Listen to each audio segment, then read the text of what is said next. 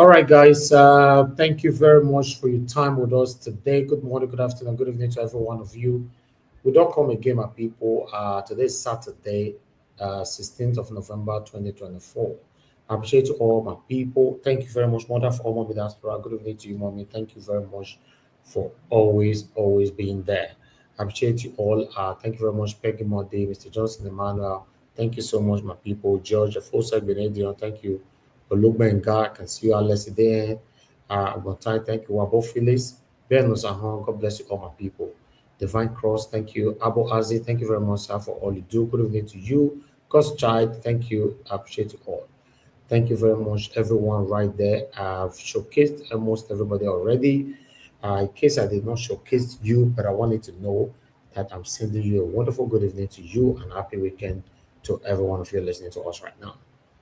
As you can see, we showcase so many things, but the only title that we have right there is the shocking title that we trending since yesterday from Pastor Adeboye. Pastor Adeboye has been trending for a while now. You know, I believe this Tinubu's regime now unmasked some of our leaders, religious leaders, and traditional leaders. Yes, that's what it looks like. Because for a man to say the way Naira was going then, if God had not intervened by now, $1 would be about 10,000 Naira, but God stepped in and Pastor Adeboye. So a lot of people have reacted to this. They have reacted. Before I will take people's reaction, let me take today's article so that I will not forget my articles. It's very, very important I take this one right away. Guys, help us to press on the like button, help us to share, let our voices go far. Now, God, I go bless you now. I'd like to start my article from here because we have some shocking articles for you guys, which I would like to start from here. As you can see right there from Sarah Reporter, reform in Nigeria under Tinubu not working, inflation still in double digits, IMF reports. The IMF report released on Friday categorically stated the Nigeria reform are failing to meet desired results. The International Monetary Fund, IMF, in its latest Outlook report for sub-Saharan Africa, has indicated that the broad-based economic reform embarked upon by the President Bola Ahmed Tinubu-led Nigerian government are still struggling for a positive impact 18 months after commencement. You see, thank God, not be now IMF, now talk this one. So if now people like us now, you see these satanic people who come in that, oh, you are attacking the government. Because what you guys want is that people like us shouldn't showcase this kind of articles. We come here to fake it. I don't live that life, unfortunately. But meanwhile, Channels Television is saying this, court sack MC Oluomo as NURTW president affirms Barua. A court of appeal Abuja division has affirmed Alhaji Tajuddin Ibikule Barua as the authentic president of the National Union of Road Transport Workers, not MC Oluomo. So now, so we see that one on Channels Television. I report on and we brought it here. But meanwhile, I have other article that I would like to quickly take here as well. Which there you go. The lamentation continues over the hardship in our country. But meanwhile, Pastor Adeboye is the topic, or it has become a topic for the past 24 hours. Pastor Adeboye backing Tinubu's incompetent government is mockery of Christianity, lawyer in Nembehe.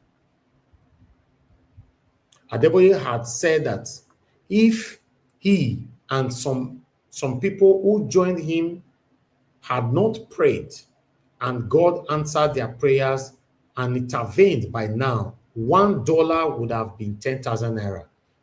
Because he prayed and he tell God, say, make he hang on for 2,000 something or 1,000 something.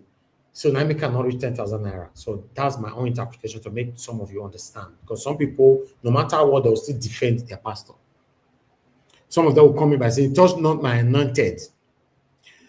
Anyway, a human rights lawyer in NBA Effiong has asked the General Overseer of Redeemed Christian Church of God, RCCG, Pastor Enoch Adeboye, to retire and go home, saying that it is always better to know when to exit the stage.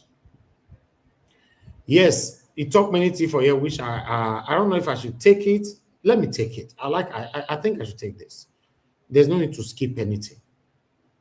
Make a your take. I'm not a novice. Adeboye said this on Saturday in a post on X while reacting to Adeboye's controversial statement on the state of the nation, where he said the economic problem of Nigeria is facing, including the Naira fall, was deliberately created by those who are against removal of fuel subsidy by President Bola Ahmed Tinubu.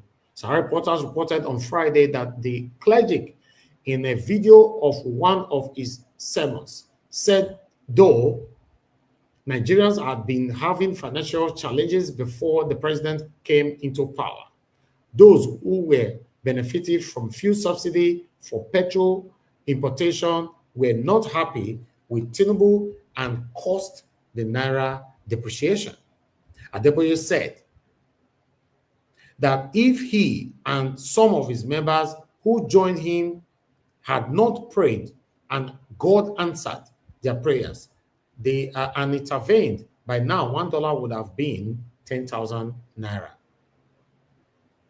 But Adeboye said that Adeboye's controversial statement on the state of the nation offends the sensibility of right-thinking members of the society, noting that the fact that Adeboye is holding brief for what he described as incompetent and oppressive government in mockery of Christianity. Adeboye said, unquote, Pastor Enoch Adeboye should retire and go home. His controversial statement on the state of the nation offends the sensibility of right-thinking members of the society. In life, it is always better to know when to exit the stage. The fact that Adeboye is holding brief for incompetent and oppressive government in his mockery of Christianity. According to the lawyer, many people in our country have stopped going to church due to the sickening hypocrisy and connivance of these religious leaders. Tinubu had paid billions in fuel subsidy, contrary to his public statement.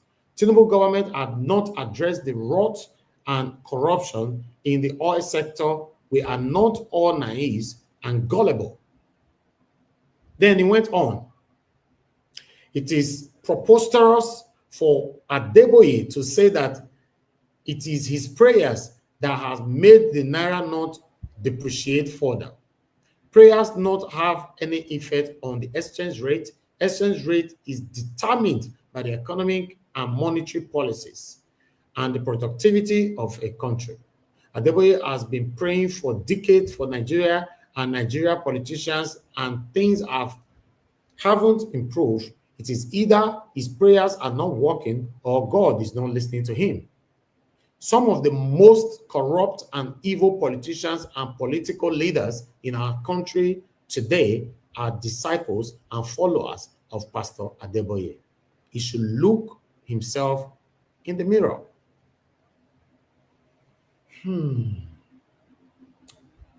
As we say, and so take on a given for here, as I talked about before, I'm going to post out a link. I still have articles to take, but let me post out a link. For those of you that want to join us, remember today's Saturday. If you're joining us today, please come in on time. I will really, really do appreciate that.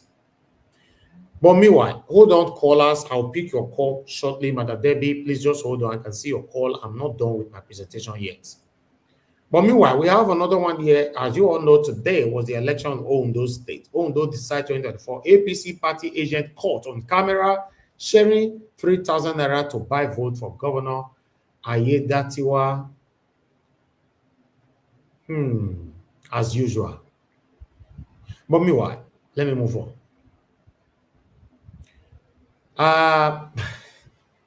Adeboye again. Let me take this one, just headline. Sarah Reporter video, those against fuel subsidy removal by Tinubu created problem caused Naira downfall, but God has answered our prayer. RCCG overseer Pastor Adeboye stated. But meanwhile, I have just one left. I'd like to quickly take this. Then Nigerians reacted, though. I'll take their comments.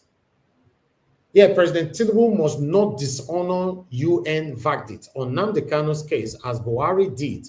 IPOB leader's lawyer, Ejemako, they don't talk. Ejemako said that Nigeria is duty bound to implement the decision of the United Nations in its black letter and spirit, adding that the Nigerian government under former President Buhari was expected to do so promptly, but he dishonored the UN.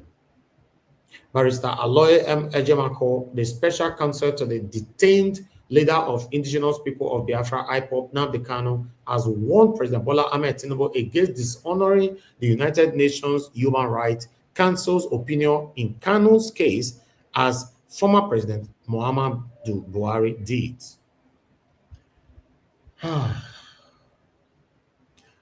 Ladies and gentlemen, that's all I have for you today in terms of articles, but let me take reactions. How people have reacted to these. Let's take it together quickly. I mean, reacted to Adeboye's, because Nigerians are talking though. But I'd like us to take it from here. Although they brought out a picture which is circulating on air. This one, Ari posted this picture. Renewed Hope Christian Church of God. And what did they write for them with that? Why this one can't say, Ifi, Abuja always grateful. My name is that. Tinubu APC image maker and chief propagandist. It means Adeboye really wear this cap. I've been at the put on for a head. I don't know. But meanwhile, people have reacted. Anonymous said, ROCCG and the masked clown has finally gotten our attention. Turn your post notification tomorrow 8 p.m. Why I got these three together. Poor Disciple said, old age is a blessing from God, but using it to manipulate people to believe in your lies is pure wickedness. Adeboye is something else under APC. Dabarishi said, once you say you are a redeemed, I automatically know you work with half of your brain, if not none. Matthias said, but you protested against fuel subsidy removal. Now you are saying the opposite. Sad. Why this one say, I don't think you guys understood what just happened. Pastor Adeboye, a well-known government critic who had led massive protest against 100%, 100 better governments in the past or something like that. I don't know what that means. Set up a ring light, took a seat, and recorded a long video making excuses for the most useless government in Nigeria history. Why this person is saying finance, religion, and tribal bigotry rolled into one, and this is him being modest and simplistic. If that man is allowed to speak in his mind, Nigeria fit cash fire. Christians are pied daily, mute. Nothing should surprise Nigerians anymore. What a time to be alive. Why Araba Bora? The people in his congregation who patiently sit and listen to him should be recommended to go for a thorough medical evaluation. They should be made to spend more time with the psychiatrist. Then they went on, which is the last one. The storyteller said, prayers only stopped dollar from getting to 10K, but could not bring down the cost of living. It is so sad to see such a comment from someone we once held in high esteem. But meanwhile, I would like us, that is all I have for you guys today. Thank you very much, my people. I appreciate every one of you. Please help us to press on the like, help us to share, and let's take this one from here. I'm going to take some calls right now. I have Madam Deborah already here with us. Madam Deborah, thanks for calling in. Good evening to you, ma'am. Please, I'd like you to talk to us. Hello, good evening, Mr. Elvin. Thank you very much, ma'am. Please talk to us. Thank you.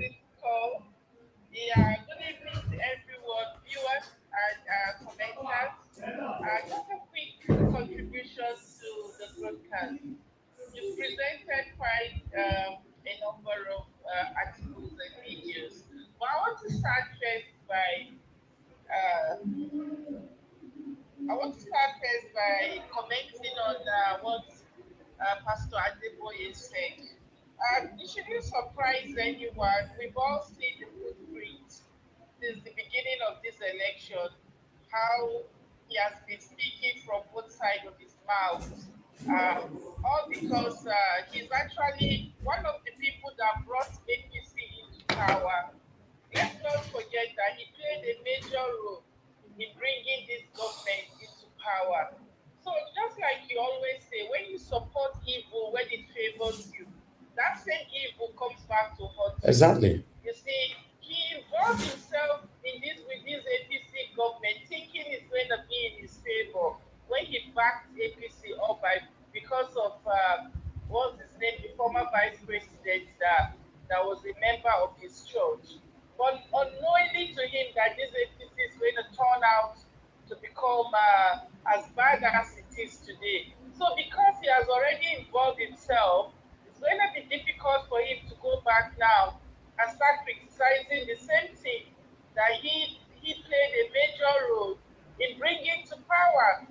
That's why you see he's beating around the bush, looking for one way or the other to defend something that is indefendable, something that he cannot defend. And he's only making a mockery of himself by coming out to say all those things. I think he should just humble himself, just like he did when he came out to apologize for that tithe issue by deceiving people that if they don't pay tithe, they'll go to heaven. He finally humbled himself to apologize for that deceit. I think he should do the same thing, humble himself, and come to apologize to Nigerians by supporting this satanic APC government to come to power. In my opinion, that's what he should do. Rather than coming out to say all those things that don't make sense to anybody who has two cells and two brain cells to rub together. But it's up to the people who are listening to him. I'm sure a lot of people now are beginning to wise up, but those that choose to remain ignorant and listen to such statements should still continue listening to him. Then regarding Daniel Bwala, it's obvious that Tinubu just created an office for him, even though we don't even know the role that he's going to be playing. But this is the way the politics of Nigeria is. Everybody is looking for one way or the other to enrich themselves. That's what government in Nigeria is. So Thank whoever you you. support, one way or the other, you want something that you're going to benefit from it. Anyway, thank you so much, Thank you very Mr. much, Mother Deborah. Elvis. Thank you for the good work. Thank you, man. God bless you, man. Thank you very Thank much. you, sir. Yes, man. Okay, let me take another call. I have Mr. Jude. Thank you very much, sir, for calling in. Good evening to you. Good afternoon, long time. Good evening, your side. Thank you, sir. You don't forget us now. You don't leave us for streets. I don't feel leave you. Where I dey now, right? You can't work what they do for the concept of this program. You don't go understand. I believe you, sir. But, Thank you. But sincerely, I miss the platform. We miss you. We don't miss your Yes. submission. That's why I didn't even join the panel because I have just little time. I just took off a little bit, just to speak to you, just to tell you that we are still here. Yes, I believe that. I don't want anybody to be surprised about the things that happen. Long time I saw Redeemers, a religious faction of APC. I'm telling you the facts, and this is not like talking down on man of God like people say. I kept telling you that I don't believe in all of those crap of man of God. We are all men of God, So you see this thing he said. It is all of these things are paid advertisements. They are paid word of mouth that have been paid for. It is just them now having to do the work they were paid to do. That's what it is. And then you've not heard the last one. If the government goes down and goes down a little, you give them money again to go and talk. But I just wonder how many people that still believes they are man of God and still go to their church. I don't know. Sincerely speaking, I don't know. He has said so many things. He has told us when he had to stop winter in the US. He has told us when he had to drive a car from Ibadan to Lagos with bank. He has told us so many things. So I don't know how many things he still has to say for people to understand that they are not representing us. You know, when somebody says, I heard from God, this is something that has a witness. It's just like somebody that is a native doctor. When he goes and says that the oracle said, you don't have any way of confirming that story. So that's exactly what they are doing to us. So the earlier we leave them, the better for us. Because if we continue like this, one day it will fall. And when it falls, they will be the first to leave the country. They will be the first. So people should detach themselves from all of these people and move on into finding a way to save our country. Thank you, my brother. Like I said before, I am with you every day. I know. Whether you hear my voice, you don't hear my voice, I am with you every day. Thank you, sir. Thank you very much, sir. Good to hear from you. Thank you, sir. God bless you. Yeah. All right. Mr. Sonny Okoso, thanks for calling in, sir. Good evening to you. Talk to us. Hello, Mr. Elvis. Yes, sir. Speak louder, please. Good evening to you, sir. Talk to us. Can you hear me now? Yes, go ahead. Yes.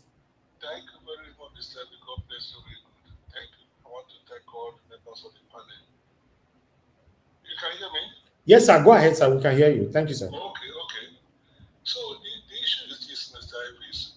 For God's sake, you know, sometimes now some of these men of God, they bring other men of God into disrepute, you know, when they make people criticize Christianity. Before the election, Pastor Adeboye tell us he never hear from God whether election will hold. Whether there will be election, there will be anything. Pastor Adeboye did not say anything about the election because he knows the direction of the election. He knows what is going to happen. Well, that is what I believe. Personally, that's what I believe. And now I listened to the business message that if not because they prayed dollar for 18,000. My question is, where was dollar? You know, Naira to dollar before Tinubu came into government. Where was it? So the prayer you are praying, the prayer not will make the price of fuel come down. The price was about how much before Tinubu came into government, and there's 1,000 something. And now the people sit down there and they were listening to him and they were nodding their head. You know, you see, it is pathetic. You know, it is very painful when you hear people that are supposed to be speaking truth to power, people that are supposed to be speaking to the government so that the government will wake up and do the right thing, that the one that is encouraging them. I know we don't want to go back how he was protesting on that Goodluck Jonathan, you know, how he hit the street. You know, so it is very, very unfortunate. It is unfortunate. As for Daniel Puala, my brother, you play the video of all that he was saying during the election when the campaign was going on. I just look at our nation, Nigeria. You know, you raised one issue yesterday, whether anybody can get to power so long as he do the right thing. I will listen to the whole talk and say, you know what? The truth is that now the obedient, you know, and the Peter Obi, they are planning to form a mega party. If that one work, and they're able to use that one, all right, bring the Peter Obi to become the president. Thank you. Good. You know, that would be very good. So nobody should say if Peter Obi want to work with Atiku, want to work with the Kwakwaso, if they're able to work together to make sure that they bring the right person, maybe they need Peter Obi to be president so that let us experience good governance at least if it's for 5 years. Thank you, sir. You know? Thank you. I'm in London. All right. I'm round up. How you're able to stay in Nigeria now for so long. God bless you, Mr. Evans. God bless you. Thank you so much. Thank you, sir. Thank you very much. Thank you, sir. Yes, sir. All right. I don't know if another call is coming in. I just need to move on right now. Did we have any missed call? No missed call. Thank you very much, people. I appreciate every one of you right there. Yes, sometimes it's very good for me to listen to others' expression over what is happening in our country. Just yesterday here, before this breaking news, you know, I mentioned it that the problem we have in Nigeria, we were actually talking about respecting our elders. You know, somebody mentioned on the platform that we cannot be respecting elders that doesn't respect themselves. Is this not some of the elders that we have in Nigeria that is hiding under the shadow of religionism? You know, with the hardship, this current situation that we all are facing in Nigeria, somebody will still come out to lie and deceive us like this. You know, while some gullible followers or their church members or whatever will be telling us that touch not my anointed. I don't understand. I don't get it. Nigerians are very, very angry with the stand of this man right now. Now, so we all they go like this, just they go. This is sad. It's really, really, really sad. Now, look at Onokpasa. Onokpasa is crying because Tinubu appointed Buhala. How can Onokpasa come on air to use the word, we that worked for you? You are abandoning your people. That's his word, unquote. You are abandoning your people and give an appointment to others. Although me, I don't need the appointment. Oh, I don't need it. Jesus Christ will give me food. That's his statement. That was his statement. So who is Tinubu's people? A president. You see, many of the people that were fighting for Tinubu to come into power, they were actually fighting for their selfish interest. I know we will hear more from Onokpasa maybe from tomorrow. And I cannot wait to showcase all here on this platform. Thank you very much, my people. I appreciate you all. I have Mr. Jonathan with us. Mr. Jonathan, thank you very much, sir, for joining us this Saturday. Happy Saturday to you, my brother. I appreciate you for all that you do. Please tell us what you can say about what we have right on. Thank you, sir. Thank you, Mr. Thank you, Mr. Elvis. I greet you. Happy weekend to you. God bless you for the wonderful work you are doing, taking the time to be out every day. God bless you. Thank you very much. Yeah, I greet everyone on the comment section also, Mommy Diaspora. God bless you abundantly. All the callers and listeners, welcome. Yeah, it's very, very interesting. You know, it's just that this is something that is very, very important, just to put it, in a very mild way, but very, very serious. Mild, but serious.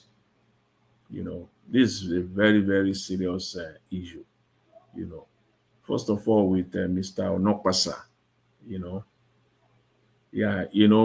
are just commenting that he was talking about Tinubu, abandoning them. But, I think he's right, because that's politics. It's just politics. You are expected. It's the way it is all over the world. Normally, that's why it is politics. You are expected to reward your own people. You reward them, but not at the expense of the overall interest of the nation. That is the problem with Nigeria. They don't know the line. They don't know where that reward stops. They do it. They overdo it. They quadruple doing it. That if the entire country will buy, let it buy. Yes, in politics, you want to reward your own people that supported you, people that, stick their neck out, spoke on your behalf, defended you. Even sometimes when it is not even realistic, they still come out to defend you. And they are doing it in good faith. Not that they are doing it, with ulterior motives. You identify those people in politics, every politician, all over the world without exception. You will reward them. But not at the expense, again, I want to reiterate that, not at the expense of the interests of the nation. You are not going to say, now I want to reward my people, then I will carry one mumu to go and be the finance minister. Because I want to reward my people that supported me. I will carry one mediocre, one corrupt politician to go and be the defense minister. I will carry one sycophant, one mediocre to go and be the minister of works. No. You will know where to put your own people. Those places you know that this one is sacrosanct. We're talking about Nigeria here. I don't care. I'm looking for the best. I will search for the best, the most capable, competent hands. Those are the people I will search for. So Mr. Onokpasa reacting, his expectation is that this role should, at least should have gone to Onokpasa. If I'm not missing it, maybe there are other people, other individuals in that space, because he's the one that has been the spokesman. This man has literally, put his life on the line. He has created enemies for himself all around the space, all because he has been defending, or he's a diehard. He will see white, he will call it black because he wants to defend Tinubu. We all saw it. The track record are all over the place, all over the internet. They are there for generations. They when you put it side by side with Buala, you will know that Onokpasa's anger is justified. But again, having said that, the interest of the nation overrides every other thing. But in politics, when you put Onokpasa side by side with Buala, just yesterday you presented Buala's video. Put Onokpata's video, put 2 clips of Onokpata's interview during and after the election, and 2 clips of Buala's interview during and immediately after the election, then you will know that Onokpasa's anger or disappointment is justified. Yes, Buala is a man in his own right. He has the right to switch. If he like, he can say, he can do whatever he wants to do. He has his own life to live. If he likes, he can take a whole knife, cuts all his home into pieces, his family into pieces. It is his own cup of tea. It is his right. If he likes, he can move from PDP to APC 5 times in a year, back and forth. It is his own problem. It is his right. The problem is his inconsistency. That is the problem that I have, and that is the problem Nigerians have today with respect to Buala. Millions of Nigerians. He's a liar. He's deceptive. Inconsistent of a character. And such a man should not be close to any area of governance. A man of so inconsistent character, so deceptive, his antecedents are all there.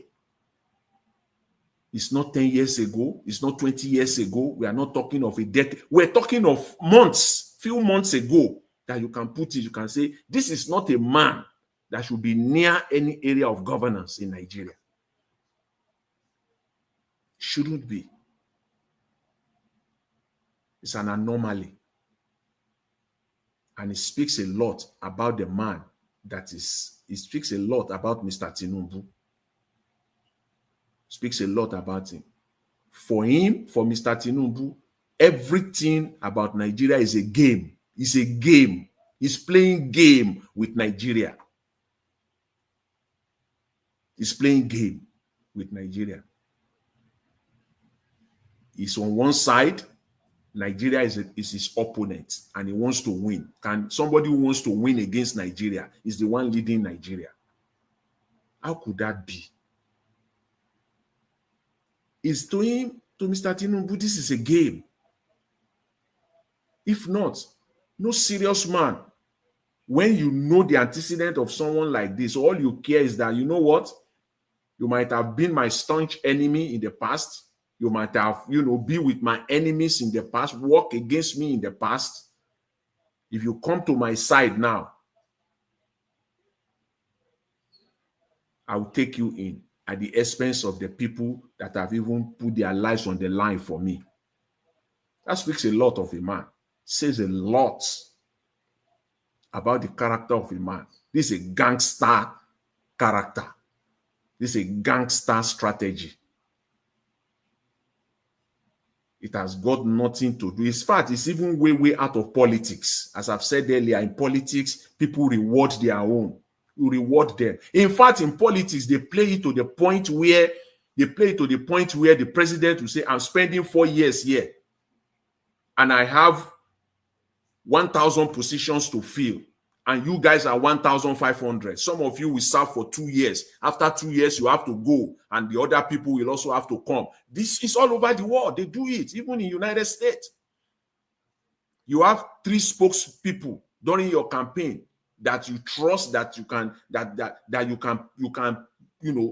go to bed, that these people will defend you. And there are 3, and you only need 1 spokesman. When you eventually become the president or governor, you will tell one, come on board. 2 years' time, that one will step down, the other one will come in.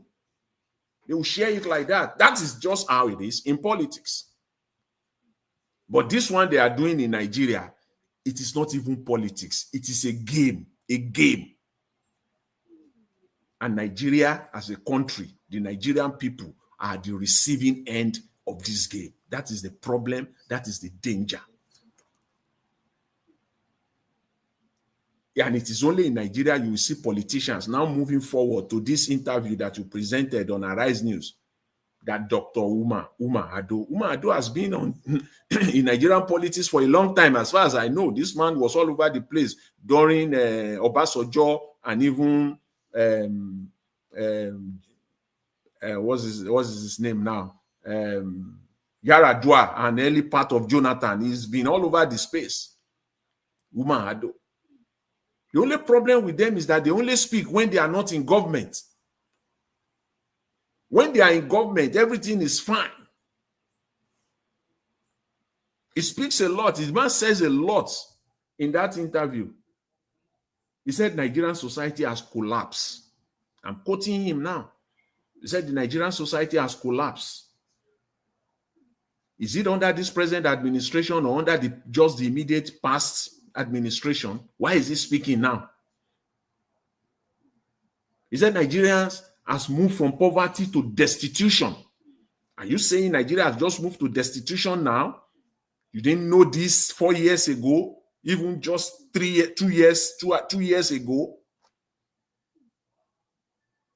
You see, these people, they are just political jobbers. They are opportunists. Now they've seen opportunity now to begin the agitation.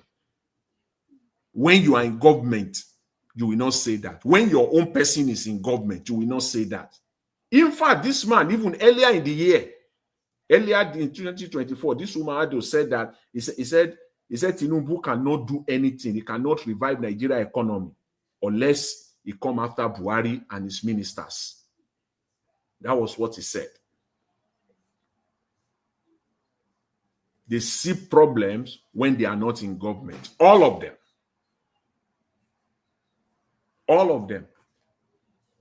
They won't see anything. Now everything, those that are supporting, even come to all this, see, all this coming now, moving forward now to these religious leaders in Nigeria. The same thing with them. When the politician that is on their side or the one they are supporting is in government, they won't see anything. But when it is another one that is not, that is not favoring them, oh my God, they will call special prayer meetings. They will call special crusade. They will call for prayers to revive the country. Now there is no need for prayer now to revive Nigeria now. No need for, because this government is their government. That is why, see, this news, I saw it, I think, was it not yesterday? I was so disappointed when you are hearing things like, if not for prayer, Naira will have been 10,000. And it is even coming from someone. Let's put religion aside. Let's just say, okay, let's put religion aside. Because what they do in Nigeria is this. When it comes to religion, when it comes to prayer, they want you to put your thinking brain, put it aside, as in take it off, suspend your intellect, put your intellect, put it in the burner. When we finish the prayer, then you can take that cap. You can take that cap back. But when we are talking of prayer now, don't think at all. Let your thinking cap, your intellect, do it is not going to work. Because if not, a man of this caliber, a professor of mathematics, that is Pastor Adeboye, is a professor of mathematics. My question to him is this, and Nigerians, I want Nigerians to listen. My question to him is this: which of the many mathematical theories, which of them, because there are many, for you to be a PhD holder in mathematics is not a joke. Which of the mathematical theories that prayer will change, that prayer will or prayer can change till kingdom come down? I'm going to pray, and this mathematical theory will be set aside for me. Which one of them? You see, that's how they want you to suspend your thinking cap, bury your thinking cap. So if no mathematical theory can change because of prayer, if you like, pray till kingdom come, the mathematical theory will arrive at that same conclusion a million times, a million years. It will not change. If that will be, so which prayer will now change the economic theory or theories? Simple economic theories that if your economy is only importing, that your currency will be weak. Which prayer will change it? That everything you do in your country, 90% you import. Which prayer will change that simple, elementary, kindergarten economic theory? That if you are an import dependent country, that your currency will be weak. Which prayer will change it? The same way I'm asking, which prayer will change all those mathematical theories that you have learned? Which prayer? Which prayer will change the fact that if everything you are doing, you are just borrowing money for consumption alone, that your currency is going to be weak? Which prayer will change it?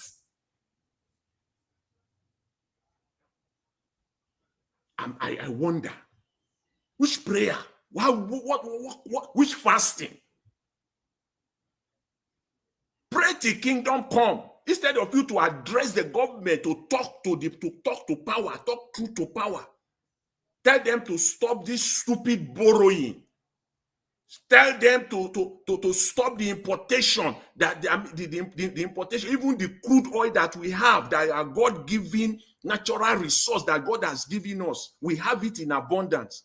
We are still importing the final product to our country. And you say the currency, you pray for the wow. You see how they want you to suspend your ability to reason. Because I don't know who will pray now, and maybe some people who have mathematics background will come and help us out today and bring 2 or 3 of them out for us. That we can pray, and this theory is going to change, and we are going to get a different outcome because of prayer. This mathematical theory will give us a different outcome. It's not going to happen. So, if prayer cannot change the outcome of all the mathematical theories that you have studied, how will prayer change the simple economic theories of how currency will rise and currency will fall? The way you have your mathematical theory in your mathematics space, The same way economists have their own economic theory in their own economic space. And the same way prayer cannot change any of your mathematical theory, the same way prayer cannot change simple economic theory. It's as simple as that. Before we even come to practical, we are talking of theory now. Prayer cannot even change it, even the practical side of it. If you start implementing it, you cannot deviate from it. You have to stick to it. If you deviate from it, it will fall. It will fall flat. It's not, you will not get the expected or the anticipated outcome on the practical side now. So they shouldn't come and be thinking that, see, gone are the days when they will just use this prayer, especially in the 80s, 90s, early 2000s. Just use these prayers to bamboozle Nigerians in particular. Get Nigerians to suspend their brain. Just put your brain in the garbage. Don't even think. Please speak truth to power. Tell them to do the needful. Tell the government to stop the importation of petrol into the Nigerian economy. That's our currency rise. That is as simple as that. But you won't do that because perhaps some of your own people are part of the people that are importing this petrol, this PMS and AGO diesel into Nigeria. Some of your people are part of this clique. And I can say that to a very large extent with a high degree of certainty that some of your own people that comes for prayer, that deliver, that pay serious amount of money in tithes, they are part of the people that are importing this thing into Nigeria. That's why you will not speak to the real thing that will make the currency to rise against the dollar. Speak to that. Speak to the refineries that they have spent billions, not naira, dollars, because in your statement, you're saying they've spent billions of naira. No, sir, it is not billions of naira. It is billions of dollars that they have spent into it. And they are all moribund. They are not working. Speak to that one. That is how currency will rise. Not prayer will make currency to rise. And those people that are followers, I'm speaking to you too. Bring your intellect on. Bring it on. Switch it on. We're not stupid. This is 2024. This is where we're in Nigeria. They are using prayer to tell us to wait. How long are we going to wait? Speak truth to power.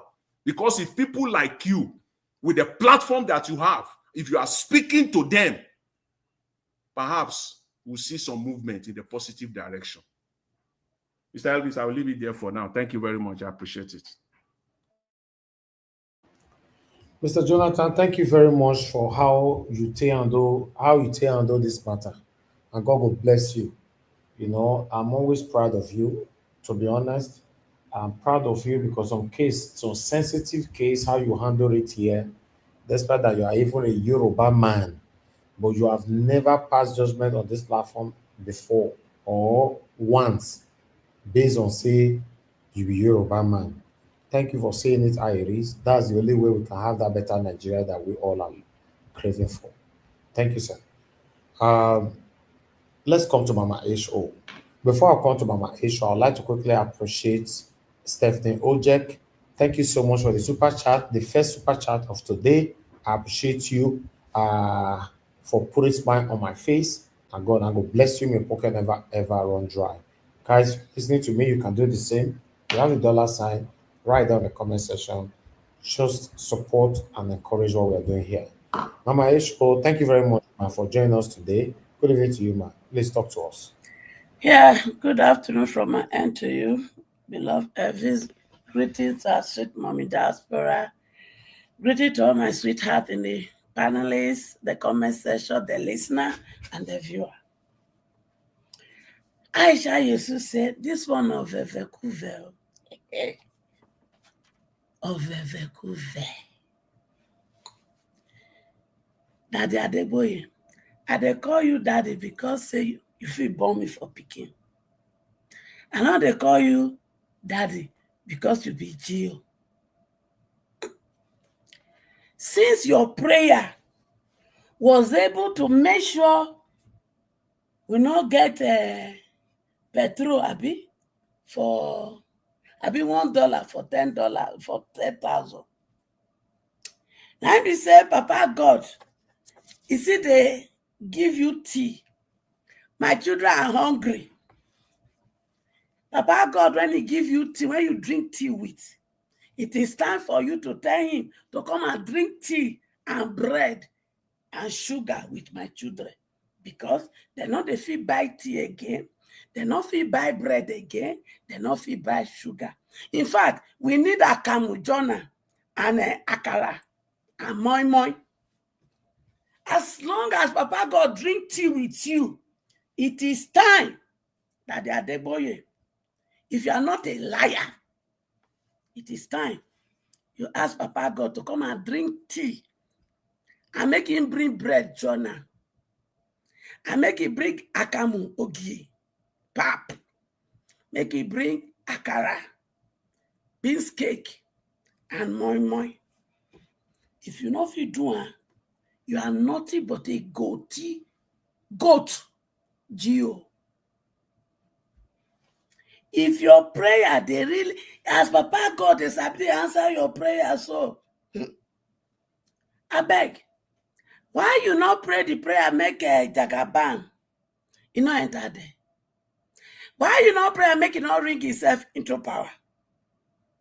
Okay, now when it don't ring himself into power, as in policy, they make life unbearable, and your normal tithe are not free. You know they come again. Make you pray out of the seed. You hypocrisy. How much was petrol go to Gio Adeboye? How much was petrol when you led 1 million march? Make we divide that now. Because you get to lead the same million, divide it by the amount of petrol. If I'm not mistaken, they raise that to 196. And petrol now don't reach 1,000 plus. So if we divide that, if I say we go roughly get about 5 million match, Daddy Adeboye, I challenge you today. If you are not a hypocrite and a bloody liar deceiving us, lead 5 million match against Chief Tinubu, my senior boyfriend. Because his policy is making some of my children to buy themselves. You hear me? And the funny thing, you so lie, deceive Nigerians and the gullible one. And then they say, yes, so now in prayer, and I make the thing never reach 10,000. Lori ro. Oh my show. Daddy Adeboye. Ẹ rántí, ẹ̀yin kọ́ ló dá redeem sílẹ̀ o. Ẹni tó dá redeem sílẹ̀, ṣe bó ṣe gbẹ́ afẹ́fẹ́ ayé sórí rẹ̀, bó ṣe value owó tó rẹ̀, ó rí pé Daddy Adeboye, má jẹ́ kí ìgbẹ̀yìn ayé ẹ má jẹ́ kó dàbí ti Sọ́ọ̀lù. Torí bó ṣe ń rìn lọ báyìí, èmi rí wípé ìgbẹ̀yìn ayé ẹ fẹ́ dàbí ti Sọ́ọ̀lù. Nítorí pé ìwọ rí òtítọ́, ìwọ dẹ̀ ń sọ̀rọ̀ fáwọn ọmọ. Bẹ́ẹ̀ ni ti Sọ́ọ̀lù ṣe jẹ́ náà. Bẹ́ẹ̀ ló ṣe jẹ́ gẹ́gẹ́.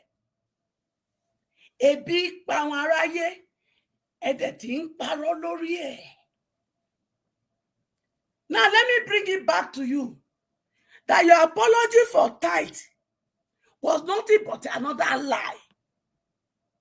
Because when you were teaching your pastors about the tithe, you said, if they don't pay, tell them that if they don't pay, they are not making heaven.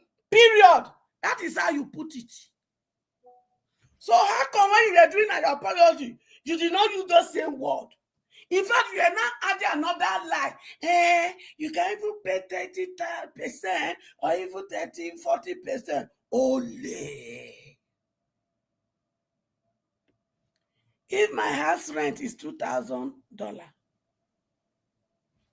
and I receive $3,000 and I give you 30 or 40%, how much remain? How much remain? Only thief. Your children not fit do regular job. You don't plant them in strategic position. Why must your son Leke be your PA? Is there no other members of the place that qualify for that position? The reason why you never agree comot the cap of GO, make you retire, na because you know say at the end of the day, wulo mo. Once you step out of the seat of GO, wulo mo. They will treat you the way they treat president when they come out for office. You know, say when they dey office, they go dey fly, follow them like bee, because of a good jet, until one ferry jet. You want money, da. You know, the moment you step out of that seat, all this very fair when you dey chop. You remember? So you have to stick to power. And I want to ask you, what is the difference between you and the Cameroonian president? What is the difference? All the pastors that work under you, that retire, how is their life? Are they not beggar now? You use them. You make them take all their energy and strength to build your empire of a Redeemed Christian Center. And when you were done with them, you trash them like garbage. You are not different. But all man be a ledger. All the innocent blood, all the innocent red oil that has been spilled in the land of my country of birth, Nigeria. Just because people like you continue to lie and lie, they will stand against you, that Adeboye. They will stand against you on the day of judgment. You hypocrites. To those of you, when won't call me any name for them, you not sabi anything. And me call so, not be me talking. For inside Bible, Jesus now use the mouth talk say, I will separate the goat from the sheep. For the sheep heareth my voice. And I will say to the goat, depart from me, ye workers of iniquity. And they will say to me, oh Lord, you cannot call us that. Did we not hear in your name? Did we not perform this miracle in your name? Did we not? And Jesus will say, no. No. Even though you did those things, because Father has given me a name that is above every other name, that whatever you ask in that name, Father said, I will do it, does not make you to be part of me. Therefore, depart from me, ye workers of iniquity. So those of you who are wondering where I am getting my definition of a goat, pastors and GO from, I got it from the same Bible they used to deceive us for many, many years. I was deceived until I get my own liberation. Now that I got my liberation, like a wooden lioness that I am on a mission to snatch my children from all these goatee, wicked GOs that their place, they will never rest in peace except they repent and correct their wrong by apologizing to my children and confessing the very wrong you have done so that we don't repeat it. That includes Obasanjo downward. And you lose it. You people are looking for respect. You have lost respect. The Bible says, fathers, do not provoke your children to anger. Daddy Adeboye, you and your colleagues, you have provoked me and my children to hunger, and now go eat the fruit of your labor. Elders, rulers, oppressors that says my children will not fulfill destiny shall know no peace. Say Mama H.O. Thank you, and God bless us.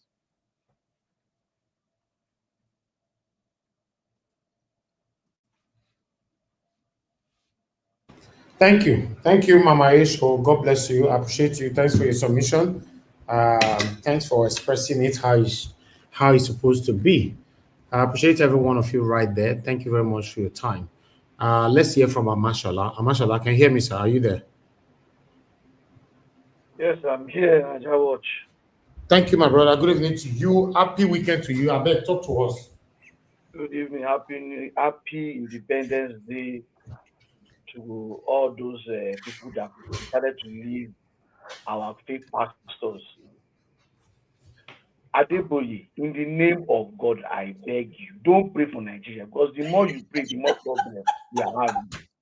Your prayers are of no use. I will abuse you, pastor or no pastor. You don't have deserve any respect from me because you're a useless man. You have been deceiving this country since how many years back? This your fellow president came into government. You started praying. You have been praying, and the more you pray, the more problem we have. It is you. The countries that are developing, they don't pray. They don't pray. Chinese, China, UK, America, they are not as religious as Nigeria. They don't go to night vigils as Nigeria. It is only Nigeria. This week is your week. You and your fellow winners and all of them. This week is your week. The man has not, he didn't work throughout last week. This week is his week. Tomorrow is Sunday. The hoodlums that don't have sense will still come to your churches again, deceiving them. Because of you people, that's why Nigerians have not rise up to take over the government. You are the people deceiving them every weekend. They come there, you brainwash them. I don't even know how they even get money to even go to church. It is in this UK I came and I got to UK. I say, I'm not secret. They will go church in the morning. Go to Lagos. You see them early morning, they're dressed up. People that have not, that they didn't even eat yesterday night. That's why they'll be going like one sheep directed to that particular place. I'm going to church. I'm going to see you in church. See you in church. Hypocrites, full Nigeria. Hypocrites. Go to the church tomorrow. They're there. Praise the Lord. Somebody say hallelujah. He has not eaten. No, he's hungry. Then it's time for tithe and offering. You collect tithe. Keep collecting money from them. It's in this UK I came. We are this I go church. Church, every week they go give you food for you go ask. They will give you food. Who not get food, go welfare. Go and collect food. In Nigeria and life, you are the one extorting people that don't even have. Tell me the company you have opened since. You open your mouth. You said somebody has opened a refinery. You don't know that the refinery is there before. That they were begging you. It is only in Nigeria. I have the crude oil. I'll still beg. It is my crude oil. It is my crude oil for my own village. They will still be begging for you to refine it to also use. And they refine it. You that own NLPC, your own refinery, none of them is working. It is you that still want to tell someone that has used his money to build a refinery how much you will sell. You get your own, you not do one. I don't do my own now. They tell me how much I sell them. To show how wicked. And Nigerians man who say now wickedness. This day their eye will clear. Pastors and politicians, the store where they go store now, you now go wrong. Now not go believe in an eye. People will come to church, you see there, you know, in your eyes, out of heart, you know these people are not okay. They are not having it easy. Everybody's complaining. You don't even get fear. You know who does okay, your prayer and I not make dollar rich. 3,000, 10,000. You know how stupid and wicked you are. 10,000 now they think of that $1 to 10 to Naira will be 10,000. See how wicked you are. This is see the range you are thinking about it that to reach 10,000. That means Nigerians, once they start saying things like this, know that this is what's going to happen. No, because now in prayer be that make dollar reach 10,000. Now in prayer, because anytime you know they pray this in wicked prayer, play, it will happen. Now in prayer be this make dollar be 10,000. Next year, 2025, it's only grace of God that will save us from their hand. Because their budget, they don't know where they're going to get money to do on the budget of next year. They are planning to borrow money. Ever since this man has entered the country, it is borrow. He has been borrowing. Yet a governor of a state has developed his state without borrowing. President Tinubu has been borrowing money. And he will continue borrowing money. And he does not have plan for stopping on borrowing money. And the anointing is they are borrowing, we can't even see what they are borrowing money to do. And Nigerians were all sitting down. Then when it's time, when they see that the pressure of the suffering is so high, they gather this man, this is their wicked pastor, to come out and talk to us. Talk to you. We not even miss if you talk to Nigerians that are gullible and listen to his lies. You see that in his office, spilling lies every time. And when they don't debunk in lie, he only can come apologize. To who? If you apologize, you are taking tithe. Return the money back to the people now. Is it not tithe money using building your schools? Is it not tithe money using buying aeroplane? Why if you buy aeroplane? Why don't you have Catholic pastors having aeroplane? Why don't you have Baptists and other churches having their own air fleet? Pentecostal church now cost something. Turn everything upside down. As if when we were growing up, we didn't go to church. We didn't read Bible. It is prayer that will bring dollar down. Prayer. You are not talking on how to make crude oil available to Dangote, if possible for free, and let him refine. You're not saying that one. It is prayer that will bring dollar. Nigerians, when are they ready? 2025. I'm not the talker. It go hard. Now preamble day now. Next year, the game will be different too. If you're not making it different, when I begin shout to these useless pastors left and right, talking rubbish. 31st of December now, they gather ourselves, they will see deceiving now. December now, they will soon start having their Shiloh and all those their meetings they have, and next year will be good. Meanwhile, this year has not been good. There's no sign that there's no sign that next year will be good. They will gather you to come and pray. And each time you go and pray, you drop tithes, you drop offering. Just imagine you have 10,000 people in a program. And out of those 10 people, each of them are dropping 100 naira or 10 naira. Do you know how much they'll be gathering? And they do that for the next 1 week. 1 week program, 1 week fasting, 40 days fasting. And each time you go to a program, you must put offering. If it's not wickedness. Mr. Buala, they don't give you minister appointment. Congratulations. That's letting you know some people in Nigeria, you don't take them serious. Hunger won't finish the Buala now. He 5 appointment, don't finally get them. On that pastor, you just make noise. You bring to Tinubu. Make noise for now tomorrow. Tinubu not the reason you have no use. When election time come, they go see use you. You come channels and arise, make noise. If you fool now up and down. If you're to be my father, I'll just say, Daddy, I beg, leave this politics and face your business. He's not paying you. You'll be making noise. One single appointment, they didn't make you become NURT president. You still give in boy. Maybe NURT president. You don't care about us. These people in question, they don't care. Talk from now to tomorrow. If Nigerians grumble, stay in front of newspaper joint, read on the newspaper and make all your suggestions. If we are now on the street, causing mayhem everywhere, making them know that yes, these people are angry, they won't take you serious. That is why the reason why they will keep borrowing. I have noticed one thing. each time they borrow money, Nigeria borrows money, the Naira keeps depreciating. And people are planning to borrow throughout next year. And a man is telling you because of his prayer, dollar to Naira has got to 10,000. He's just announcing to Nigerians that by next year, dollar to Naira will be 10,000. No, not ready. There is no factory. Tinubu, you have been there for many months now, over a year. No investment have come. There is no power. Every day, Nigerian power is shutting down for unnecessarily. And shuts down, there's no reason why. Tomorrow you come and share bills for people to pay light bills. What is wrong with us that you people, the anointing is these politicians travel. They see investment in other countries.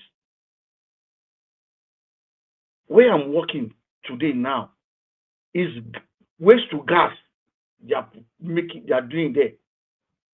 I can't count how many people are working in that construction site. There are thousands of people working there. Waste. It is waste we're talking about, waste to power. What is it that Nigeria cannot do?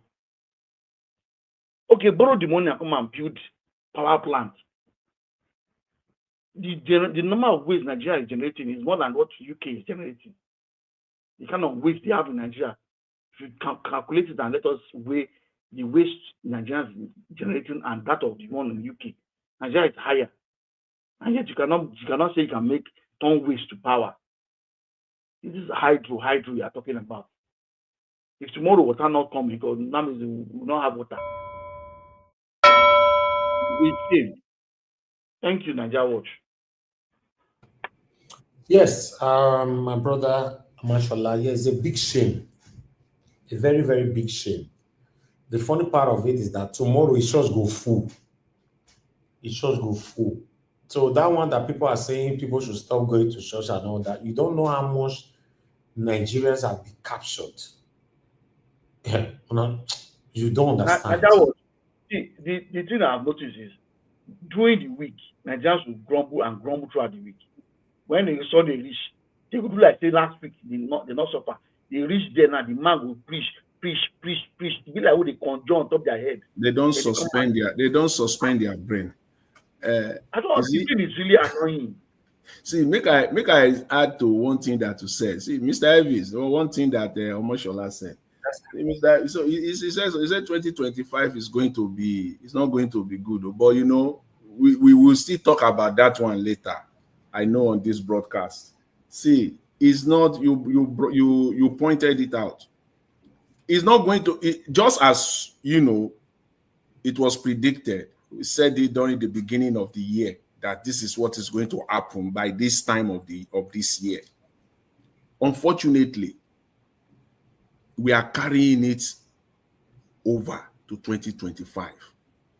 It's not 2025. I'm saying it. I really want my country to work. I want, because we all have a stake, if not anything, individual stakes. We have our families there. We want the best for Nigeria we want the best for Nigeria. But it is not what we're seeing. 2025, just the way again that they think prayer is not going to change it. No, prayer is not. It's not prayer. 2025 is going to be terrible. People should just praise. Yes. Yes. This man, what he told me, I said, dollar to Naira is 10 pounds. 10 Naira and I go there. 10,000 Naira and I go there. Receipt to £1, $1. He's telling you indirectly. You see, what I see there is that it is these people that are actually advising Nigerian government.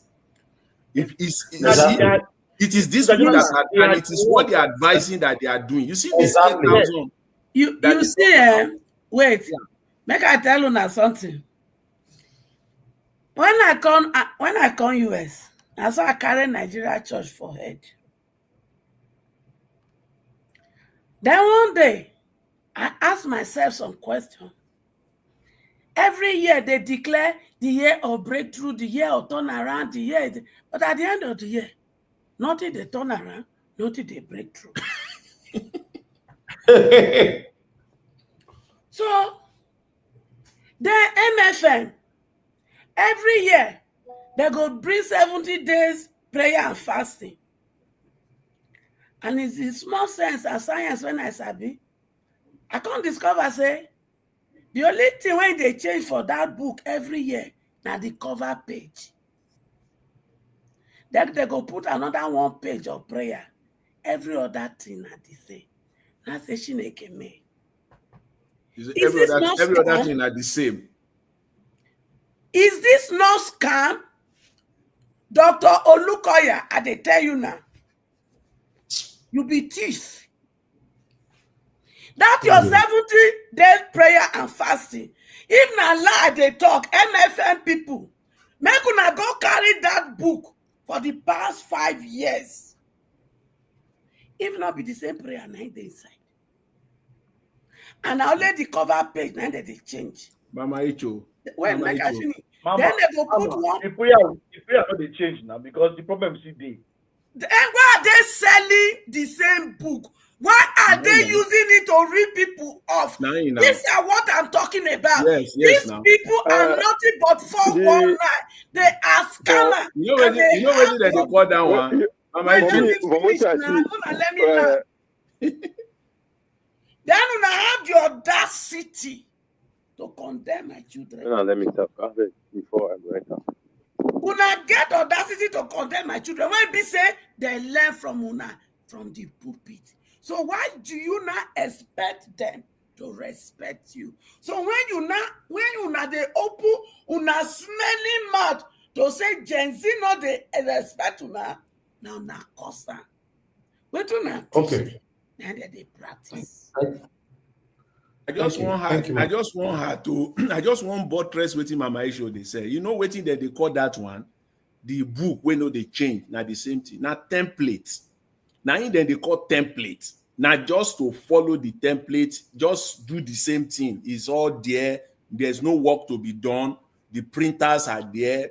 The people that will do all the work, they are all there. Just follow the template. Yeah, just like Nigerian budget, it's the same thing every year. Yeah, it's the same. Out. Anyway, it's very sad. Even as we are talking, and there are people listening to us now with the verse, when they talk about pastor. That is the height. These people have captured them. I'm telling you. Do you know that most wives don't wake up one day to tell their husband to say, thank you very much, honey. Since I met you, my life have changed. Husbands have never called their wife to say, thank you very much, honey. Since I met you, my life have changed. But when people go to church, maybe you get document where they wait for before, for example, and they can't reach their hand. They'll go back to their pastor and give thanks to their pastor. Thank you very much, pastor. Since I started this church, my life have changed. Una see? Whereas your husband for us, you never tell your husband one day, say, thank you, honey. Since I married you, my life have changed. You never tell your wife one day, thank you, honey. Since I married you, my life have changed. You will not go to your useless pastor. Thank you, pastor. Pastor, do you know that since we moved into your church, everything we are doing is working? Thank you. You now be giving credit to the wrong person. It's the same thing with those of you that is following Babalawo, for example. Babalawo go tell you, say, una don't do one thing, do one rubbish thing. Maybe later God can answer your prayer. Instead of you to go give thanks to God, kneel down in your house or anywhere and tell God, thank you for all you have done. You go back to that Babalawo, say, Baba, that's the way we do work. Oh, thank you for everything you have done. You see, it gets where they take capture us before we were born. If you know you have managed to rescue yourself out of all this bondage, you should be grateful to God. Because you know it's you. Many of them, they can never understand what we are saying now. They are not interested. In fact, they go even say we don't know what they talk. Some of them will come quote Bible for you. The Bible say in Ecclesiastes or whatever, chapter 8 equals to 9, and he said, then they go quote for you. Sad. This is still part of the problem that we all are talking about. That we need just that one person. See, we talk yesterday. That one particular person where you go come in. Anyhow you take come in, not concern me. But you go be that person where you can't repair the country. But as you take come in, I am not interested. I'm not. Because the way they go so, the people who catch up Nigeria too plenty. We are only seeing Nigerian government. The people where you don't know, we not even the government, we capture Nigeria, they too plenty. And these people, we need that person where get coconut head, where goes feet stepped on toes and reform the country back again. But in that legitimate way, we want it to happen. It not go fit happen.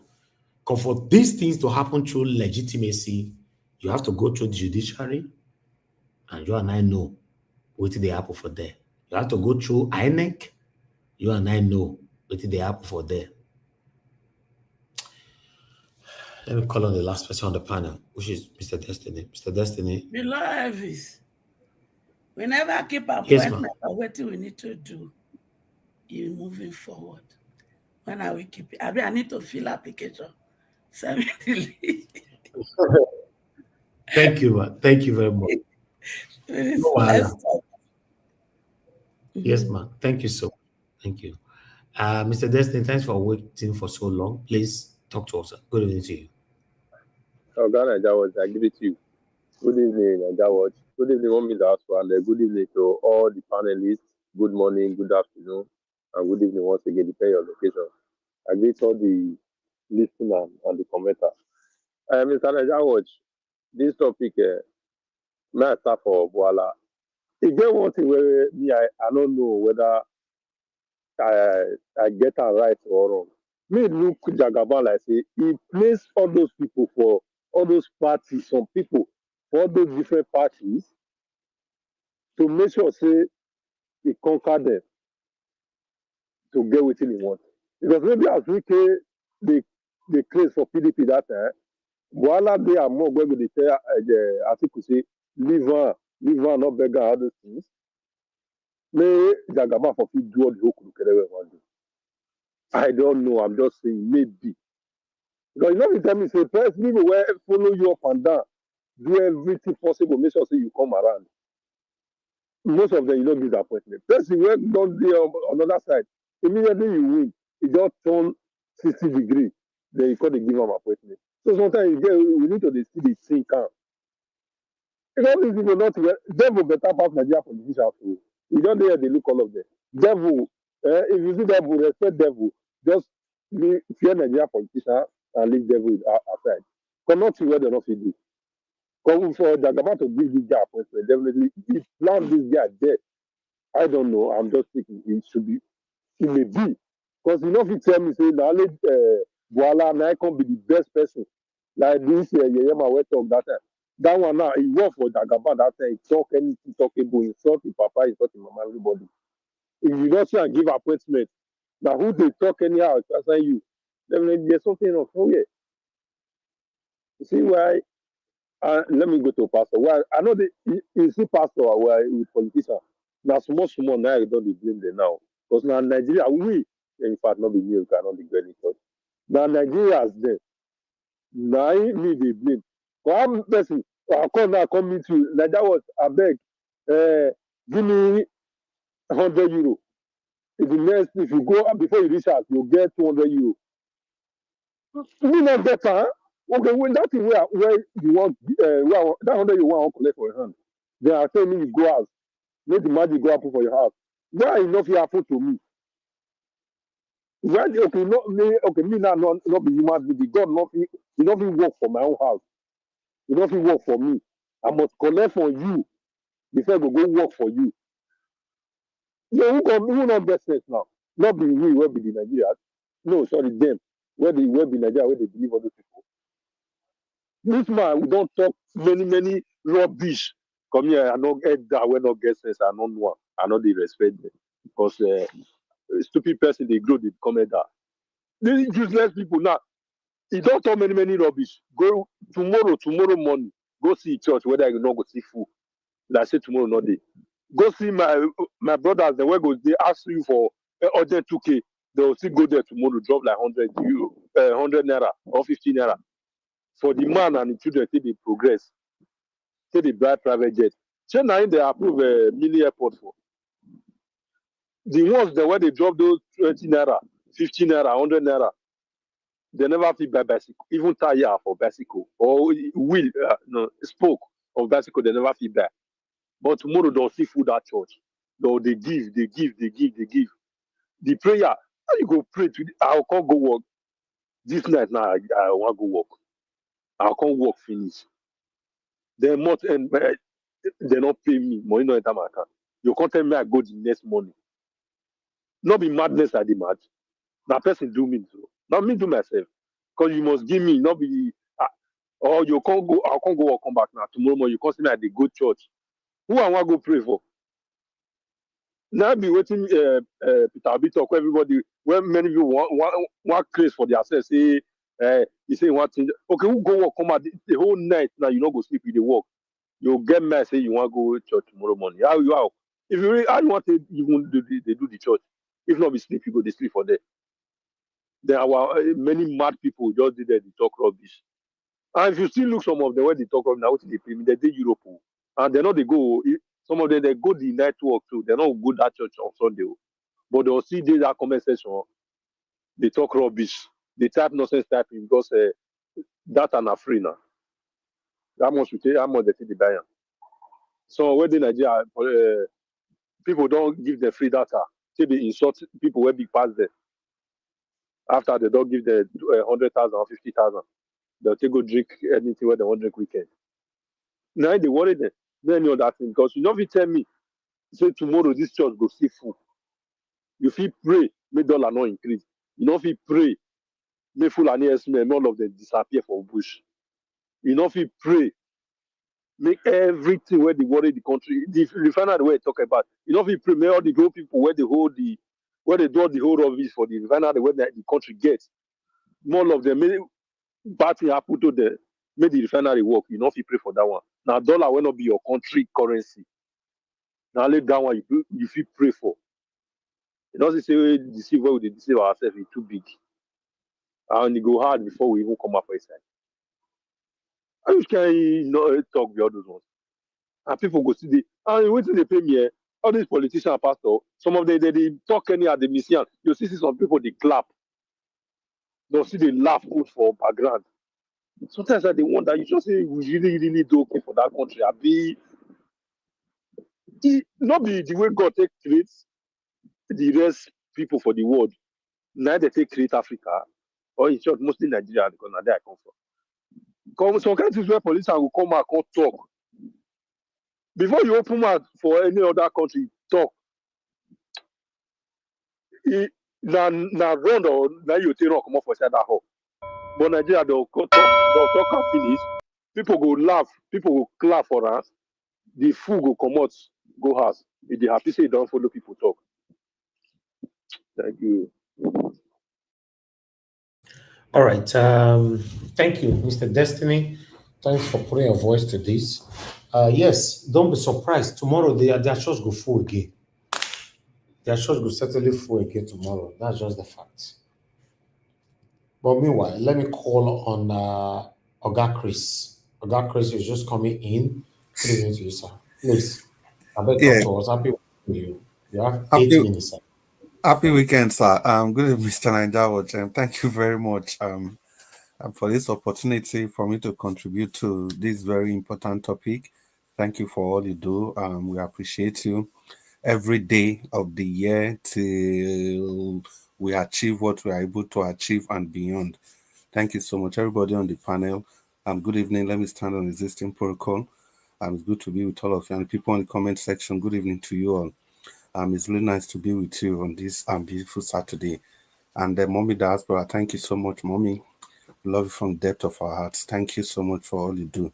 Well, Mr. Njawaj, I must commend you again for bringing out You this pay topic. for Madam Rita handle for that love when you talk so. She not there now. You know, I say she not there. That's what we they do. If she not there, we go quick use the word. Mr. Raja, what? Now you will go comment though, because you see this topic now, not be everybody if you bring and come out like this, made and discuss. Some the IS don't just only flash and come out there, drop them for their channel, come out there. But now you dropped it here for all of us to discuss. I'm very sure to even talk about the other politicians, I'm not even today interested because we don't already know those people. We know, like, or not Basan, because we already know those people, they are stuck in trade.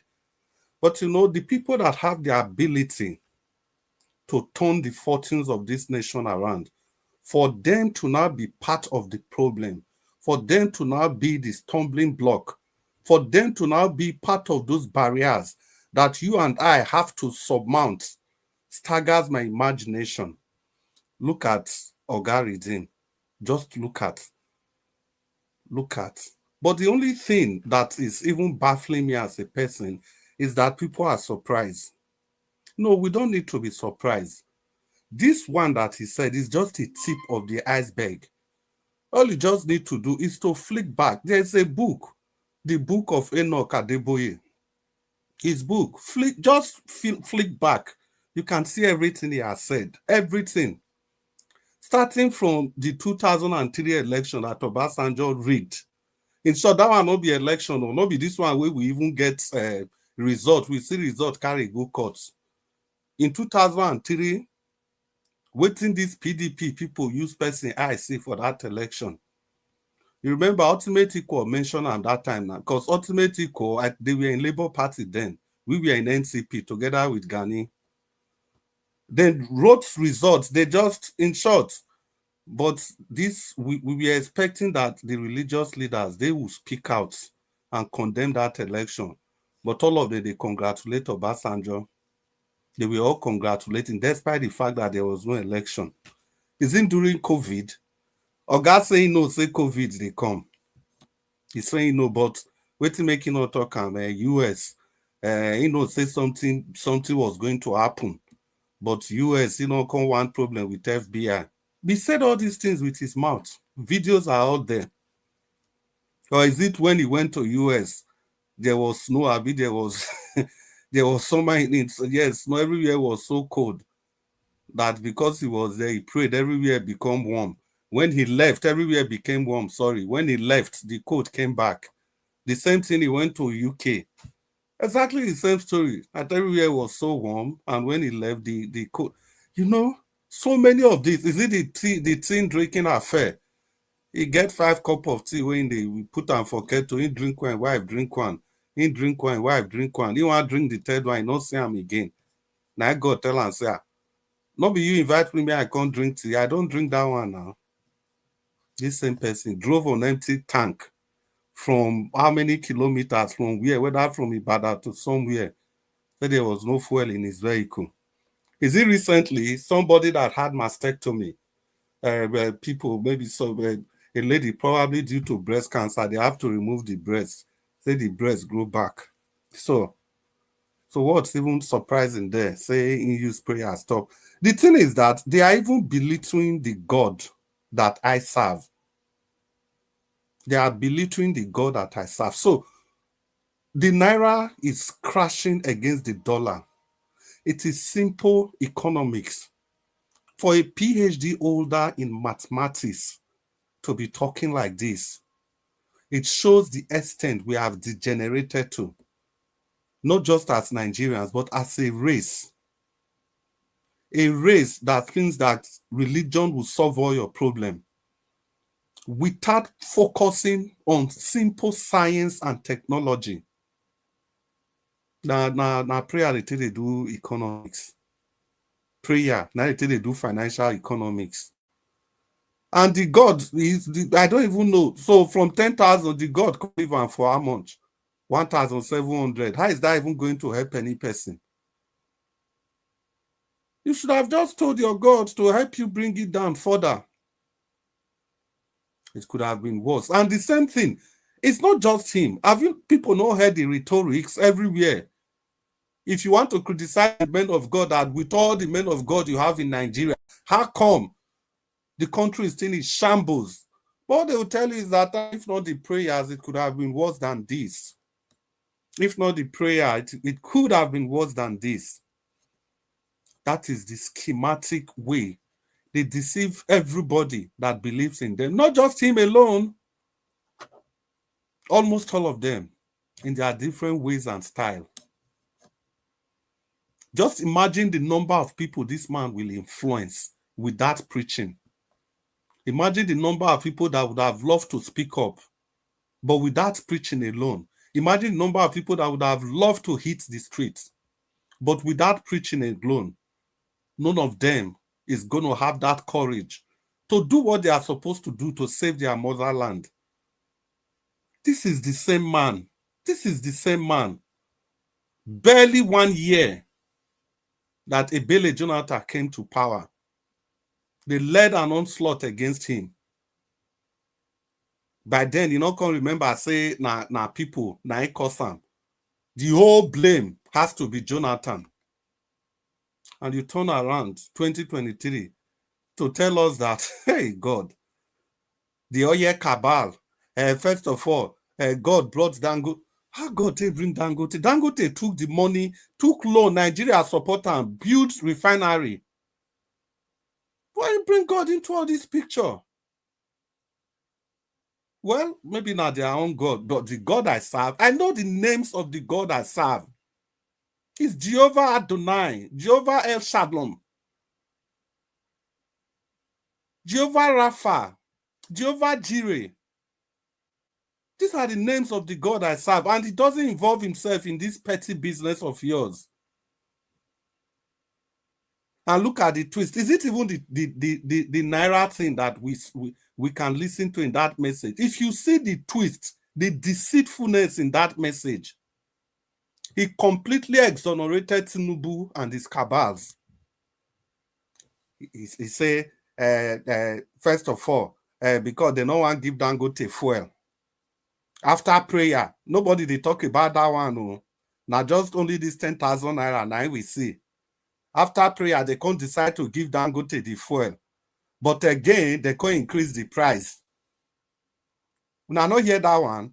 So the prayer make them change their mind. But the prayer not fit change their mind. Make them sell the thing at the normal price.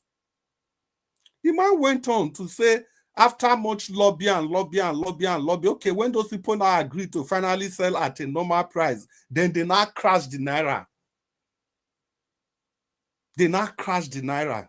Who are the they? Who are the they?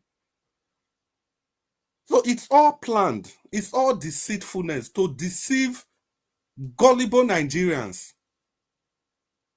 So this man one time he say, you know, here when Dangote accused Tinubu and co of importing fuel from Malta. So he wants to tell me that he doesn't know, he's not aware that the real people sabotaging this thing are the people of Tinubu himself. To be honest, when we say our country na zoo, na even this thing be that one na even big title. That one a big title. See, I think just talk and everybody, it be like say, well, okay, na normal thing he talk. Everybody just maintain. Of course, this is who we are. Any attempt to take this thing more than this, now then go throw tribalism inside. The next thing the next thing you start hearing is that that channel where they talk about now this part of the country now they come from. This channel now so then be this one is disrespectful. This one, my brother, make I hang up here, make I hang the boots. I hope we have opportunity to talk again. Mr. Njawas, thank you so much. And once again, good evening, everybody. Thank you, sir. Thank you, Oga Chris. I appreciate you. Thanks for your submission. Thank you very much, everybody. Please do your part. Press on the like button. Press on the dollar sign as well. Encourage our work if you can. Give us a mandate. It's good to have you on the show today. Good evening to you. Please talk to us. Okay, you are not there. Abdul Malik, good evening to you, sir. Please, I'd like you to talk to us. Yeah, good evening, Mr. Niger Watch. And Thank you, sir. Thanks for joining us today. Please talk to good us. evening, everybody in the panel. Good evening, Nigeria. the way Naira was going then, if God had not intervened by now, $1 will be about 10,000 naira. But God stepped in, step in, step in. You say, okay, let us assume, okay, it's true. Okay, why can't you pray so that dollar, so that naira will equal to $1, or naira will be 100 naira to $1? If really it is true, you are the one, God that intervened, you are the one that prayed the prayer. Why can't you pray? Continue your prayer so that naira 100 naira will be $1. Or you pray so that naira will be, that will meet currently, as the Tinubu made the administration last year, 700 to 800, right? So that the naira, $1 will be $1 will be like 700 to 800 naira. If really it is true, if God intervene, I don't know why we are disturbing God. Let us leave God alone, because God is not a kid. God intervene where there is fight, where people are fighting. Just place like Russia and Ukraine, Israel and Palestine. Those are where God intervene. We should leave God alone in Nigeria. Nigeria problem is not God; it's our problem between us. We should stop deceiving ourselves. I don't really understand how we individual, why are we doing these things to ourselves? It's very sad. It's bad. It's like most of the people now in Nigeria that I recognized before. It's like if you hear they are talking now, you just say, leave that person. It's like that. Imagine. And you were recognized before. I say big person in the country.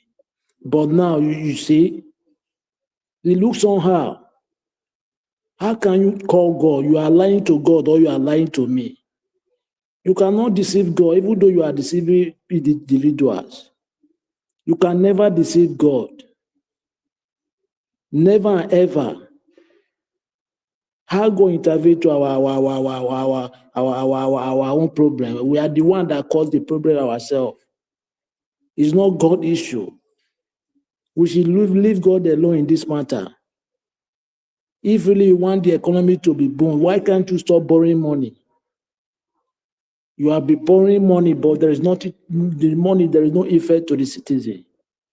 Why can't the naira crash? It must crash. Look at the last time, September 1st, right? CBN governor, Kasudo, right? He went to go and purchase 10 billion car. Somebody who purchased 10 billion car for her mother. You don't know how much it have? Before you buy 10 billion car, calculate how much you will have in your account. They will not even investigate. EFCC, they are dead. They will not even investigate.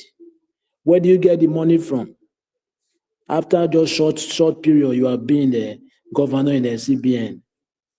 We have a very long way to go. We are not true to ourselves. That country can never fix unless we true to ourselves.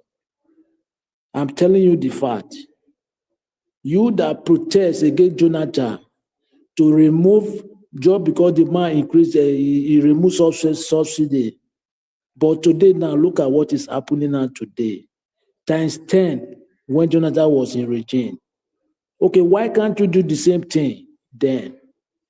What you did then, why can't you do the same thing? But now you cannot. How can God answer your prayer? We should stop deceiving ourselves. I'm telling you, but most of Nigeria, they don't know, they don't get it that way. All those people, they are brainwashed.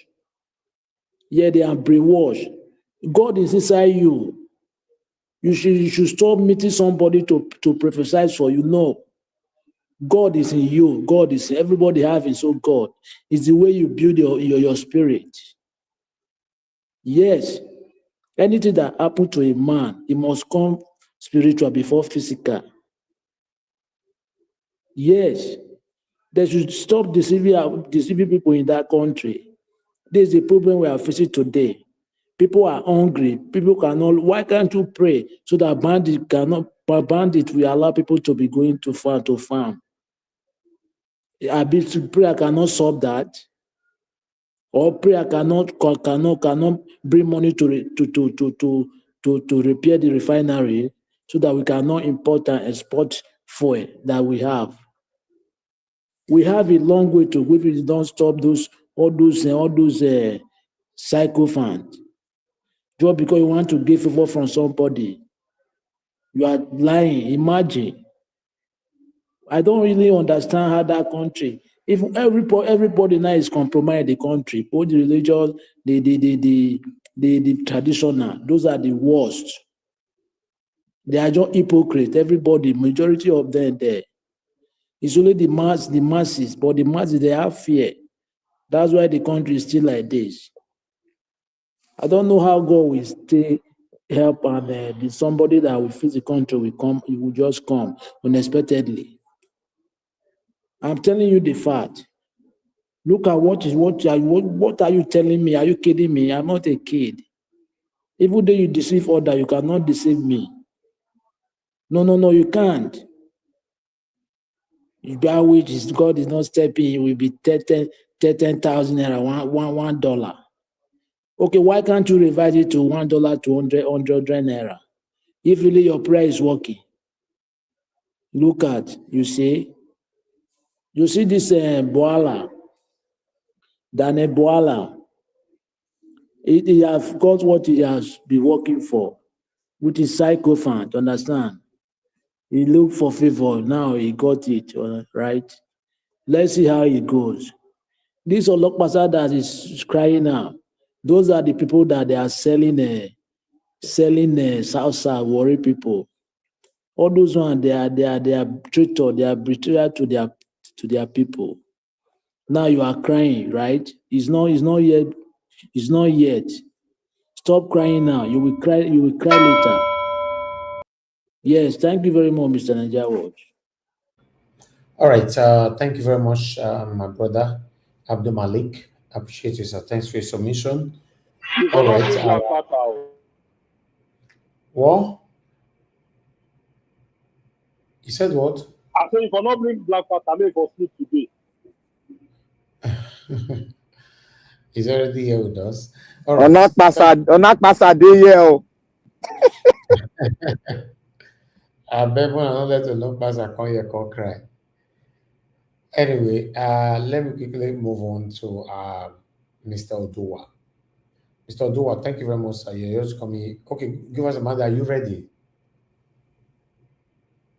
Okay, we can't hear you. We can't hear you. Mr. Oduwa, please talk to us. Good evening to you. You have 8 minutes. Good evening, Mr. Naija Wash. Happy Saturday to everybody. Good evening, everyone in the panel. Good evening, mommy in diaspora. Good evening, every commenters, listeners, and viewers. Happy Saturday to everybody. Good evening, Nigerians and entire the world. Well, I'm happy that the pastor prayed and the Naira will now balance to his prayer. But he did not pray the first time. He protested. So the first time of Goodluck Jonathan, the God that answered his prayer, he could not answer prayer. So he allowed him to protest. So when it is now time for Buhari and Tinubu, that God now become the God that answer prayer to make the money balance in the air, to not just even balance because he did not balance, is prostrating. Now, this is where people who are be blind folded, but they thought they can see. According to those who talk English, say they are brainwashed, but they call themselves the great wisdom people. And on tomorrow now, they will still go. And this man will say, can anybody just come out and give God a 1 million naira? And you will see the cow people will be dancing, follow the man that is leading them. And you will see the way they will be rushing out and donating money. Tomorrow they start crying that Nigeria is hard. We tell you, come up, we don't need to mortgage you with 10%, because there are people who are now elevated to 30%, 50%. And you will see all those cows will really be coming out and be shaking head. Oh, it is a pity when the pity man fall into a pit where there is no one to pity him. The Bible, the people that brought Bible, which is either the Roman of the Italy or the Portuguese who brought it for us in Nigeria, or the brain thief who now wrote it in their own language, which is now called from the King James. They did not use churches to deceive their people, but they used churches to build the land for their people to enjoy. We, the immigrants, are having some parity in Italy today. It is because of the Roman Catholic that gave us life that we are enjoying here. But the Pentecostals, when they came to Nigeria, instead of the Nigerians to have life, Nigeria have hopelessness. The Roman Catholic use their money to tie roads. The Roman Catholic use their money to feed homeless people. Anybody who know Italy, ask of what they call Caritas. Caritas is a place, whether you are Muslim, you are Christian, you are anybody, you go there and eat. Caritas is a place that, as a stranger, they give you a house to stay every month. Your priority to sleep in that house is a month. And after that month, you will go from that room they give to you. Then, if you can stay 2-3 days outside, come back again and reapply. You will still start sleeping there. And this man that said he prayed that money to balance now could not even have such. The school he built with those people, the Nigerian people money, then the members cannot afford the school fees.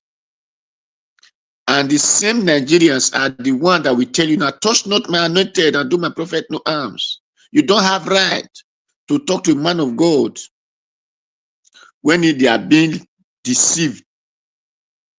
Well, they will keep on living that way because they like who fool them. Nigerians value the person that lied to them than the person that tell them the truth. Germany, today, they are turning churches to restaurants in Germany. The Roman Catholic, it is old people you find inside the church. What are they praying for? Will they pray for light? Will they pray for road to be tied? Did you need to pray for work to come to you? If you did not know work, they will not give it to you. If you know work, then there are work they put you to. So, but Nigerian always, they will tell you it is connection. The person that know the thing will be outside. Who did not know will be the one to connect to it. Well, I'm sorry for Nigeria, which our Baba fella said, I'm sorry you. Sorry for Nigeria. They have sung that song for years. And they are being deceived by a book brought by a white man. First thing is, that is why I told people, there was nothing like Jesus Christ that come from Israel. Because Israel never have name called Jesus Christ. So where do they get that name from? Jesus Christ that they are using to deceive our people. Till today, go to Israel, there is no name like Jesus Christ in it. Well, it pays me for my people. It pays me for my people, for their ignorance is too high. But they claim to be the most wisest people, the most educated people. Now, why did this man have not prayed that the food should surplus in Nigeria, that nobody will hungry again, since the Fulani herdsmen could not allow people to go to farm? Because we heard that in that same Bible that there was a manna that fell from heaven where the children of Israel could not have food to eat. And people are hungry in that land. This mother can pray for Naira to not to go to 10,000. Could not pray for food which God created to come out for people to eat. So we will have prayed that this insecurity that people are saying exists in Nigeria, it will have just prayed that from that day onward, they will not hear any kidnapping, any robbery, any this thing again. But the God that balanced money could not do that for him. So I'm sorry for the people that is going along with this pre-watch list. Thank you, Mr. Naija Watch. Thank you, all the listeners. Thank you for those who will still have sense to work well for himself. Thank you. Okay, Mr. Odua, thank you, sir. Thank you for your submission. You said they should pray for this, they pray for that, and all that. These people, they don't tell us say their prayer they work. You know what we should be asking is that who did they pray to? You know, they're not praying to God. They just come in and lie. I got a vision. God revealed to me last night that I should do this, I do that. This is what they have been using for so long, deceiving the people. That's all. You know, let me come to give us a mandate once again. Give us a mandate if you are there. Unmute yourself. Talk to us. Good evening to you. Can you hear me, Mr. Elvis? Yes, you need to speak louder, please. Thank you. Well, thank you very much. I'm basically using my earpiece. Sorry about that. Well, greetings to everyone on the panel. Greetings to the comment section, everybody. Greetings and greetings and greetings. Thank you, Mr. Elvis, for doing this again today. Really appreciate the time, the effort, and the energy that we put in doing this. Thank you very much. I greet everyone in the comment section. Mommy, that's where I greet you. Thank you very much for always standing by this platform. Thank you very much.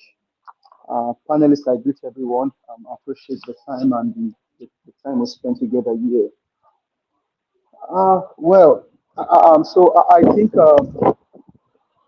we're here again deliberating on the issue of Nigeria, and the sad thing is that sometimes you imagine that where you need to get the truth, because if politicians lie to you and then they deceive you, sometimes you get solace from spiritual leaders and mentors, maybe that you can look up to and things like that.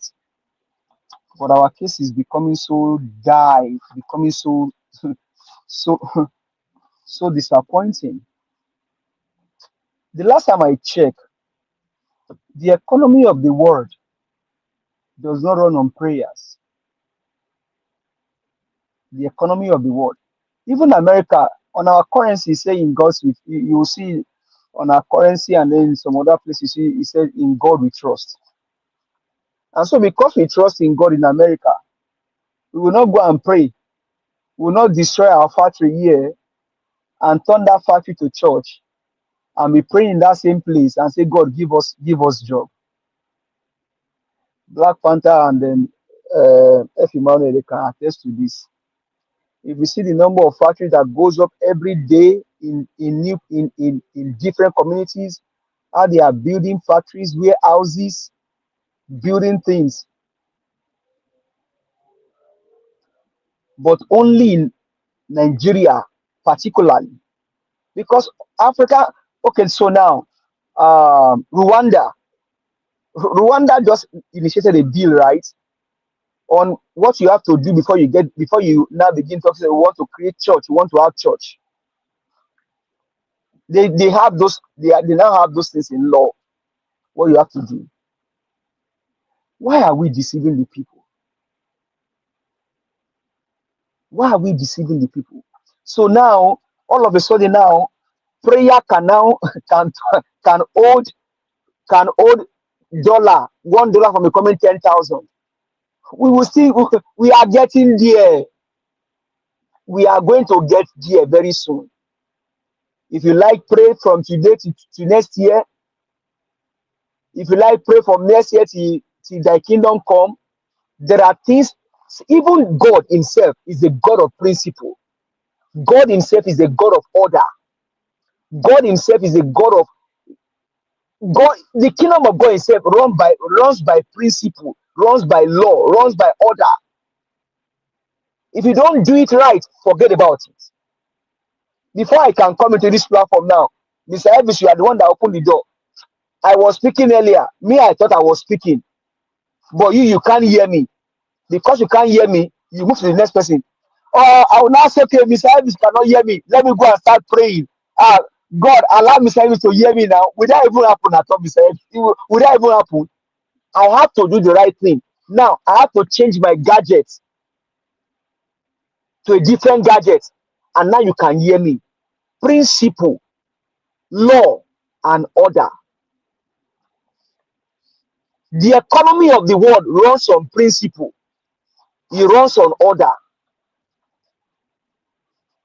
Praying that because of my prayer, $1 could not become 10,000 naira. Why all this? If our politicians are deceiving us, must our pastors also deceive us? Must our imams or traditional ruler or leaders deceive us? If everything else fails, where you find solace is either in the house of God, it's in the house of God. So now, are we saying that the economy that people are going to study in school, that principle of economy is now overruled? Because the last time I checked, the law of demand and supply is still working. The law of demand and supply, bilateral trade, balance of trade, import, export, all of those things are still happening. Why don't we say, okay, because of prayer, let's stop praying? China will just bring us their own, they'll bring us their products, and we just, man, oh Lord Almighty, why all of this? Why at this time? It's not our first from. Tinubu is the one ruling. He has his fans and supporters, both as a pastor, as an imam, as a traditional ruler. Tinubu has his surrogate and his fans. And so this one that you are seeing today is coming from the church.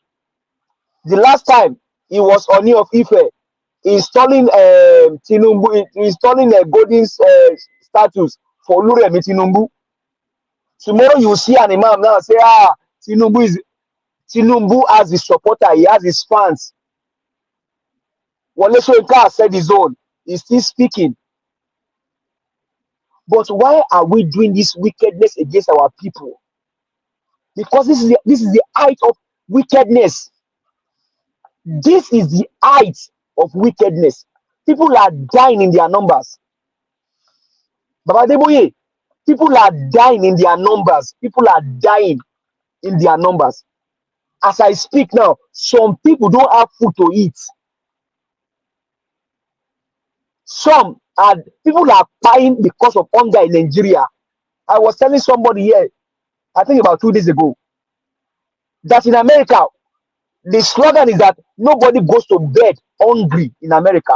Why? Because there are food banks everywhere. I just cite a scenario for somebody. With $5, I can go and buy me chicken drumstick, give me some, put some steel there, enter one African, enter bakery here for Grand Prairie, buy me bread, $3.50. I don't chop with that. Can that thing happen in Nigeria? No. And we are saying that because we pray, God, $1 would have become 10,000. We will soon get there. If you don't do the right thing, hey, amen. But this is the height of wickedness. This is the height of wickedness. Because why? So many people look up to you as the leader. So many look up to you as a father. So many look up to you as a mentor. Now hearing this, what would they say? Why this wickedness? Why this wickedness? Nigeria is where it is today because the politicians, the evil men, the wicked ones, they destroy the country. And they are putting things together. As it stands today, Nigeria or all over the world, the higher, the larger number of population are people between their 18s and their 50s. That is what makes the population of the world today. The large number of people are in that age category. In Nigeria, they have that large number of population, but what are they doing? They are destroying them. No factory, no job, no work. People are just roaming the streets, turn yahoo, and that's why you see cultism happening. People are not finding themselves because they are not engaged. There is no job. Only in Nigeria, you will destroy factory, turn that party to church, and go inside that church and be praying and say, God, give us job. What kind of man? I reason that mentality. It bothers me. Thank you. And now because you pray, God Can you hear me? everyone. I can hear you, sir. Please round up. One Thank guy you. did not become 10,000. Well, he just so sad. And therefore, not pastor.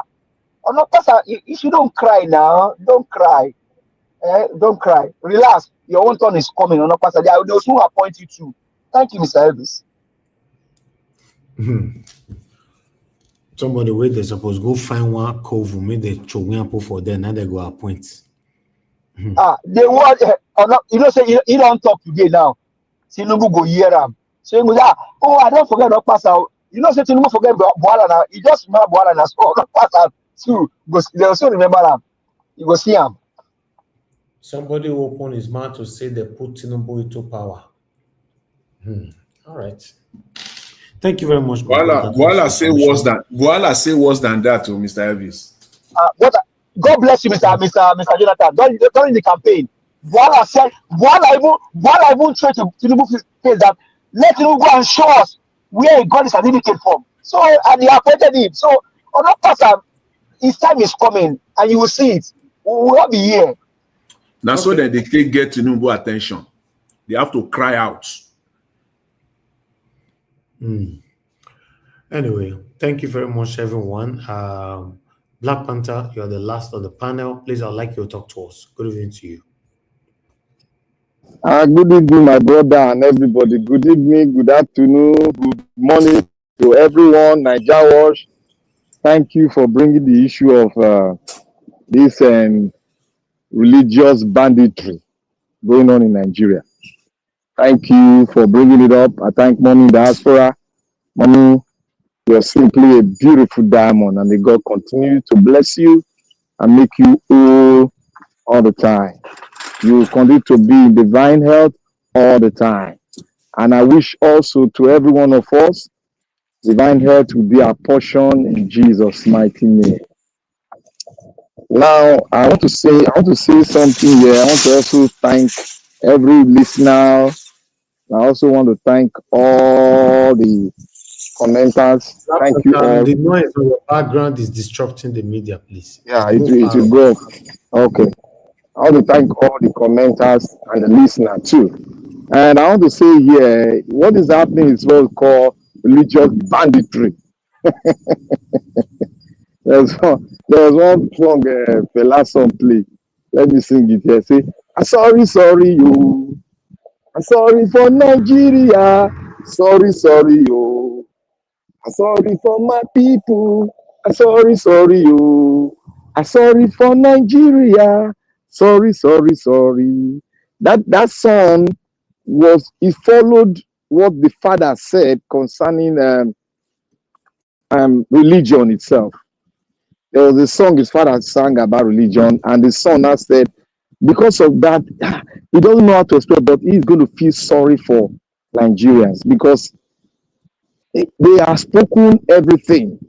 They have opened the cancan, but still, Nigerians are something that they're special breed. They're just special. When they love you, they don't turn around. When they believe in something, even stupidly, there's no turn around until it happens to them. When that thing that they are believing in happen and turn around, because what is happening now is religiosity, and they are scamming people. Like I said, yes, all those scamming, all those scammers that Babangida drove away, they all went into the vineyard. That is what is happening now. Everybody, if a man go rob, you can't put for pulpit. You go train her how to preach. Then a man go steal, you go train her how to preach. You can't come pulpit. That is what is happening now. And there's one thing I want to say here. I don't know how many of us that have gone to the land of no return in Ghana that don't, go and research on that thing. I think every African should go there, because what I'm about to say, I'm a believer of Christ. I love my God because I personalize everything about my God. Religion, Christianity seems to be a personal thing. And no matter what no matter what religion, whether you are Hindu, you are still based on connection to the Creator.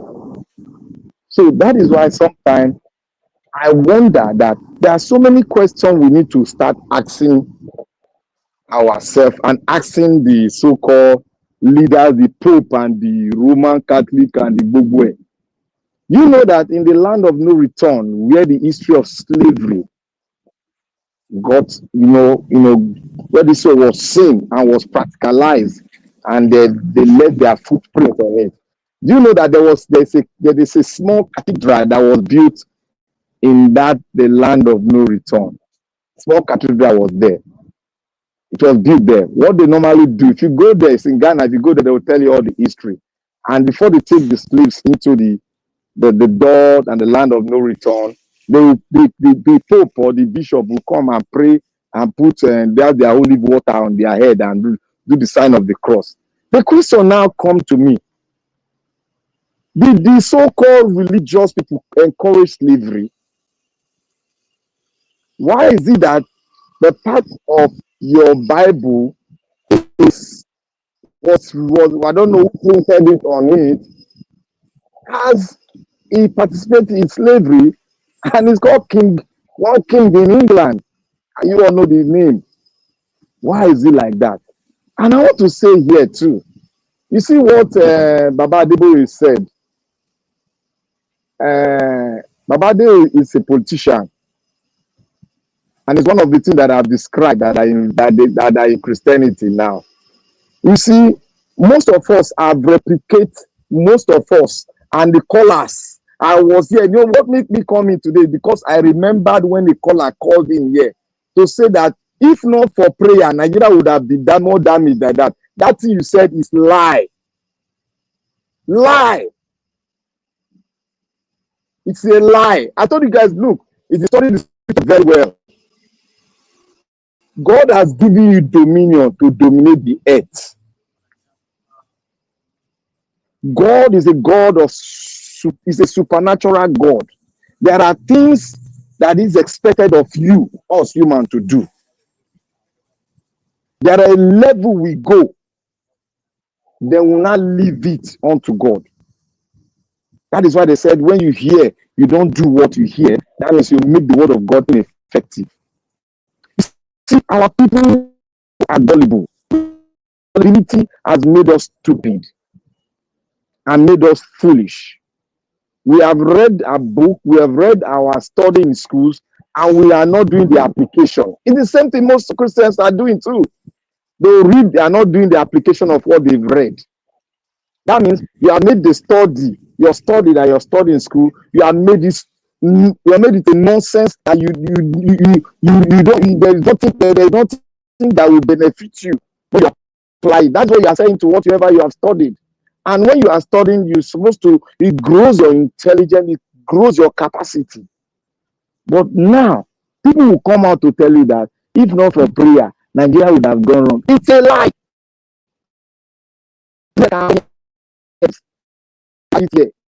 You must do follow principle. As God also follow principle. Simple. There are things that are beyond your own doing. You leave it on to God. It's God that can do that. Those are things that man doesn't have power over. Like when you talk about the gravity, when you fly to the moon, that place your gravity, you'll be moving without, you cannot hold yourself down. But this Supernatural can make you overcome the forces of gravity because he made gravity. So he can supersede and he can possess, he can tell gravity to stop functioning.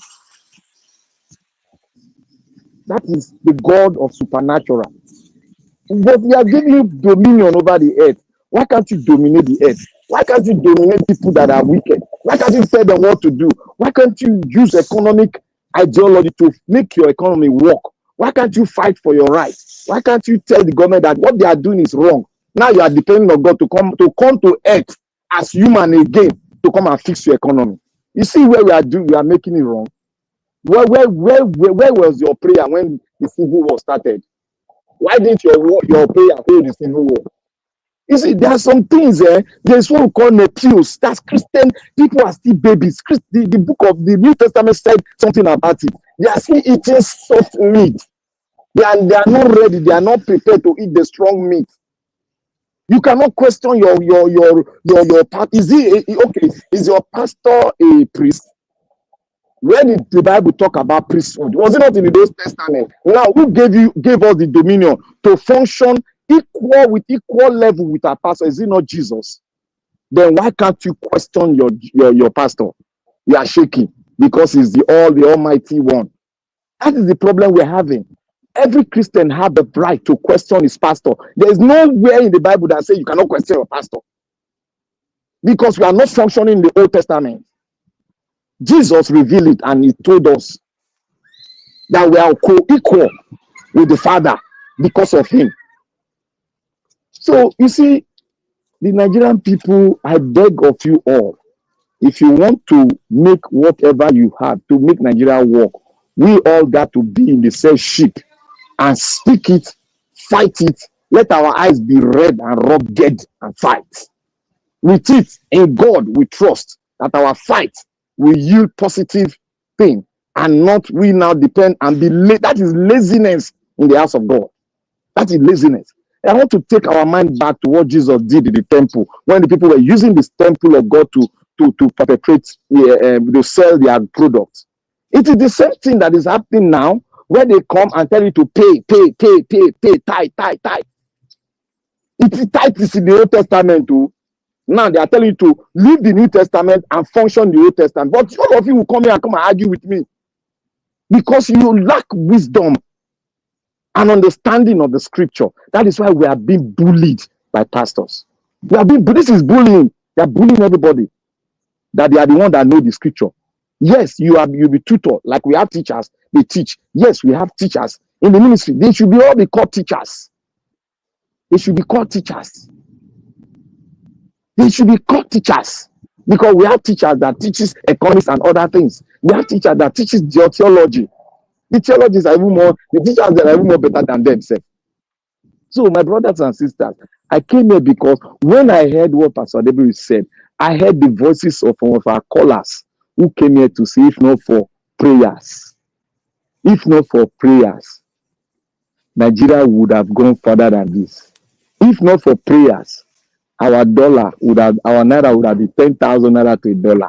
You see, that is to tell you that what they said, our callers, they said, is rubbish. You got to work. He said the man that cannot work to feed his family is like what? An infidel. You got to work it out and push and you get it. In God, you trust, you will get it because he has given us dominion. So Naija Wash, I will leave you here and thank you very much for bringing this. Let those that want to rubbish themselves and keep on being pious and keep on being acting stupidly and following this man of God without not thinking, removing their cap and throw it in the corner and go to church. Let them continue. Let them continue. Thank you, Mr. Naija Watch. All right, my brother Black Panther, thank you so much for your submission. We can't let them continue. We can't. To be honest, it's not working. We can't let them continue. Anyway, I have Madam Rita on the backstage. She's just coming in. Now, Madam Rita, we can see you already. Thank you. So That, I put yes, sir. sorry, service today is the day we will reveal the secret of these people. their plan, their plots. We'll put it on record for them to know that we are not stupid. Nigerians are not stupid. What they are doing in their coven, as we used to say, what they have plotted, we will put it out for people to On see. our close, we want close. Oh, we want close now. And no problem. Okay, F. Emmanuel, this one where they shake your head for backstage, so say you don't agree back close. Now You we are going to the political part now. Me know that okay, F. Emmanuel they eat black soup for there. Oh. Now fufu they eat too. I wish I can put you on screen now. Okay, F. Emmanuel. Now Spirit courtesy of of our sister. Now courtesy of our sister now. So, wow, Madam Rita, they select who should they give black soup. It's okay. No two wala. of the day backstage. I want okay, all right. I don't know. I want to share food this one now. Kai, this one where everywhere you're confused. So this one, Adeboye. Naija watch. Yes, sir. Now people go backstage with the enter. Okay, thank you, sir. Thank you. So, Madam Rita have to call me first. Put me for backstage too. Yes. Okay, Destiny. Okay, thank you. Oh yeah, guy from man, I beg this your pandedian fair off your camera first.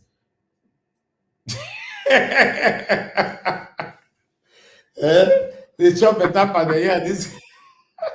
My brother, make I eat. Now the one we eat, now the one we chop, now you carry go. So you can't threaten us with padanyam and black soup, abi. I know, even know that Mandarita don't DHL black soup for me. Why they take the eat? Pandedian Maybe needs no. to be investigated. We need to investigate her where she wire black soup go. I'm actually eating akara. I just made it now. So I just got home now. And I know that I've missed a lot. Good evening, Mr. Elvis and everybody. Thank you, Madam Rita. I beg, talk to us. Now you get the platform. Sorry, just give me like 1 second. Let me swallow this akara. Wait. Now, so food now they eat. Now, 2 a.m. they come in now. Okay, I'm back. Mr. Elvis, when you're eating your suya, you When you say use yourself, take suya, threaten us for But here. you, You Mr. may talk. Elvis, where you want wrong go this evening now? Today now. Abi, my brother. Where they run Today you is go? Saturday now. Today is Saturday, so okay. All My right. lovely mommy diaspora. Madam Rita, I beg, hold on. Okay. Today now day where I be say my you open. I don't say my brother call me Oga Chris. I get tell him make he do a submission, make we come up for here. But I don't know, say all of them are they queue. So now it don't be like say this evening is already captured. We are going to leave it the way it is since we get many people. Oga Chris, this plan never work. Then capture you like on pasa. Capture you like on pasa. The plan never work. But what say I go be? You get the platform of God Chris. We get Madarita. After Madarita, we get F. Emmanuel. F. Emmanuel. Then everybody take final submission. Thank you very much, my people. Madarita, I beg talk to us. I need to remove myself to bring somebody on the backstage. What's up? Elvis, what's up? Come on, what's up? Yes. Happy Saturday, everybody. My lovely, beautiful Mama Echo. Mama Echo, I greet you.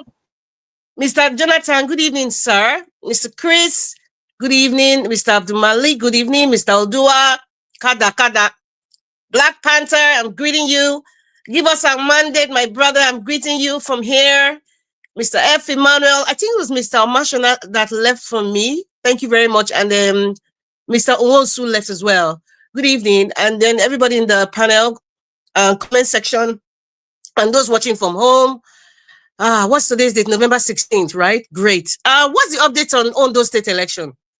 Anyway, back to the topic. Funnily, in Ondo, it's just going maybe as expected. APC leading, PDP doing well. Abi? Yeah. Okay. PDP also doing well. Surprisingly, Labour Party is even doing better than they did in Edo State. Interesting. Okay. Surprisingly. Interesting. Now, about 85% uploading in the INEC IREV portal. That was like 2 hours ago. Yeah. Are they going So to who is depend on leading? Who what is is leading? uploaded in the IREV now? Because if they are going to look at that, they should also look at the one in Edo State. I don't know for them. If they are going to go by that, anyway, moving forward, Mr. Chris, I think sorry, Madam Rita. Mr. Chris, who is leading? In our APC are somehow. they that you want now? What do you expect? APC. Anyway, topic of Madam, today. Can you guys hear me? yes, loud and clear, Madam Rita. Talk to the house. Okay, thank you very much. I'm just looking at the topic. It's about Pastor Adeboye, and I think somebody was mentioning Mr. Elvis. I watched your previous show on Onokpasa. I don't know if I pronounced his name properly. Something Jesu Onokpasa. Okay, I will start with Onokpasa. Well, Madam Onokpasa is Rita, just yes, sir. Madam Rita, before you kickstart, you not gonna understand though. The backstage, I get 4 people for backstage. Now, so this thing they carry people plenty like this. You not understand. 4 people. Oga Louis. When you don't present, Hold on. I have Oga Louis on the back. I have Oga Samudi on the backstage. Then I have Mr. Mashallah on the backstage. I have Mr. Destiny on the backstage. Okay. Take me to backstage. Now, when you get time of this thing, then you replace and replace. Okay. All right. This evening now Adeboye, you also this wahala, so I'll be waiting. Okay, hold on. Let me bring Oga Louis in first. Where is Mr. Oduwa? Oh, Mr. Oduwa, where you dey? Where you dey? I define you dey go. Okay, I don't see you. Okay, Mr. Oduwa needs to be on the backstage for now. Oga Louis, you are with us. Mr. Osamudiame, I don't see you, sir. I beg you go hold on. Okay, Mr. Osamudiame, let me put you in. Let me remove myself so that all of us go there. Naija watch. Yeah, well, Black Panther, hold on. Welcome, Mr. Samudame and Oga Louis. It's good to have you on this broadcast today. Usually, I'm sure you guys are familiar with the way we do it, especially Oga Louis. It's Madam Rita that's going to talk, and after Madam Rita, she's going to speak for 8 minutes. We'll come to you, Oga Louis. After that, my brother Samudame, it will be your turn to talk. So just be prepared. In about 24 minutes, it will get to you, Samudjame. Madam Rita, you want to continue? After Madam Rita is me, Mr. Dobley. So F. Emmanuel, you have not spoken. Now why? So it's very important we all stay strictly to our time, please. So Madam Rita, talk to us. 8 minutes, please. 8. All right. Thank you, Mr. Chris. Thank you so much. Mr. Louis, good evening. And Mr. Osamudiame, I like that name. The meaning. It's a very great name. Anyways, I was saying, Mr. Onokpas, I'm going to start with that. I think, I just remembered something from The Godfather. I'm sure everybody has watched that movie. Don Vito Corleone says, keep your friends close and your enemies closer. And I think I can also relate what is happening with Onokpasa right now with like what Babangida did to Tai Solarin. Everybody knows that story. So what the man from Bodilon is doing, he's bringing his enemies closer. Maybe he got some advice from IBB. Maybe he got some advice from being trying to be like the Don, bring your enemies closer.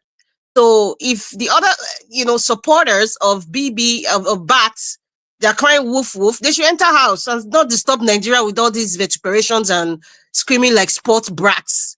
I really, really don't want to hear from people like that. After all the shouting on TV, disrespecting people from every media house, and then you come out and it's like, I don't know, did they even have right to say, I beg, please don't go online to go and lament. Please. Enter house. Please, I beg. I don't even want to even laugh about it. I'm kind of irritated because what is the purpose of that? Besides, the man from Bodilon can employ anybody he chooses to.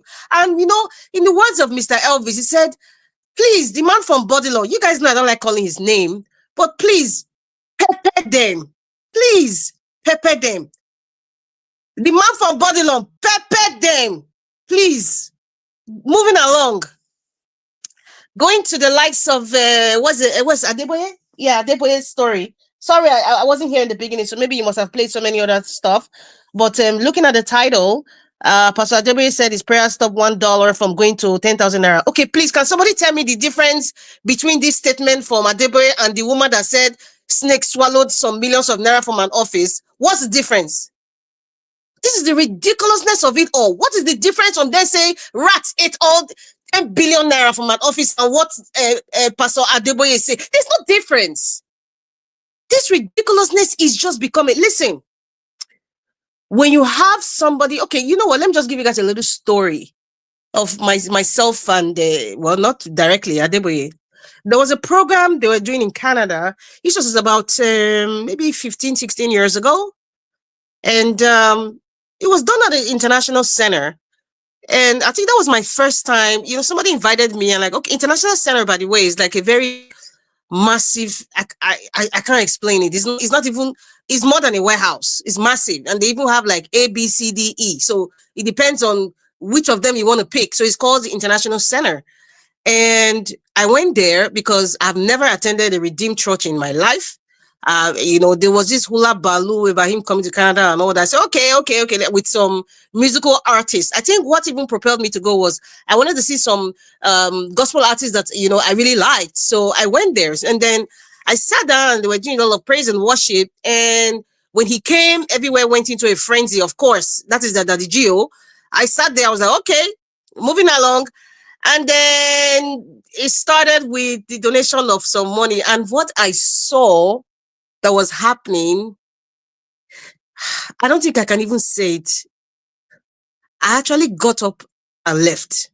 Yes, I got up and left because I just couldn't believe it. What the picture that came to my head was Jesus Christ going to the temple and destroying everything that they were doing outside the house of God.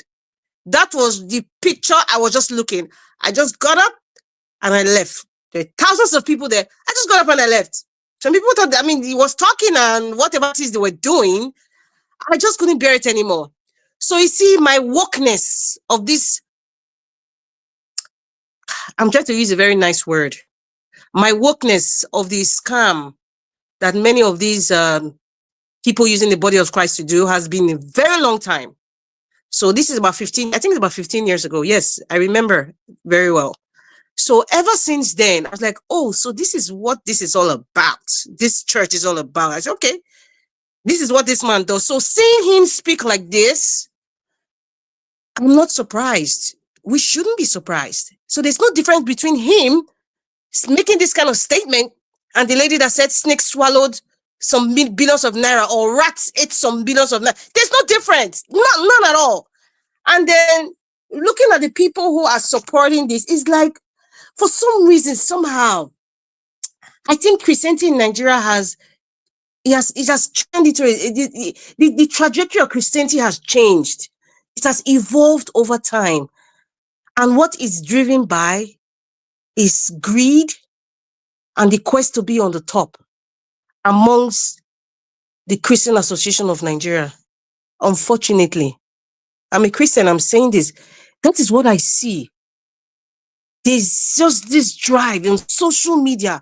You see them, who is buying the biggest jet, who is building the biggest auditorium, who is having more community banks. You see, most of these people who are attached to these business centers, I don't call them churches, business centers, is because many of them are tied to the loans that they collect from many of them who have community banks. Yes, I can tell you, many, if all of these, that they all of them, they all have it. So many of their members go there to borrow money for businesses or pay school fees or one thing or the other. So they're indebted somehow to that church, to that business center. So when you talk about, you know, them, or you talk about, you know, the kinds of comments you hear from these so-called, you know, men of God, you know, so the tendency for them to kind of go after you, you know, it's a kind of blinded love. I won't even say it's a love. It's a kind of, there's a kind of umbilical cord that is attached to them. So they cannot detach from it. They're stuck. I look at it as a higher level of Stockholm syndrome. That's what happens, you know, with people who follow these kinds of churches. And I'm very sure, like the former pastor, Iluyomade, I can't pronounce his name, of City of David. I'm sure him and his wife will just be sitting down and just laughing. In fact, I'm sure Adeboye's son will be laughing at people and say, look at them. Listen, when somebody gets to a certain age, I mean, from 80, even 70, it goes along with aging. Sometimes you may have some little level of dementia or some little level of Alzheimer's. And sometimes you can hear some bewildering things from people that you thought, okay, but because we're in a nation where people, we tend to overlook it. We don't want to talk about it. We don't want to discuss it. I mean, look at Joe Biden. He knows that, okay, there's something, he's not a young person that he used to be. He was a great guy. If you look at his history as a senator, he has been a very great guy, but he's getting old. And he's stuttering, he's falling, he's making statements that don't make no sense. And so we have religious leaders in Nigeria that make statements that make absolutely no sense, that is kind of blinded. It's like they're living a different planet. We should start questioning their mental state. It is the fact of life. These things happen to people who are aging. It's not about covering things up, and then it's like we're being hypocritical. Madam Rita, round up in 30 seconds. I will stop it here. Thank you. Yeah, Madam Rita, thank you very much for that beautiful presentation. As always, it's good to have you on the broadcast. But you see, Alzheimer's or any of the dementia, not the only one thing in the affect too. It ought to be global. It doesn't always kick in when people are supporting one party. If it's Alzheimer, it is global in every aspect of what one does. Not be only if they want to support APC and Tinubu, that's when the Alzheimer kicks in, or any form of dementia that they may be having. I can bet my chest that these people, they are fully conscious of what they are doing. There's no clinical condition that is beclouding their judgment. It is deliberate, it is deceitful, and it ought to be condemned in all its ramifications. And thank you for the presentation. So we just move steadily to F. Emmanuel. F. Emmanuel, it's good to have you on the broadcast. Talk to us. Stick to your 8 minutes. Thank you, sir. Happy Sunday to you. Happy Saturday to you, my brother. Demosa. Yes, we do the Saturday. We never cross over to Sunday. Demosa. Thank you, my brother. All right. In fact, I want to observe all protocol. All protocol were observed in the panel, but especially to my sister, Madam Rita, she has taken a lot of what I have in mind to say. But let me still chip in a little. Let me start from the Agbado man, the man in charge. Well, what he's practically doing right now is to shut the mouth of all the people that have spoken against him, all the people that are on the other side, trying to keep them mouth shut up by giving them appointment, making them a little bit relevant, so that by the time he goes round the circle and pick every one of them into his cabinet, then there will not be more people to speak against him, against maybe towards 2027. So he's shutting them down gradually, giving them everything they want gradually. If you shout too much, okay, you look for one small portfolio and give to you, then you'll be fine. We are still expecting the not pass. We are still expecting the like of FFK. So gradually, he just, bringing them in. Those are his enemy, bringing them very close, so that at the end of the day, he will have very little or no enemies at all within his political journey. That being said, going back, in fact, right from day one, I was looking at Boala as a stooge in Atiku's camp. It is now that it's clearer. It is now that I can see that this is clearer than any other thing. So he has achieved his aim anyway. That's by the way. That the most heated matter of today is this religious body. You see, all the contributions that have been made today, I just came to conclusion. One thing that came to my mind, if you look at the Fulani herdsmen, you can see that one Fulani man, just one or two, can control over 1,000 or 200,000 cows. It will lead them from one region to another region, will lead them from one grazing land to another grazing land. That's the case of Nigeria. The religious body have captured Nigerians. And people are just following them foolishly. One man, you see crowd, 500,000, 2,000, 1 million capacity, one man.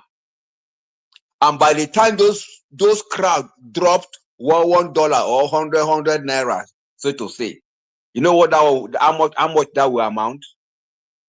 That is what is crumbling our economy. So what you have in Nigerian state, we have different classes of banditry. We have political banditry, just like Black Panther said earlier. We have religious banditry. The way Boko Haram and bandit they operate is the same way, the same pattern that this religious body is also applying. The question is, do they love God that much that they do this thing? If not, money is the major center focus. They didn't love God that much. It's the major thing that is capturing them do what they do. Is money, God of mammon. Let's remove money out of the equation and let's see who love God that so much. Thou shalt love the Lord thy God with all your heart, with all your strength, with all your spirit, everything that you've got. That is the first commandment. That is number one. Then number two, the Bible says, like unto it, love your neighbor as yourself. But these people have put up the love of money in place of God. If you remove, did God say he must build skyscrapers for him to worship him? He said, where 2 or 3 are gathered in my name, I am there. So we don't need liability. We don't need structure. Structure is not necessary at this time around. After all, the children of Israel, when they left Egypt, it was not from camp to camp, from desert to desert. Do we need to go and cure money, borrow money from bank and build edifice? While our hearts is being rotten, the more edifice people build, the more far away they are from God. So let's not deceive ourselves. This is their own business. Money is what is talking here. Does not mean that they love God so much than ordinary people, ordinary person. The only thing that pains me so much are the way we Nigerians are acting like cows, following them without sense, following them as if our modus operandi, our sense of reasoning have been removed away from us. That's why the Bible says, say, my people, those who want me, those who love me, those who are following after me, say they perish for lack of knowledge. Paul say, who have bewitched you? That Galatians. Who bewitched you? That's what is happening in our land. The government, the politicians are doing their own. The religious leaders are doing their own. The bandits are doing their own. The Boko Haram are doing their own. Everywhere is jamboree of corruption. Everywhere. And yet the people cannot do anything. Why? Because they've been bewitched. The power that God has given man, the power of will to decide what to do. Even God cannot force himself on you. He has given us that will to choose. Choose ye who you will serve today. Rather, we are busy chasing men of God, and they are busy cutting away our hard-earned money, building schools, buying private jets for themselves, placing their children and their children unborn in position. in the name of tithe and offering, buildings everywhere, yet we are suffering. Is it not time we rise up to give ourselves some sense of reasoning? Reason! God has given us brain to think. Let's think. And let's stop this follow thing. Mr. Dublin, I'm so angry because even some of us that left Nigeria, we came here, we continue in that trajectory.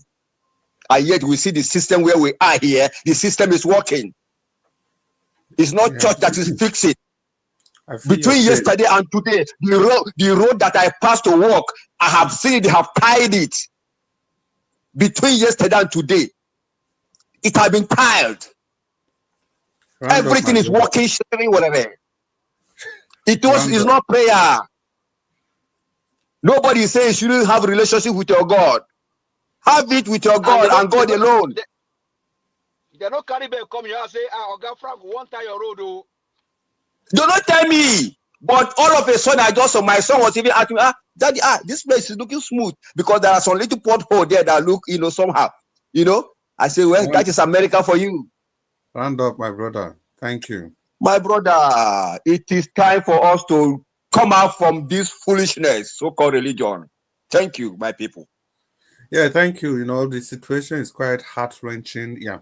Religion can be likened to foolishness. It's actually the opium of the people. I think that was a formidable quote by Karl Marx. I can't quite remember. And Mr. Njawach, if you are backstage, please, Madam Rita has been kicked out, but she's behind the door. If you open the door for her so that she can jump in again. Ladies and gentlemen, we just have to continue the broadcast, and all of you on the comment section, all of you watching us from everywhere in the world, please use the like sign, the dollar sign, and the share button. In this way, you are communicating with the algorithms of YouTube, and YouTube will continue to suggest this broadcast to people around the world, the people in your contact, everybody that you know. This is the only way we can rescue our nation. Well, not only one of the ways we can rescue our nation from these shackles of underdevelopment, shackles of religious manipulations, shackles of poverty, shackles of tribal bigotry. Please, ladies and gentlemen, we're going to continue the broadcast. And like we said earlier, we're going to call on Mr. Lewis. Mr. Lewis, you want to open your microphone and talk to us? And Yes. you're going to speak for 8 minutes. It's good to have you on this broadcast. And once again, thank you, Mr. F. Emmanuel. Ms. Lewis, open your microphone and talk to your audience. Thank you. Thank you, everyone, and good evening. Good evening from here. Good afternoon from here. Just to add to the discussions, I think I came in shortly before Lady Rita before her submission and the gentleman that just finished talking.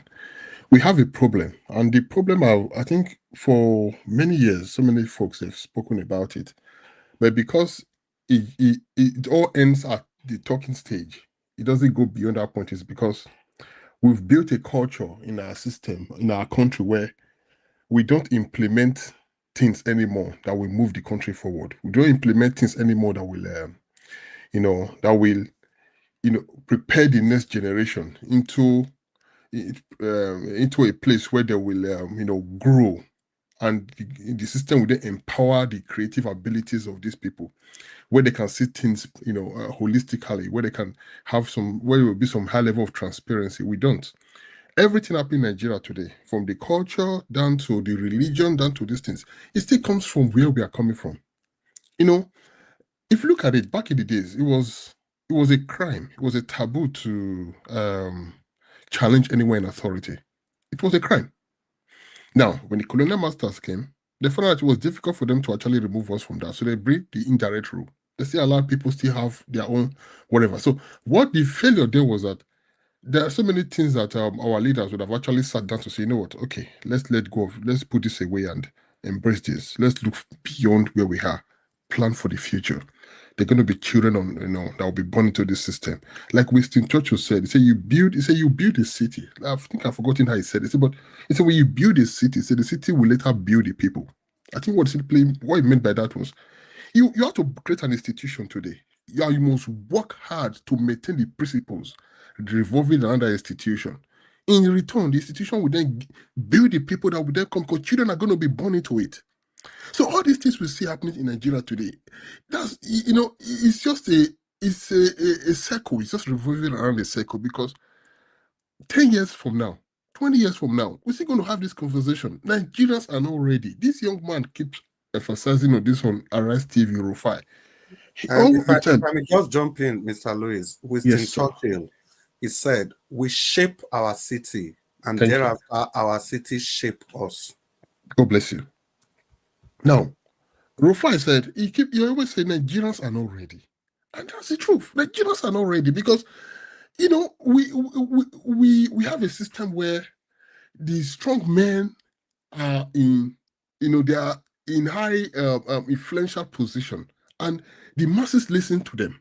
Everybody follow them. We don't have a strong institution on ground. Years ago in London, because I attended Redeem Church for many years. I was a keyboardist in Redeem. You know, I do piano lessons and I do many things for, you know, part of the gift God gave me, and I use that also to you know, to also bless those around me. So then we had a program in London called the Festival of Life. For those who perhaps maybe if you attended Redeem in the UK, you know this program. So Pastor Adeboye came, I think it was 2005. He said something. He said that God revealed to him that before 2010, Naira will be greater than dollar. Everybody shouted, Amen. I don't say amen to such things, to such prayers. The reason is because I think outside the box. And I don't just follow this man said. I'm not like the fella described Nigeria as zombie or zombie. Zombie know they move unless you tell them to move. I don't reason like that. For me, it's good. It's good to have such a vision. Okay, Naira will be greater than dollar. That is good. That's what we all pray for. But, you know, it's bigger than just talking. What do we have on ground? What are the, you know, what is the system saying? What are the people? Who are the people actually coupling the affairs of the country? So what is the vision and what are they running with? It's not just coming out and just talking. But again, we have this, you know, they pray. So when are this all, we all saw the last election when several prophecies came out. Some people said Peter Obi was going to be inaugurated. Some said we are the day of the inauguration, Tinubu will be arrested. Some said Obi will be declared leader. We all saw all these things. And still, people will not listen. When you go to them and you tell them, they will not listen to you because millions of Nigerians have been conditioned. They've been conditioned to just follow this man said this, that man said. They don't think for themselves. And that's the problem. I remember years ago in London when this man, Ken Livingstone, was the mayor of London. So Ken Livingstone attended a program. Pastor Adeboye was there. I think it was the first time he came. And Pastor Adeboye prayed for him. When Pastor Adeboye prayed, he said something to him. He said, you will remain a mayor as long as you like. And everybody shouted. And after that program, my pastor said to me in London then, I was living around Buckingham at that time. The pastor said, Ken Livingstone will remain mayor as long as you like. And I told him, I said, sir, God does not have a hand in democracy. God has no hand in democracy. Democracy is an exercise of your dominion power. God gave man dominion. If you read Genesis, when God created man, He gave man dominion. And democracy is part of those dominion power. We have to build our country. The country we have to build it. God will never come out to build our country for us. If we do not work together to say enough is enough, with this same faith leadership, with these people who are involved in impunity, with these corrupt leaders, trust me, 50 years time, these corrupt leaders, the people they built the corruption for will still be in power. When Adeboye said that to Ken Livingstone, everyone said, well, he will remain a mayor as long as he likes because Papa Gio said it. When the next election came, when Boris Johnson ran against Ken Livingstone, what happened? Boris Johnson won. And when Boris Johnson won the election, I went to the pastor. I reminded him, I said, sir, I told you that God has no hand in democracy. Because Pastor Adeboye said he will remain mayor as long as he likes, that is just a statement. To win an election, you have to campaign. You have to let the people believe in your vision. That is it. No angel will come to manipulate anything. Because that is the system will beat around ourselves. So that's the reason why today a man will rig an election. Even though you know he rigged the election rather. Because the man happens to come from your place or wherever, you will look the other way.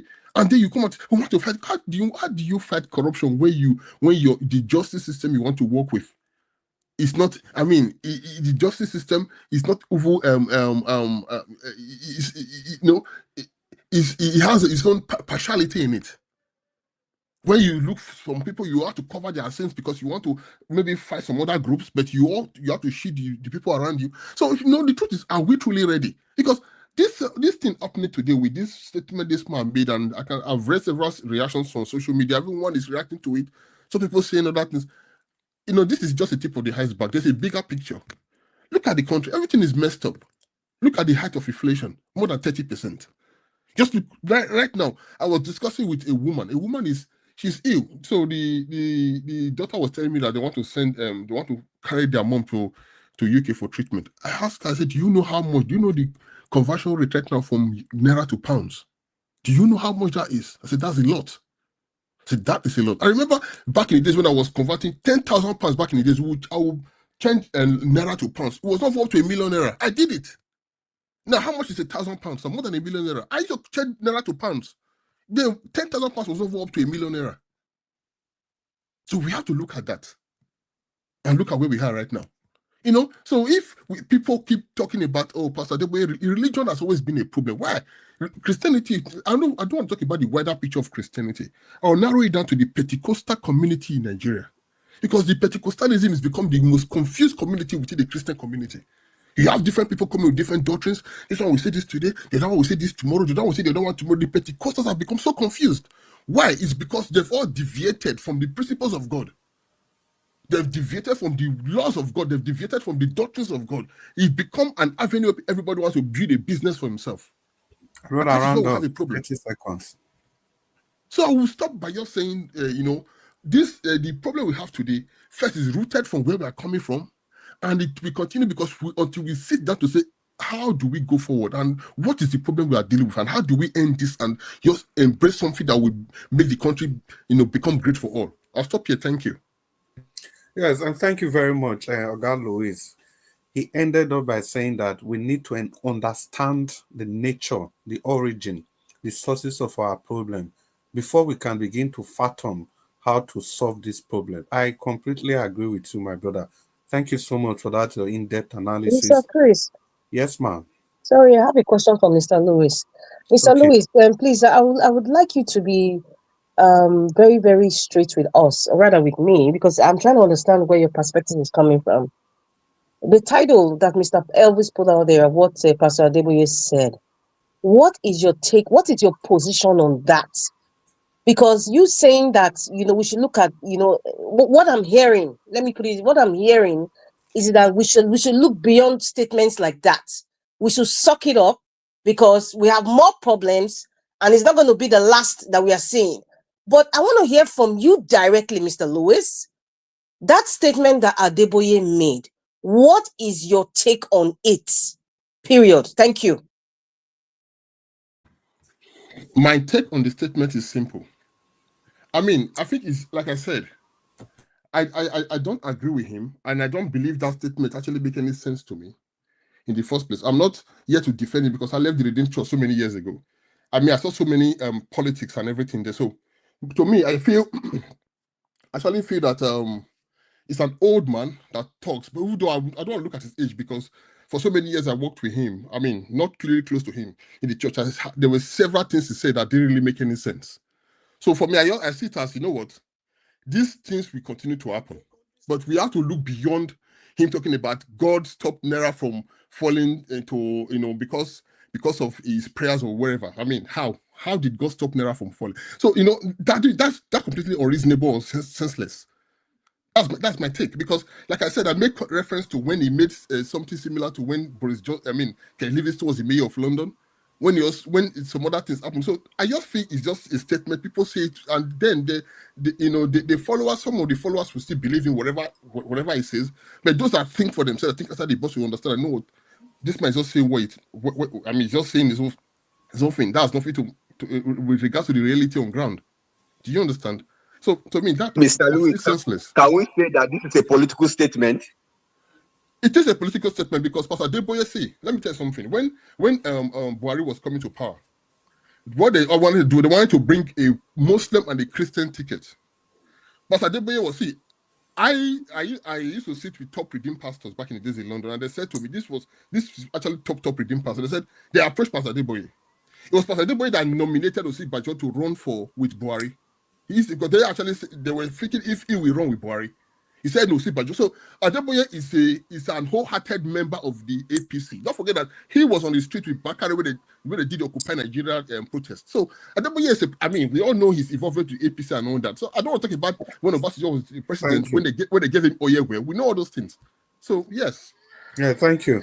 Yeah, the Obasanjo Wahala, I already mentioned that from the beginning, as in people shouldn't be surprised. He did it during Obasanjo's time. So that's why personally I don't see anything. This has nothing to do with dementia or his state of health. If it is dementia, it has to happen across all board, across every contribution he makes. It has to happen to the extent that he will criticize the government of Tinubu. It's not only when he's supporting the government of Tinubu that the dementia will kick in. Excuse me. So, ladies and gentlemen, let's just continue with the broadcast. And the next person with us will be Osamu Jame. Mr. Osamu Jame, and thank you for the long wait. Open your microphone and talk to us. Your audience are eager to listen to you. It's good to have you on the podcast. Thank you so much. Yeah, good evening. It's good to be back here again. Man, it was like waiting forever. This was the first time I have to wait this long, so I have to appreciate those who always come here every day. It was not easy. I would like to you. This 24 hours was like one day for me to wait, but thank God I'm in now. So I'll just quickly talk. So on the topic, can you hear me? Loud and clear, sir. So on the topic, the issue of religion in Nigeria is just like it's the same thing with politics in Nigeria. Here in America, churches are run with trustees. So you don't just wake up in the morning and start running a church without the government being aware. So the greatest beneficiary of any government is in the church in Nigeria. A church can acquire a land without due process. The churches don't pay tax to the government, so they can't work against the government.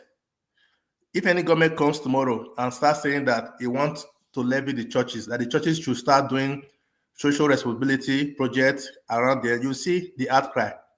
When you are out of a system, you cannot feel what other people are going through because the pastors in Nigeria are not feeling what Nigerians are going through. And the members also that are being affected by what is going on in Nigeria, the poor members, so to say, are the ones that are more religious than those who are actually rich.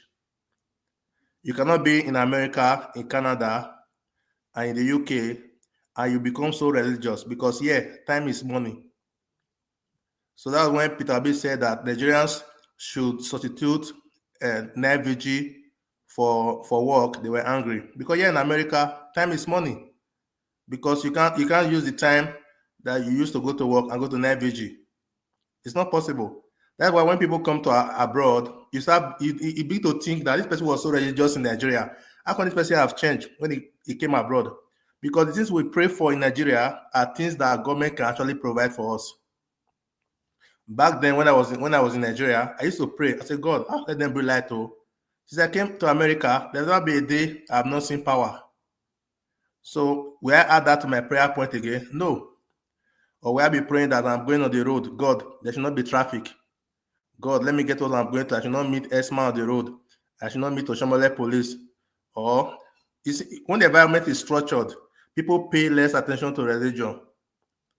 It's because the scattered nature of Nigeria. That's why I see programs holding every time. Sometimes when I'm free, I go across YouTube to listen to different pastors. If you go to Obaka, you see people. You see Ebuka Oba. There's one day I was with somebody here in America. He told me that Ebuka prophesied that Trump will win the election. So I was not surprised. When it concerns Ebuka and Trump. So you get what I'm saying? So you see different pastors giving prophecies to suit the purpose of their members. Like what I know is that even when you're giving a prophecy, you have to actually work to actualize it. That's why some of these prophecies come true. If a pastor tells me now that when you go to school, you're going to pass. If I don't put out the effort, am I expecting to pass? No, it's not magic. But when I pass and go back to the church to tell the pastor, God have helped me to pass, not minding the effort I put in to pass. I'm trying to say that God does not work, but God will work with what you have in your hand. If you don't put in the effort, God will not bless you. So Adeboye saying that dollar there was prayer that saved dollar. That's one of the worst statements I've ever heard. I just think I don't want to know. I don't want to say the man is old. The man is not old because I think he's still very sharp. Because it's only when he's supporting the government that we tend to think that the man is old. That is not true. It's a deliberate effort to keep the government running. Because on the day the protest was organized the other day, Redeemed Christian Church of God was doing a prayer walk on that same day. Me and you know the numbers of people that attend Redeem in Nigeria. They didn't have one of the largest congregations in Nigeria. So if Adeboye begin to speak against the government in his church, you will see reaction going on. So whatever is happening in Nigeria is just the government and the pastors working together to keep people to continue to be more gullible. So just to enter the other topic, the one of Boala and other people, in Nigeria, people purposely position themselves in Nigeria. There's one guy that Mr. Naija was talking about, that guy they call Onanomiho. Is here in America? Was one of the people that called Obaseki different names, called him gay and the rest. But before Obaseki left government, Obaseki gave him attention. So some of these critics you see online, you see them on Rise TV everywhere. They are working, actually working, because they use their criticism to position themselves. You hear what I'm saying? They use their criticism to position themselves in government, so that when the government sees how relevant their voices are, they make use of them. So the more loud voices you're able to silence, the more government continue to perpetuate evil in the community. Because those voices that you are silencing, that you do silence those voices can speak against the government, and they are really genuine with it. There will be changes in the country. That's just my take. Thank you very much to every panelist, to everybody on the platform. Thank you. Thank you so much thank you for your perspective. Yeah, you said it all. So, like we do here, we are just going to move to the second segment of this broadcast, and all of us will have the opportunity of speaking for 4 minutes. Please, I'm just going to call the names. It doesn't have to be the way you came or whatever. I'll just call the name, and if you hear your name, you speak to us. Then, after the first person has started speaking, I'm going to call out the order with which the other names will be called, so that we'll have an estimate of when it will get to us. Thank you very much. As we move to that segment, please, can you use the $sign, the like button, the share button, and remember to subscribe to this station. Remember, the target is 1 million month subscription. Now we've crossed the 100,000 mark, and we are still working to get to that 1 million subscription mark. I know we can do it. They said every journey starts with a single step. We are in the right direction, and we did it before, and we can also do it again. So let's the talking continue. Mama Hecho, are you still there? Mama Hecho, are you there? Okay, we move to Abdul Malik. Abdul Malik, are you there? Yeah, good evening once again, Mr. Chris. Yeah, Abdul Malik, hold on. Good evening, Abdul Malik. It's good to have you on the broadcast. Mama Hecho, anytime you are around, just let us know so that you can take your spot. Abdul Malik, like I said, just before you start talking, let me call out the order with which we expect to hear our names. Abdul Malik, after you, it will be Black Panther. After Black Panther, give us our mandate. After give us our mandate, F. Emmanuel. After F. Emmanuel, Madam Rita. After Madam Rita, Mr. Louis. After Mr. Louis, Oga Usamujamen. After that, we come to Mr. Jonathan. So I hope we will all remember so that we know when to be expected to be called. Thank you so much. Abdul Malik, thank you for your understanding. So talk to us, sir. Yeah, good evening once again, Mr. Chris. Thank you, sir. As I said before, in Nigeria, we should stop disturbing God because we are not at war. God, we need to direct God to Ukraine and Russia or Palestinian and Israel. Yeah, we should stop deceiving ourselves. God have given us everything. We don't need prayer. We have what God answer for is this. God cannot answer you. God protect you. Pray to God to protect what you have. It's not what you already have already. Yes, you pray to God to protect what you have already. We have everything in Nigeria already, just because of our bad leaders. That's why our country is like is a mess. We don't need to pray for anything. We have it already. It's just for we to pray. May God protect what we have. That is it. We should stop this all those hypocrisy. Stop this disturbing God. We are not at war. If really they are praying, their prayer is working. Why can't they stop? Why can't they pray to stop Boko Haram for killing people up and down in the country? Or why can't I pray the dollar will come to $1? We go to Naira, $1 to $1. They should stop disturbing people in the country. Let them pray what they're supposed to pray, not unnecessary something they come on air to talk what is not supposed to be. Hypocrisy. Is it not the one that protests against Jonathan when Jonathan removed a fuel subsidy? But today, what we are seeing in the country is worse than Jonathan times 3. Why can't he protest? If really we know God, yeah, why can't he protest now?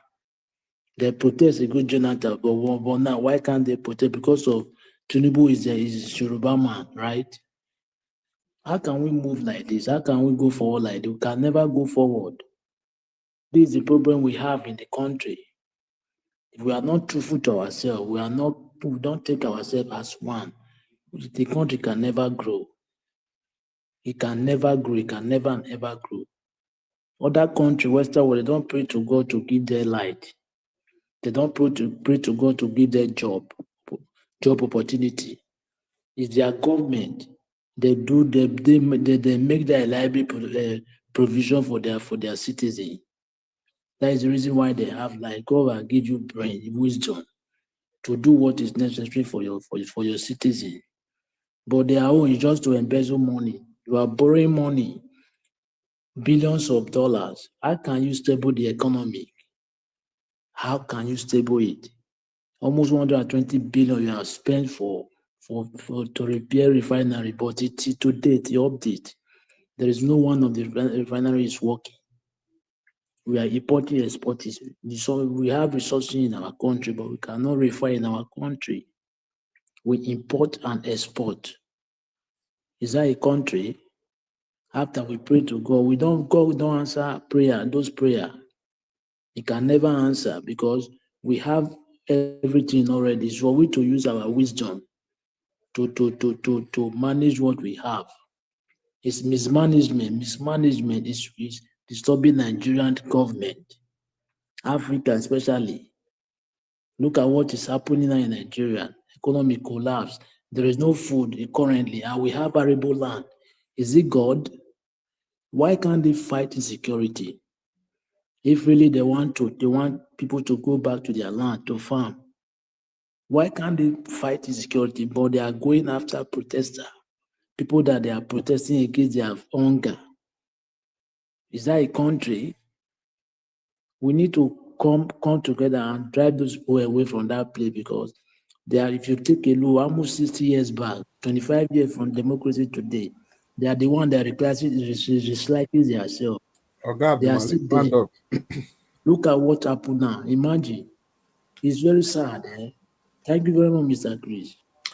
Okay, Abdul Malik, thank you very much. Well, as sad as it is, it's going to continue. And you ask a very fundamental question. Why can't we come together? Of course, we cannot come together because the seed of division has been sown. It has germinated. In short, not just germinated, it has buttress roots all over the places. Buttress roots, that's the word, sorry. All over the places. It's firmly rooted in our lives.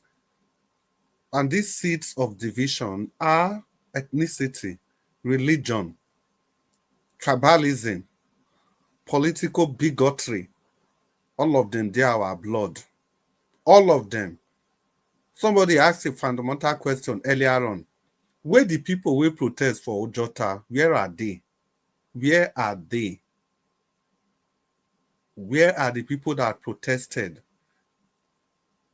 The people that didn't give That government, anytime to take off, all of them keep quiet for Buhari 8 years. Tinubu don't they go now, all of them keep quiet. Something is responsible.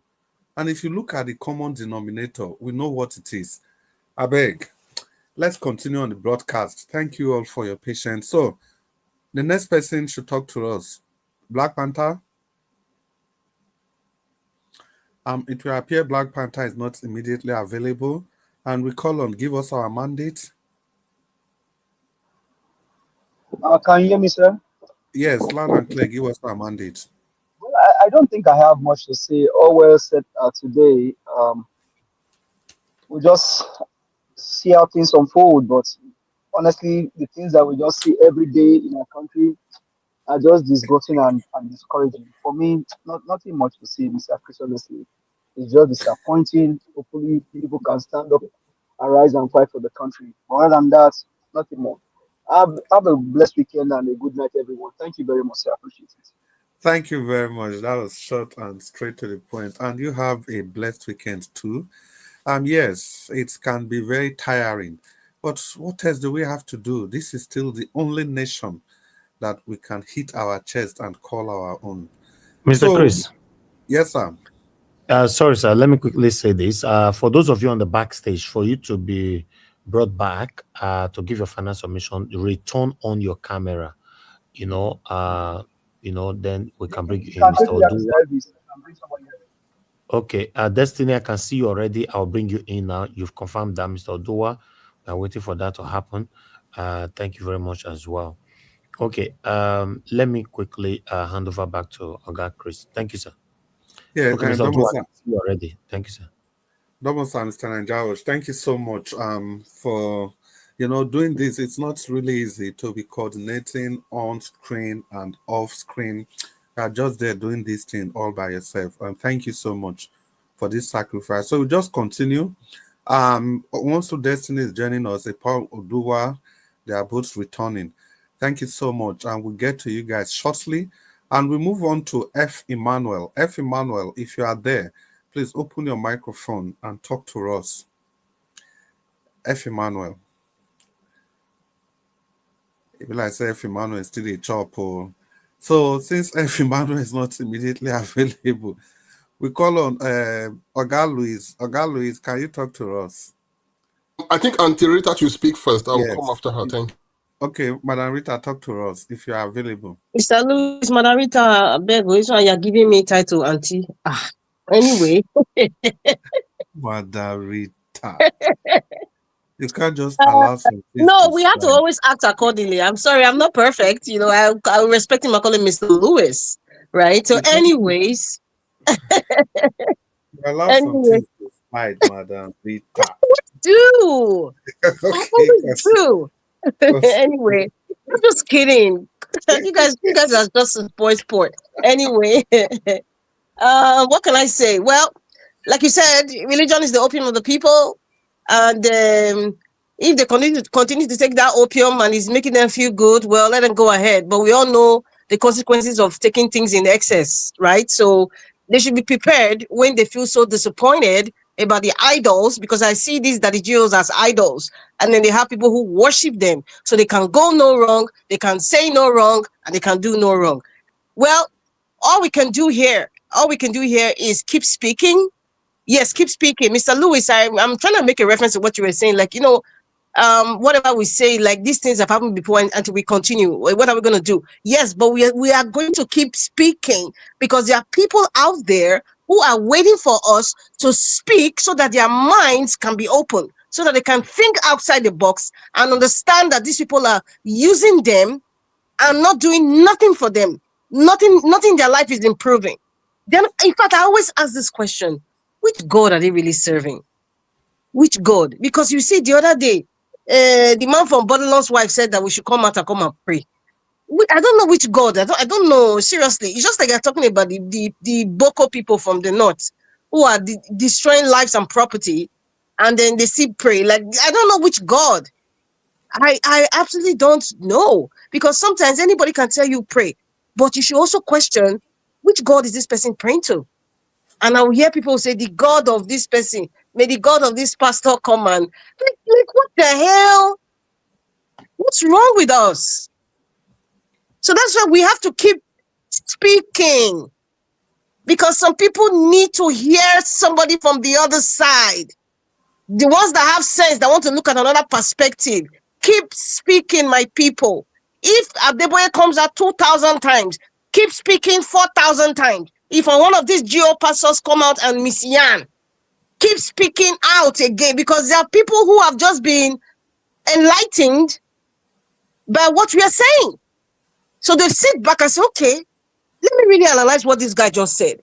How is this guy benefiting me? How has it benefiting? How has this comment benefited me now? I can't pay my kids' school fees. I haven't eaten. The other day we played a video of a guy who said his child asked, Daddy, why we haven't eaten bread for 3 months? Bread for 3 months. And then look at these people who are looking so overfed. Their skin is shining. They drive the best cars. They have police escorts. They have bodyguards everywhere with weapons and everything. And then you were just carrying your sorry self. Before you get to your house, somebody has stolen your phone. There's nobody to protect you. So what exactly are you worshiping? Or who exactly are you worshiping? Are you worshiping the true God? Or are you just another staple for, the rich and the wise one to just use you? Those are the questions you need to start asking yourself. Whatever religion that you practice or whatever it is that you believe in, thank God God has bestowed freedom of conscience for everybody. So there's no excuse when we get to the pearly gates. If we get there and then you say, oh, I believed in this pastor, but hello, the Bible is there. I want to in fact, I would like to say something today. And I don't normally do this about this particular social media guy, Daddy Freeze. I would like to say thank you, Daddy Freeze. The reason why I'm saying thank you, Daddy Freeze opened a gate of awareness for people to start studying their Bible. He started with this tithe thing, and then he started reading the Bible, and he was attacked by even the so-called pastors. People were misquoting, people were turning people's brains, but he kept being consistent. I want to thank him because he kind of opened a kind of I would say a can of knowledge for people to have this epiphany, like, okay, yes, this pastor said this. Let me go back to my Bible.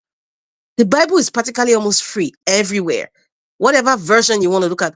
Thank God everybody has a phone right now. So even though you don't have the Bible app, and then your pastor mentions something, because people carry paper and pen, and then you write out, the verse, and the book that he mentioned. You go home and you read it, and you think of what your pastor preached about it. Is it correct? Does it make sense? Is it in what context was he saying that? Is it to favor him so that you bring money, or to worship him or something? So I want to thank him. He opened that door, that gateway. So right now, ever since then, a few years ago, he said that many people have started going back to their Bible. Many people have started saying, okay, what does this mean? People are questioning. So questioning doesn't mean that you don't have faith. People mix this religion thing and faith. People don't really understand, the difference. What is your faith and what's your religion? It's different. Right now, what people are just practicing is just religion. I'm a Christian. In fact, religion plus idolatry combined, because they idolize their pastors and their GA. They idolize every word that come out of their mouth. Is in fact, that word has been etched in stone. You cannot change it. You cannot question it. You cannot even say they are wrong. So please, keep speaking. Thank you very much, Mr. Chris. Keep speaking, everybody. And if these people miss Yan, well, correct them. I'm not saying correct them in disrespect, but correct them and then in fact, when you're talking to their followers, correct them in such a way that you can challenge them. If they don't want to be challenged, then you know what? They just love to be chained. They love it. They love to be slaves. So just leave them. You've done your part. You have spoken. Thank you very much, Mr. Chris. Thank you for being patient. Yeah, Madam Rita, thank you so much. The patience shouldn't be about me, it's just about the other people on the panel. Thank you all for your time, for being patient, like Madam Rita said. And let me quickly give accolades to Mr. Oduwa and Mr. Uwansu Destiny for being at the backstage and remaining there all through, patiently.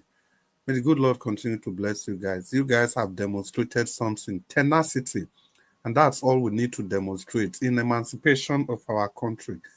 It's a long day. It's going to be a long, drawn battle.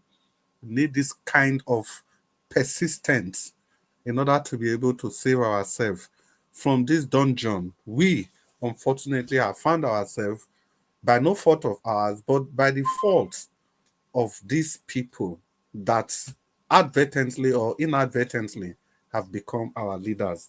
Yeah, and yeah, Madam Rita, you are completely right. You see, for Daddy Freeze, what he did was simple.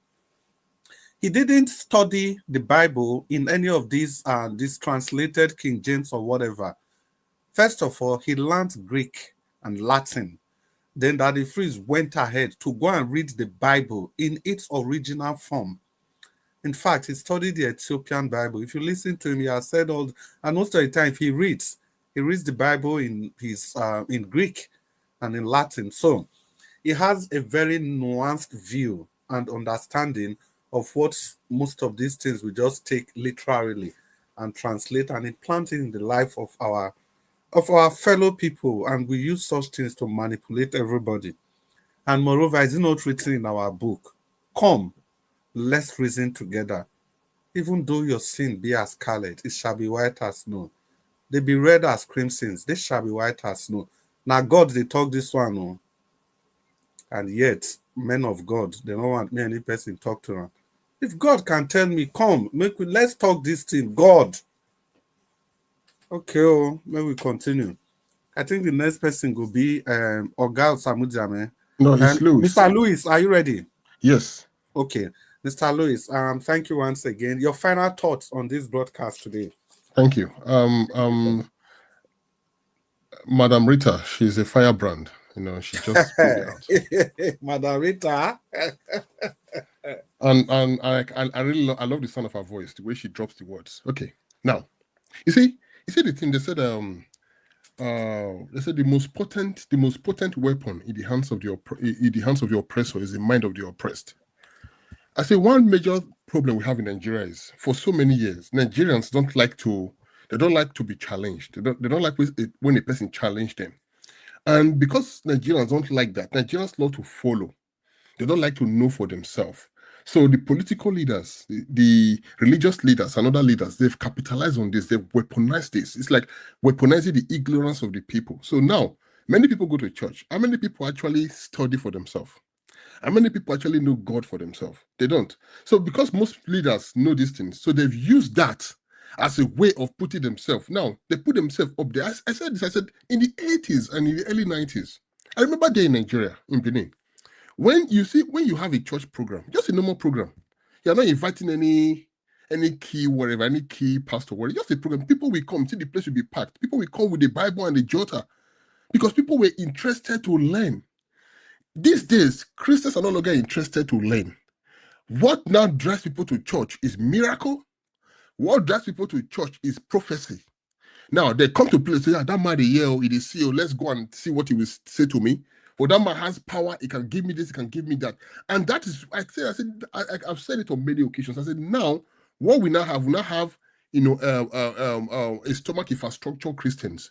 We now have people whose Christianity is based on what I want God to give me, not actually study to understand God. Because I think in 2 Timothy says, study to show yourself approved. So we don't do that anymore.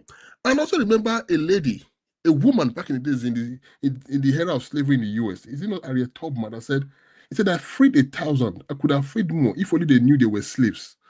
So what that actually means is some people prefer to remain in that place. And when you go to them to tell them to actually open their eyes to know that what they're doing is wrong, or they be brainwashed, they hate you even more. I think that's the reason why Daddy Freeze was attacked when he started, because the very first time I heard of Daddy Freeze was in London. I went to a program in London, so a pastor came to preach, and the man kept emphasizing on Daddy Freeze. I didn't know him before, and I said, who is this Daddy Freeze that so many people are talking about? I said, but the guy is out there condemning tithe or whatever. So when I got to listen to him, I found out that it's not actually condemning Christ like that pastor said. It's not destroying the church like the pastor said.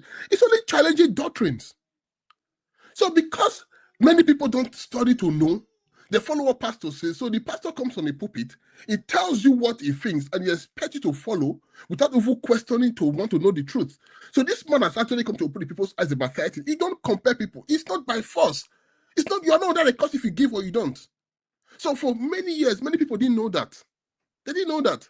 So when he brought that in, some pastors think today they saw that as as a revolution, and they attacked the revolution.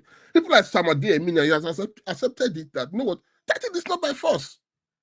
Do you understand? And if we truly go to study the gospel of Christ, find that everywhere Christ went, even though he was 100% God and man that walked on planet Earth, Christ did not put himself up there as above every other. He did not put himself above there like, I am Christ. You know who I am. How dare you talk to me? No. It was confrontation. Everywhere went to, people confronted him. There's a part of the scripture that says they almost pushed him down from the mountain because the people, when he preached, when people rejected his gospel, because they rejected his gospel, they challenged him. And when they challenged him, they will ask him questions and he will answer. They will ask him questions and he will answer. But today, no pastor wants to be questioned. When you just ask them this question politely about trying to understand, they condemn you for who asking a question. The thing is, you must take it because I told you. And that is where men have exalted themselves. You are not God. People have exalted themselves, and this is part of the problem we have today in the body of Christ. And because we have many people who don't listen, they don't want to know, they follow this, that the Jews said this, people will continue to remain in darkness. I'll stop here by saying, if you get into a room that is dark, at the beginning, you're going to experience darkness in the room. But when you stay in that room for a very long time, you become comfortable in the darkness. That you start seeing inside the darkness. And if you don't know, you probably think that is the most comfort place you can be. I can tell you that many Nigerians are still in darkness. They don't even know, even though they are in church every Sunday. They probably think they are serving God. They are not, like Auntie Rita said. They are just being religious. They don't even know God for themselves. Thank you very much. Yeah, thank you so much, my brother. Thank you. You dropped another quote again. Yeah, I think that's credited famously to Harriet Tubman, who said that he freed slaves. He could have actually done more if the people realized in the first place that they can be freed. But unfortunately, you must have to realize that this situation, I need to get out of it. That's just how life is. And I think credit also goes to Socrates, who famously said that man, know thyself, for the unexamined life is not worth living. Unfortunately, what do we have in our situation? People cannot understand that they can actually free themselves. They can actually be self-reflection. They can do self-reflection and philosophical inquiries into their condition. In that case, that will enable them to find solutions to their problem. But when you live a docile life without any inquiries on what am I doing here, where am I going to, where do I see myself, why is all this happening in the first place? How then can you even fathom the fact that something is wrong? Well, we continue. Once again, thank you, Mr. Lewis, for that submission. Osamudame, it's no longer on the broadcast. Okay, we go straight to Uwonsu Destiny. After Uwonsu Destiny, we come to a Dua. Uwonsu Destiny, are you still there? Okay, let's go to a Dua first. Maybe after a Dua, Uwonsu Destiny will be ready to talk. Oga Uwonsu Destiny, I will come back to you. So let's move to Oga Odua. A Dua, it's good to have you again on the broadcast. And like I said before, thank you for the long wait. Can you open your microphone and talk to us, sir? Mr. Odua.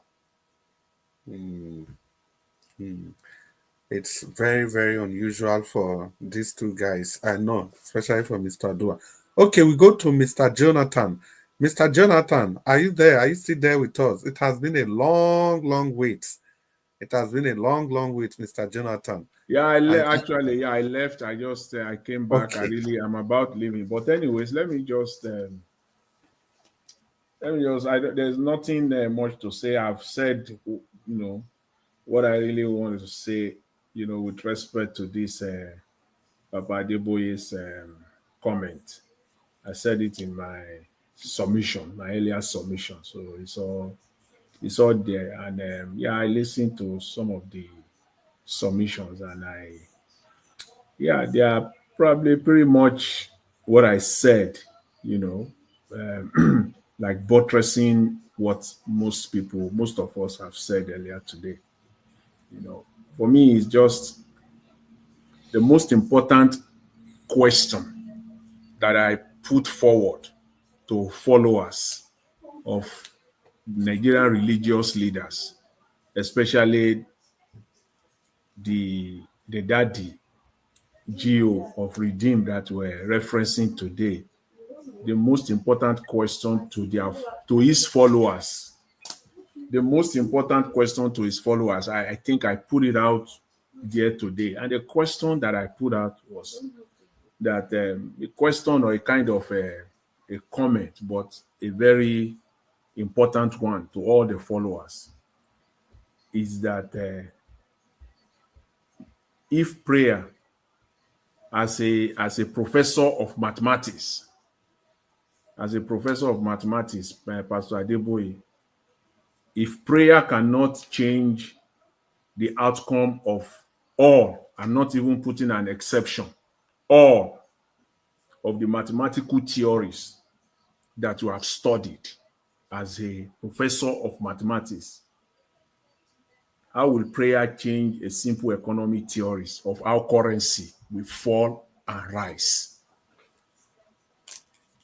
That's what I put out to them. It's a food for thought for them to liberate their intellect, their brain, that to a very large extent has been suspended, pretty much suspended. Because if you put your brain out there and just, okay, even as a man of your caliber, as a professor of mathematics, because that still baffles me. As a professor of mathematics we're talking about here.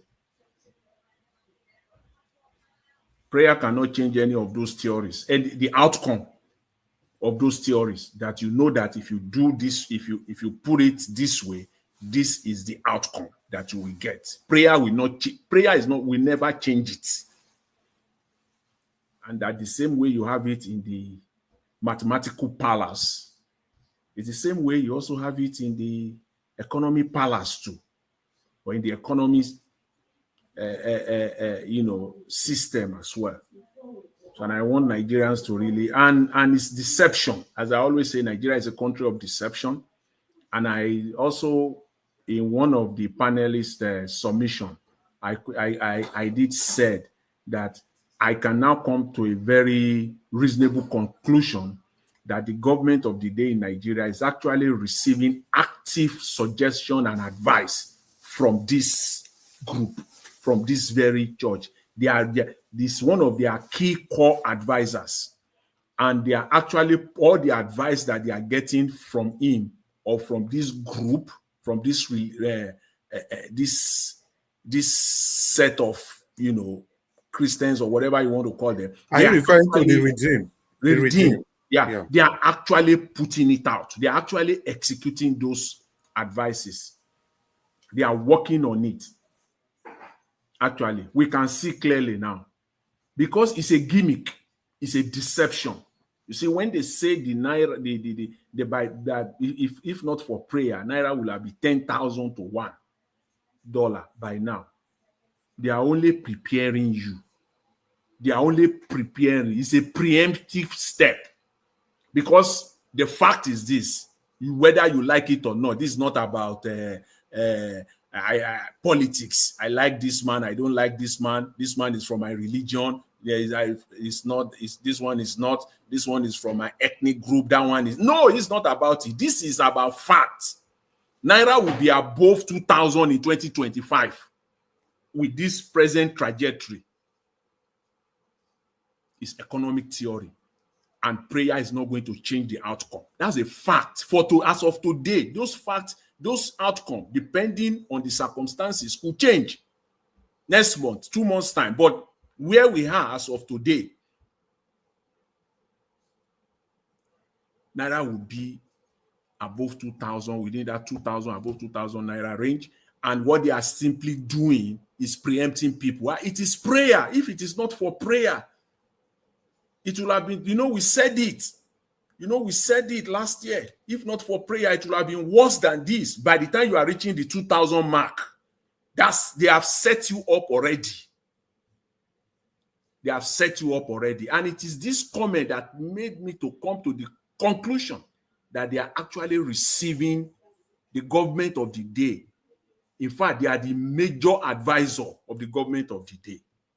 The government is doing exactly the same thing by telling us that their budget for 2025 is based on 1,400 naira. Do you see the deception there?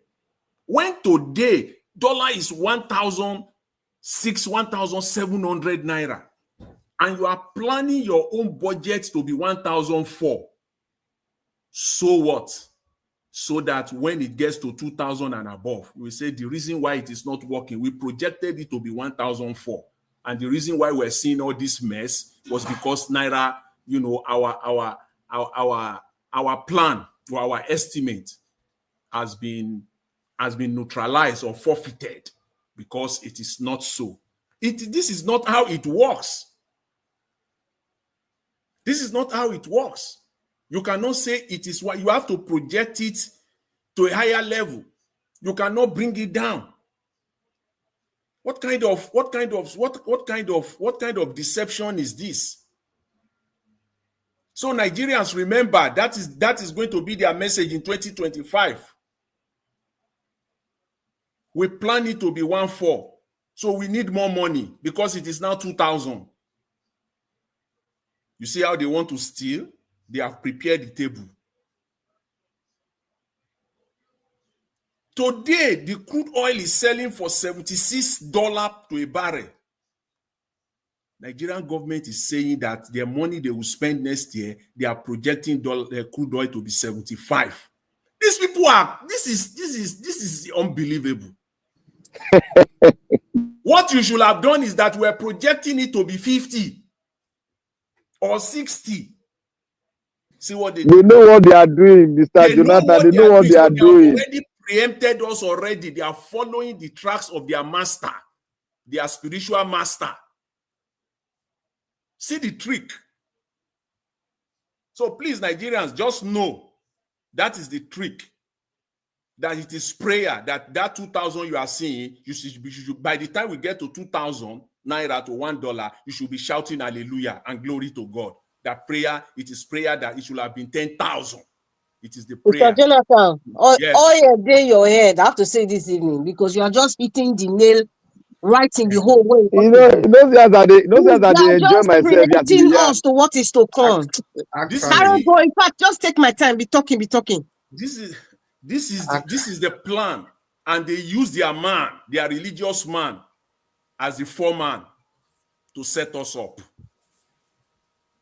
And it is exactly what they presented 48 hours ago. Exactly. How could you say Naira will be there? You are projecting your expenses for 2025 for $1,400 when you know that dollar is already 1,600? You can do that.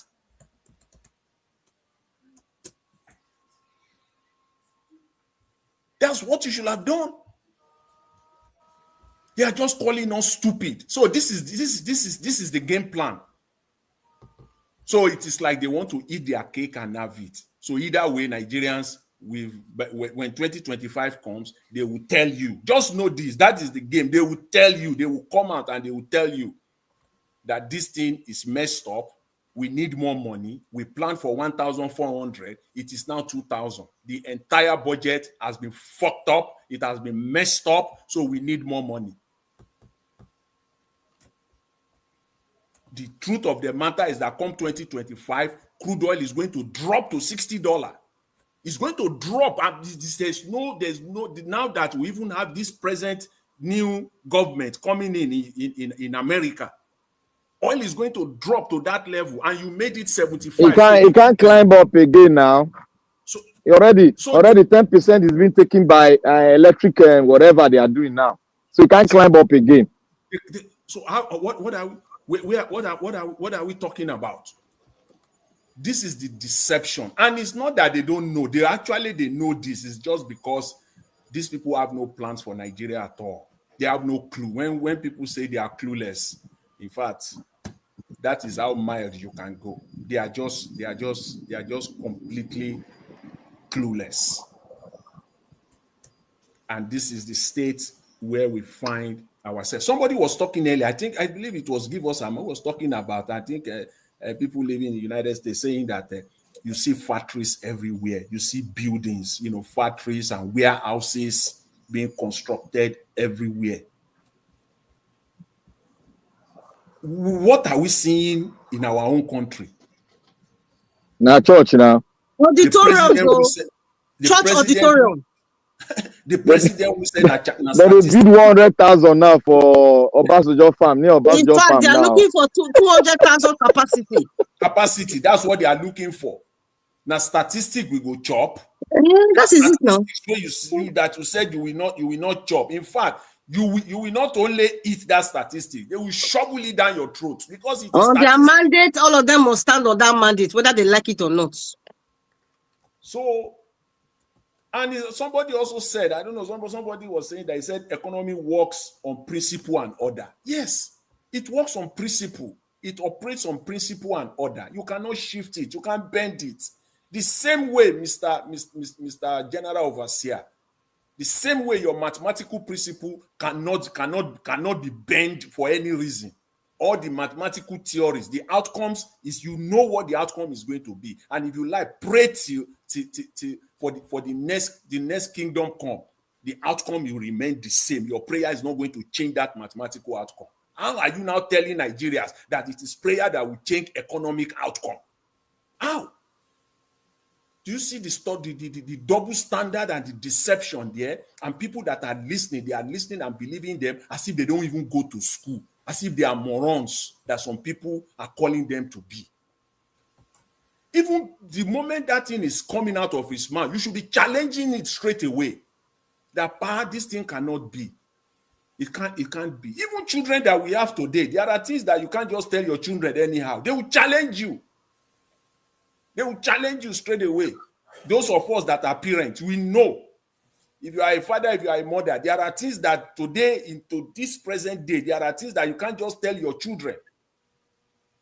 This idea that you can't talk to your health. If you make mistake, children of today, they will tell you.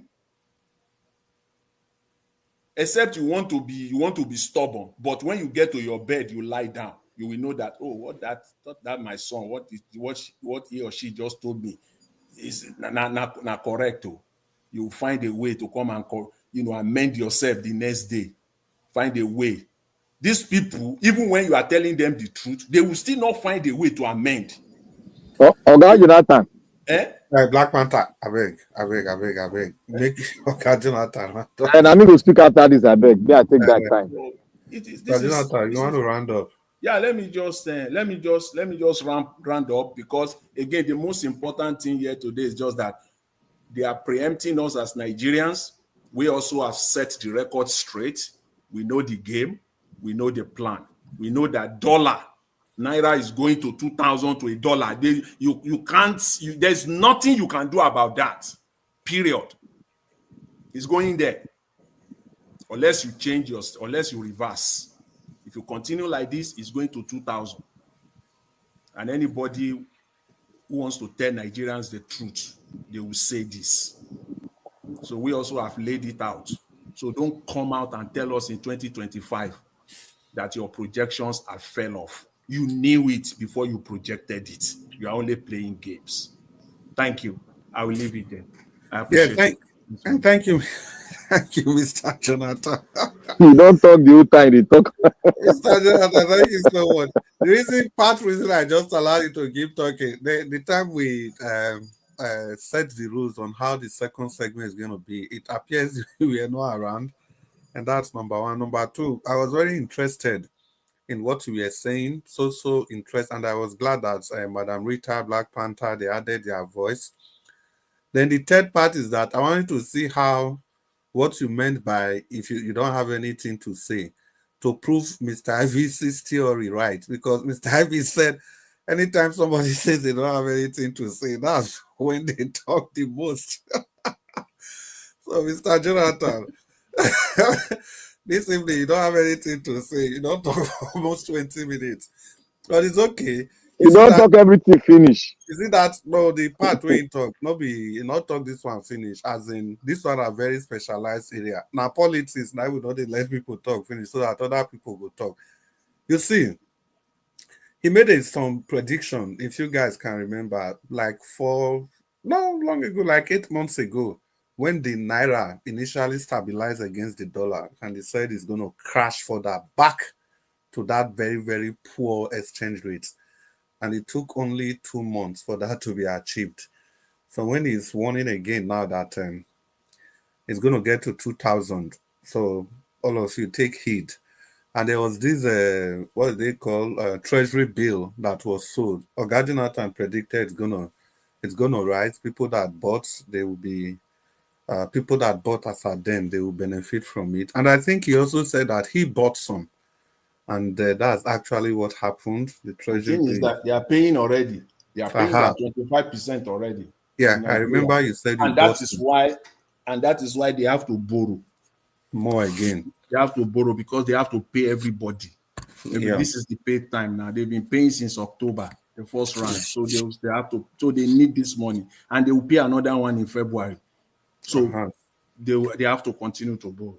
So I'm just laying that down. So when it comes to very highly specialized section like this, there's a tendency to just allow him to keep talking. And he made that prediction, the treasury bill, and encouraged people to buy. And today he said they have started paying. So that's just the way it is. You see, the shocker, what I always known is that you see this the dollar price at the international market, there's usually a markdown. You understand? And that markdown, if for example the price now go up, they now put that as excess crude fund. But this time around, they are just running the place like buccaneers, just doing whatever they want to do. You know, 75 and 76. Obviously, we know the reason so that they can steal more and more and more. This kind of economics. I don't know where it's coming from, but I know for sure that it is coming from a place of cheat. They just want to continue cheating every other person. Well, we just continue. It's good to have you on the broadcast again, Black Panel. We tried to call you before, but you were not immediately available. But it's good to know that you are there now, because when you are there, you can't just keep quiet for a minute. Black Panther, open your microphone and talk to your audience. You have 4 minutes. Thank you, my brother. And You have Mr. you have 4 minutes. Hope say you Okay, hear. sir. Mm. Thank you, my brother, Mr. Jonathan. Thank you so much. You see, those of us that is saying that they borrowed, they just borrowed $128 million from African Developmental Bank. That was 2 weeks ago. So they will continue borrowing because that's the ideology of the World Bank against nations that have a high population that can challenge the Western world. That is the ideology. Now, I want to go here. Madam Rita, you are sweet. You know why I say you are sweet? When you ask that question, ah, in delivering your message and in Thank you, asking my question, sister. you are Ask am o. you are Make we know sweet. which sweetness you're You talking are you about. are you are sweeter than black soup. You see, our brother that left, that spoke, that said Madam Rita is hot. You know, I understood him and I thank him so much. His delivery was intact. Our brother's name is Oga Louis. Oga Louis he spoke from the level when Madam Rita called that level high level delivery. But Madam Rita have to call him back to bring it down so that he can answer the fundamental question well, because his approach was a little bit with wisdom, but he didn't kick in. So Madam Rita wanted him to kick in very well so that people can understand him and know his position on that fundamental question. Thank you, Madam Rita. And I thank everybody because this is where we learn. And when we are on high level delivery, somebody is there to call us back to give it the way it is so that people out there can understand, because we don't need to have too much rub off with this Oxford dictionary, because some people out there, they want to get it raw the way it is so that the understanding can be clear. I want to go back to this religion issue. You see, I'm not a fan of this. There was a man, Madam Rita made mention of, Buddy Freeze. I'm not a fan of him, but I thank him for the fight and the questioning in the Christendom. I thank him. That is what we should be doing. You have to challenge them with the word of God. Even when Jesus was taken to the mountain, the devil also challenged him with the word. But Jesus gave him the living word, which he retrieved from it, because the word that Jesus gave him was the active word. So we should learn to challenge. We should learn to ask questions. You see, I made mention of religious banditry. I'm not apologetic towards that. That is what is going on. And Jesus' example was in the scripture. It was there. You know, one thing I learned from the scripture, and I learned from the man of God that was teaching, not even teaching the word. I learned that most of us pray for what we have. I learned to pray thanking God for giving me the authority to dominate my world. And I learned to ask for one particular thing from him every time. It's wisdom and understanding. That is what we need.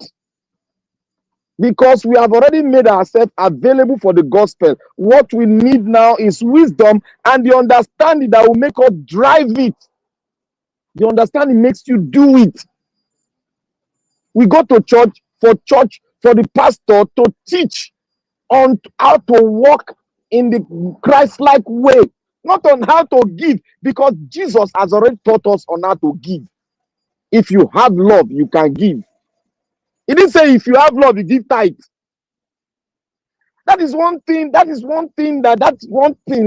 they keyed in the Old Testament, and they not have to transfer, because that is the mammon.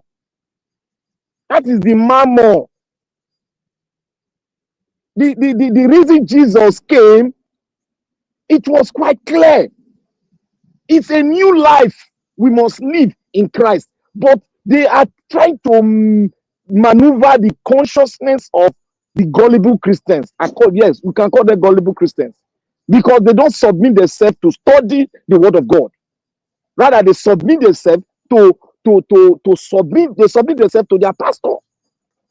You have to submit yourself to the word of God, so that the understanding and wisdom will sink in. Yielding yourself.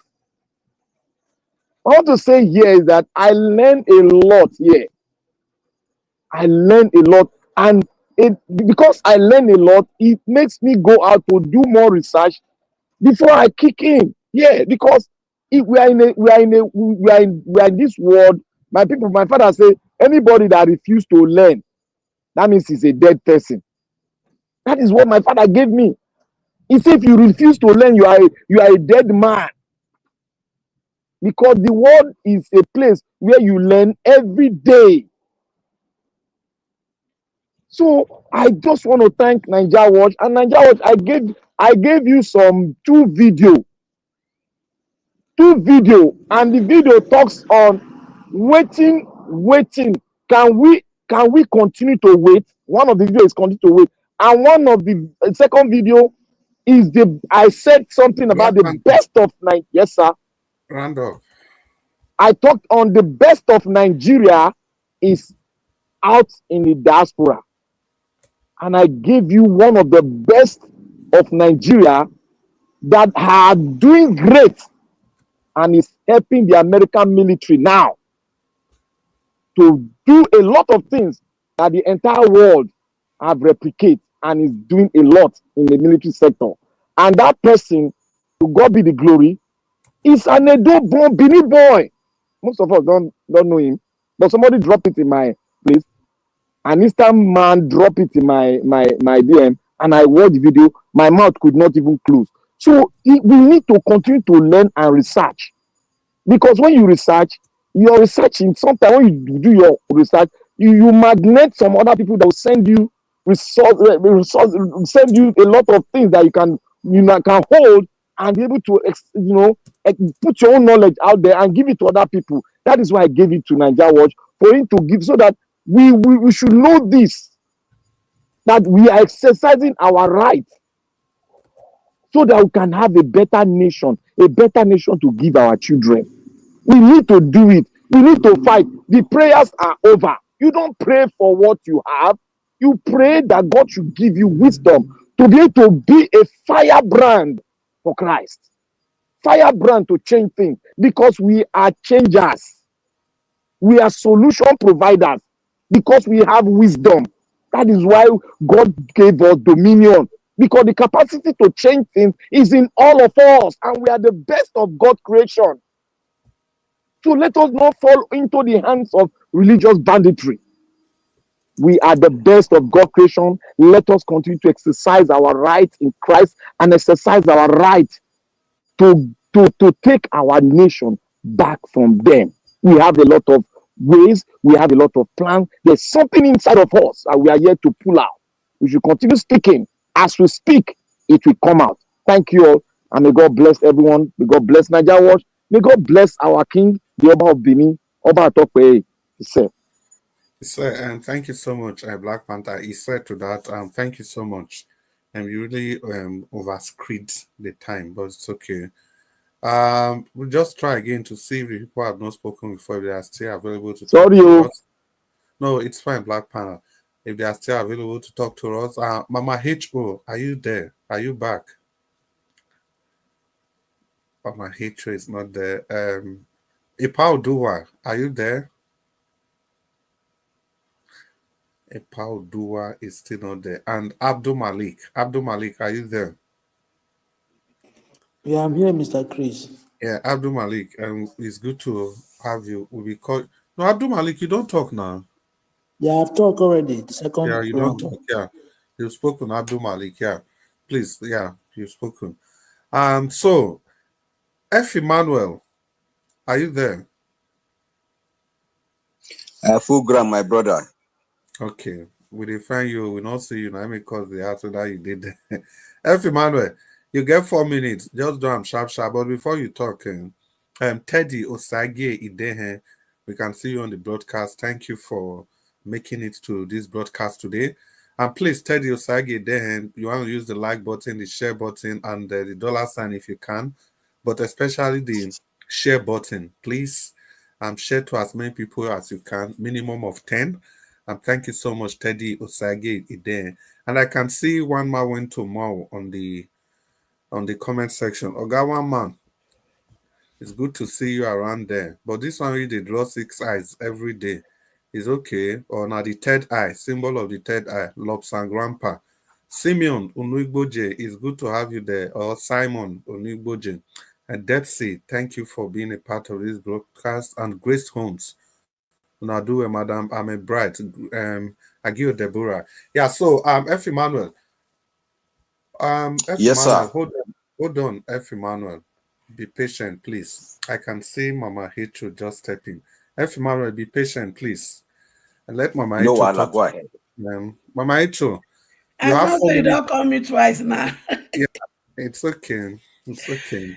I was at the background trying to sort out some things. Yeah, it's good you are still able to come. F. Emmanuel, just be patient, okay? We'll get to you soon. Mama Hichu. When you get plenty picky. That's so it be. Draw your right. This one go draw your left. That's so it be. Normal children, grandchildren, everybody, great grandchildren. So, Mama Echo, you have exactly 4 minutes to give us your final thoughts on this. And I hope you've heard what most people have said. I think we are all on the same page today, basically. Anyway, my greeting now to my senior boyfriend, Chief Tunubu. You be correct. Whether that they call the people when they play this kind of your game. Every person when you know say they talk against you, you shut them up by giving them position. Like Shena Bwala that they call that man. Bwala. Shame supposed to catch you well. You are a disgrace. not just to yourself, but to your children and your grandchildren. Boala children, boala grandchildren. Una no see say una papa na elenu meji ni. Two-mouth person. He lack integrity. He lack truthfulness. In belly, na stomach infrastructure na he get. Boala. The same person when he say, he no wulo, he won't be useful. And even your crow eye, he make policy when not favor any person. So then my children gonna give a name, T-Pain. Now T-Pain, you can still go meet, go collect your own this thing. Children. Now the thing so, you see, when I started this, my journey to call una children, when I tell no so I not get any person when they represent una at all. Now the day when Boo Boo go come to America, when they ask I say, Boo Boo, your youth population is increasing. What is your plan for them? Boo Boo, as in brain don't knock engine. The only thing when you remember, they tell us as you they go America. Now climate change, now they go ask you question. So as soon as they ask you, press the button, bam, begin to read. Then they ask Boo Boo about youth population. He answer na climate change. Money mo gbe. Nigeria youth, they are gone. That was the day I know, and I declare that as far as those people are concerned, Montiku. So therefore, you and your children, you are orphan. And for orphan to succeed in a world like this, you have to tithe your pet as their mother. Now make I tithe my bed for now. So Boala, you and them belong to the same class. You people are nothing but disgraceful elders. Una shame, they smell. Gone are the days when Papa they say make my pikin better pass me. But una own, you don't care about what happened to these children. Now won't continue to they grab and grab and grab. And you grab her.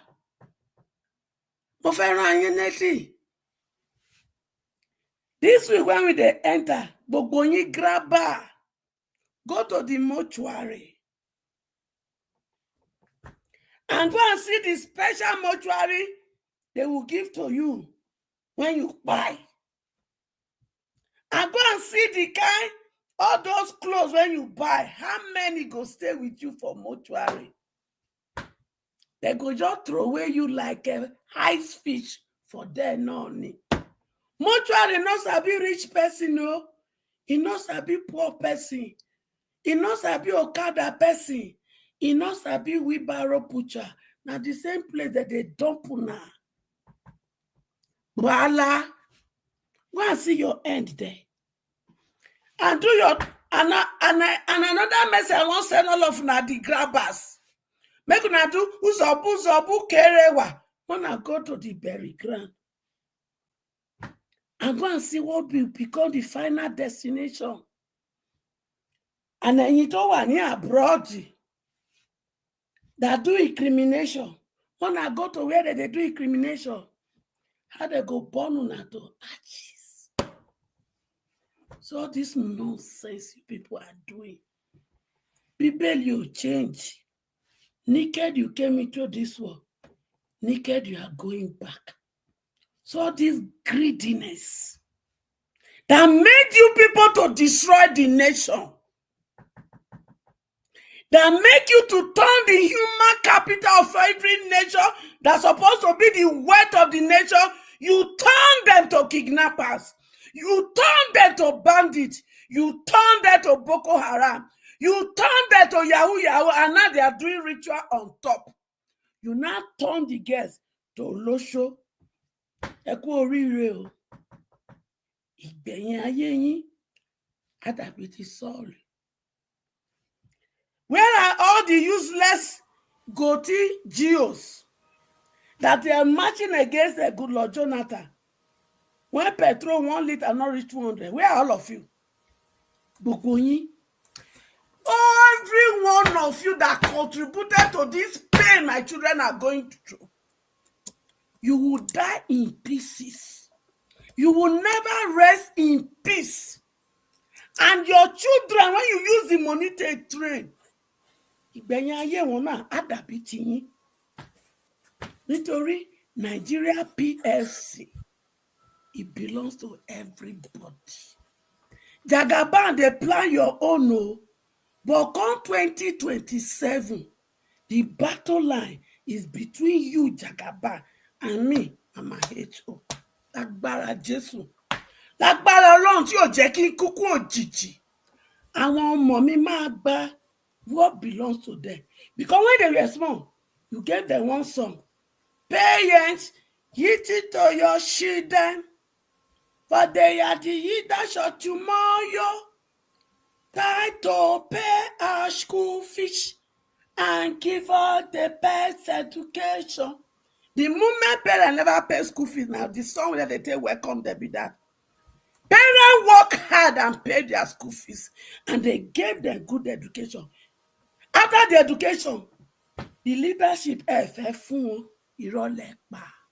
Èmi ló sọ fún yín, ẹ wò mí dáadáa. Èmi Mama H.O. ló sọ. We shall meet in the ring. But meanwhile, the Cameroon pepper, when I want to cook na soup, they are still on their way coming. Because we want to cook dishes from all the villages, all the tribe in Nigeria. And Akpabio, the Bobrisky, Sugar Papa, the Godfather, Ekori, the number 3 man, we are coming for you. When we go hold all of una, the prison when I go comot my children, una go stay for that prison, and una assignment Monday to Friday, una go farm, go work, una go drink pap, una go eat beans. When it do shorororo, we shall see any weary, wicked leaders. That's the problem. But one thing, my children must be free, because my children, they are king, they are queen, they are prince, they are princess, they are smart and intelligent. All they need is an enabling environment. And all of na gather for na coven. Na cause na no go give them. Èmi ló sọ fún yín ìrọ̀lẹ́ pa. Tó ọbẹ̀ bá ti jiná tán, we will serve you people. Ẹ̀dẹ̀ máa jẹ́. Amechi, we want to do what you tell us to do. You say if we not stone una not go stop. So it is time for me and my children to stone all of you, you wicked, evil, dishonorable House of Rep member, dishonorable House of Senate. And if Tinubu, my senior boyfriend, I get plenty children for you from age 60 downward to all those who line up to come to Nigeria. And my children for you be that. That means Tinubu, they say he's the father of the nation. And since he's the father of the nation, and I am the mother of these children, that is why I am telling him that he has children with me. So me, be more fool, I inherited them, and I'm giving them to him. He will tipa tipa, esheo, madaro, ekorire.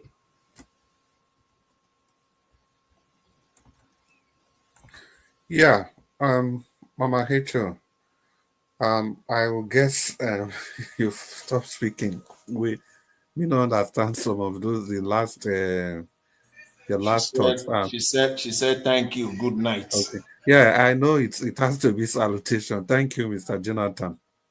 I just sensed a salutation. Yeah. And thank you so much, Mama H.O., for that very, very powerful and passionate presentation as usual.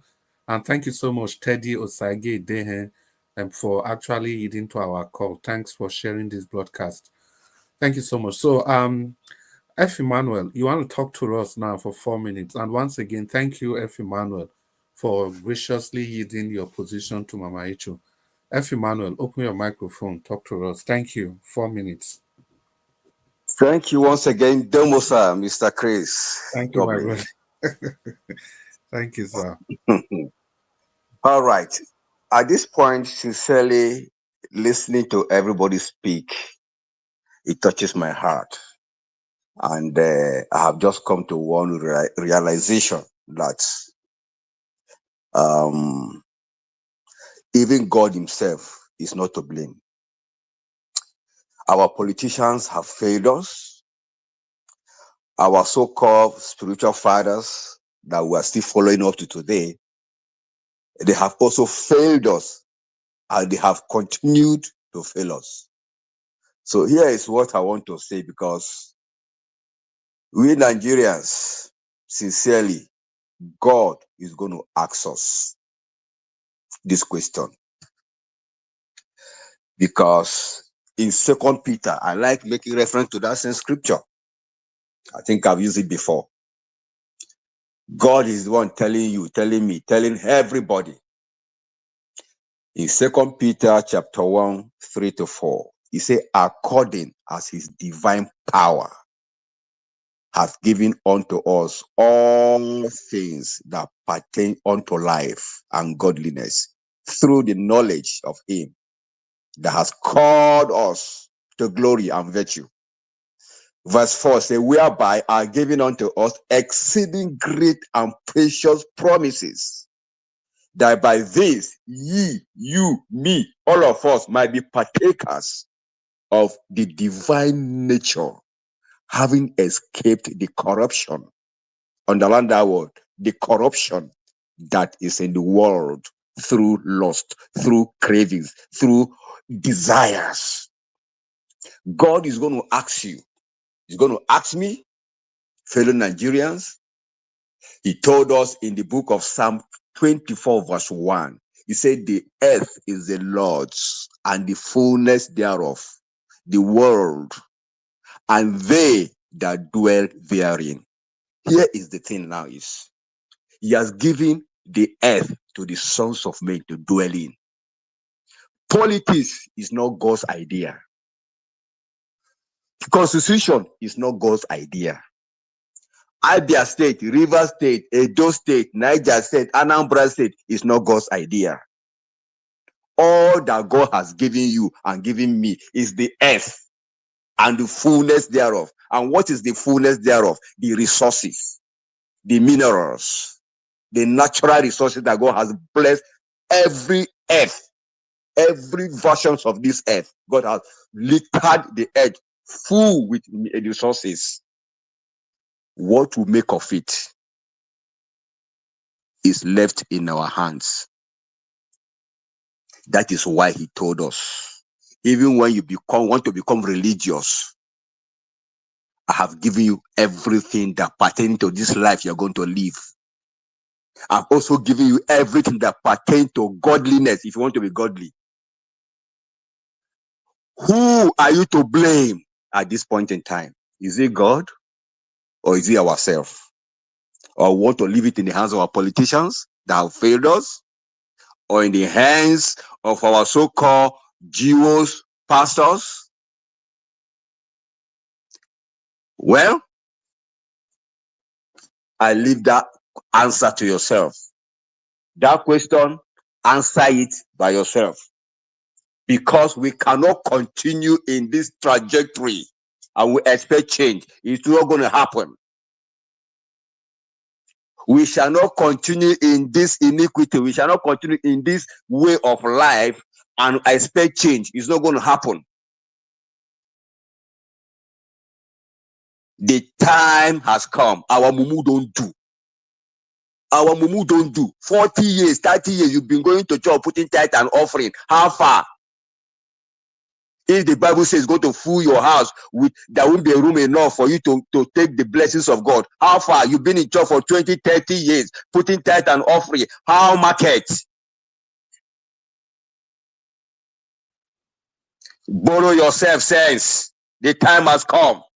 The godliness you're looking for is not in the politician. It's not in the church. The church that God is talking about is you, not in the building. He told Peter, upon this rock I will build my church. Peter is what he's referring to. Human being, not skyscrapers, not edifice.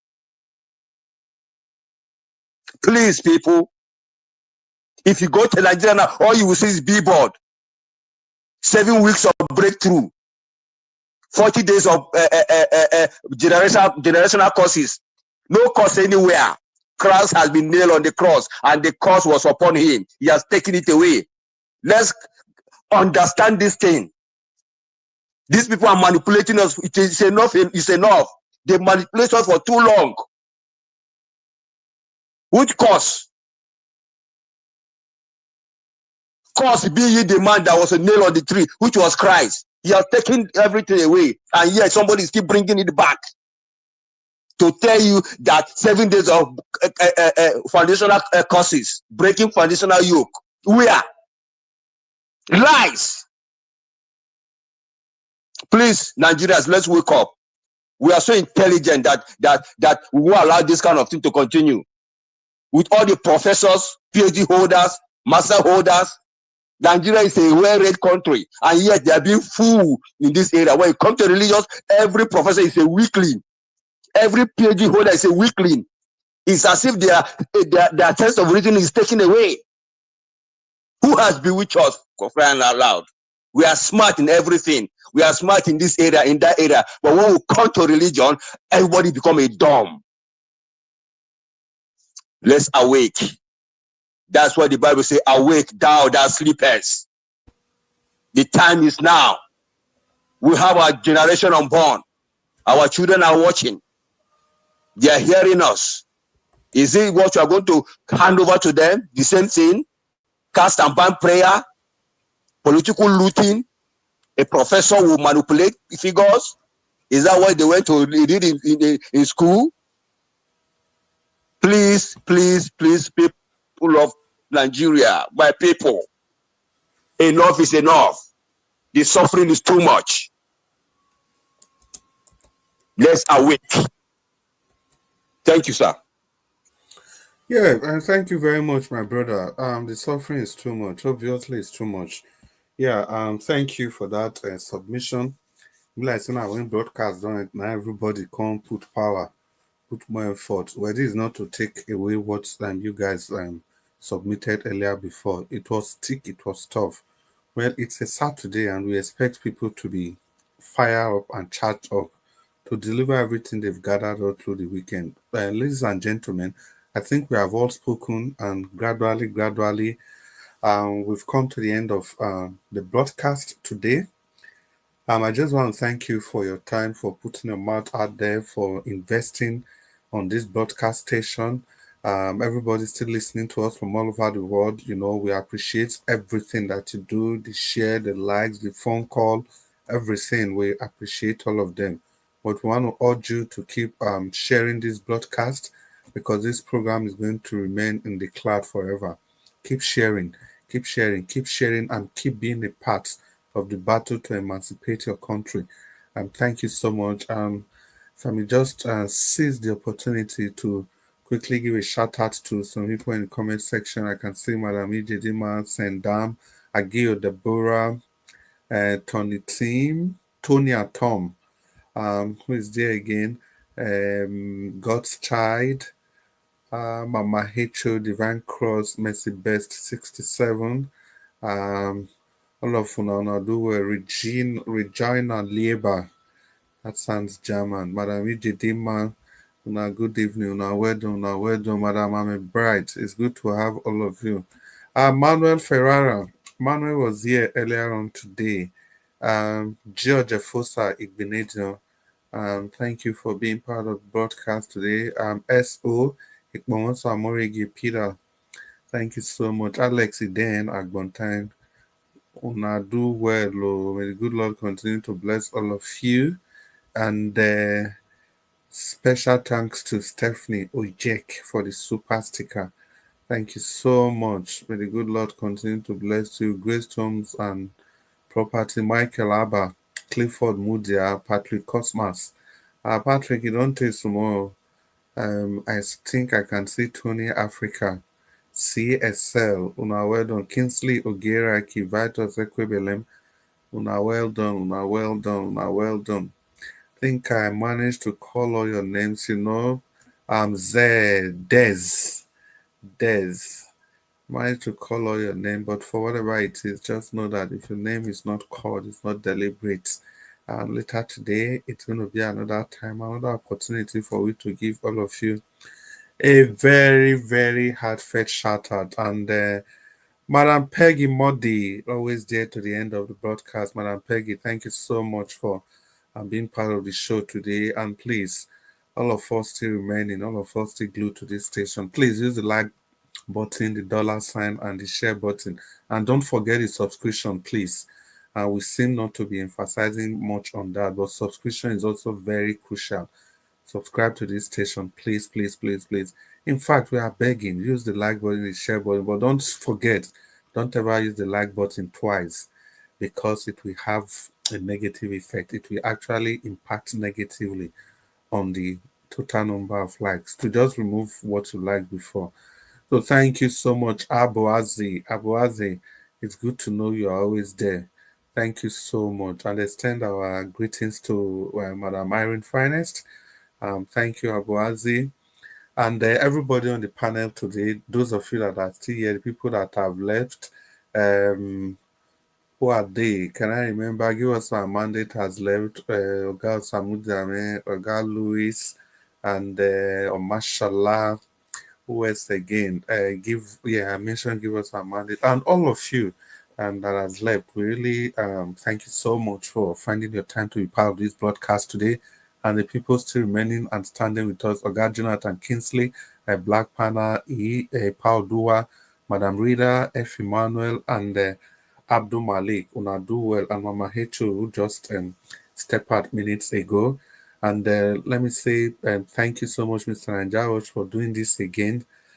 Today, we are aiming for an early closure today, but unfortunately, it has dragged to 3 extra hours, just like it is every day.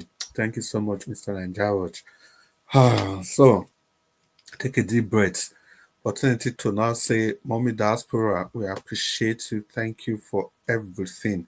We were able to steal a love before Madam Rita could come in, although Oga also quickly corrected us. Mommy Diaspora, we love you. We appreciate you. We thank you for being a support, for being the pillar which the platform is rested on. Thank you so much for everything you do on and off the scene. I appreciate you from the depth of our hearts. Thank you, thank you, thank you, thank you. And especially for me, the timely intervention. They are very, very important to me. Important for me. Thank you so much, Mommy Diaspora.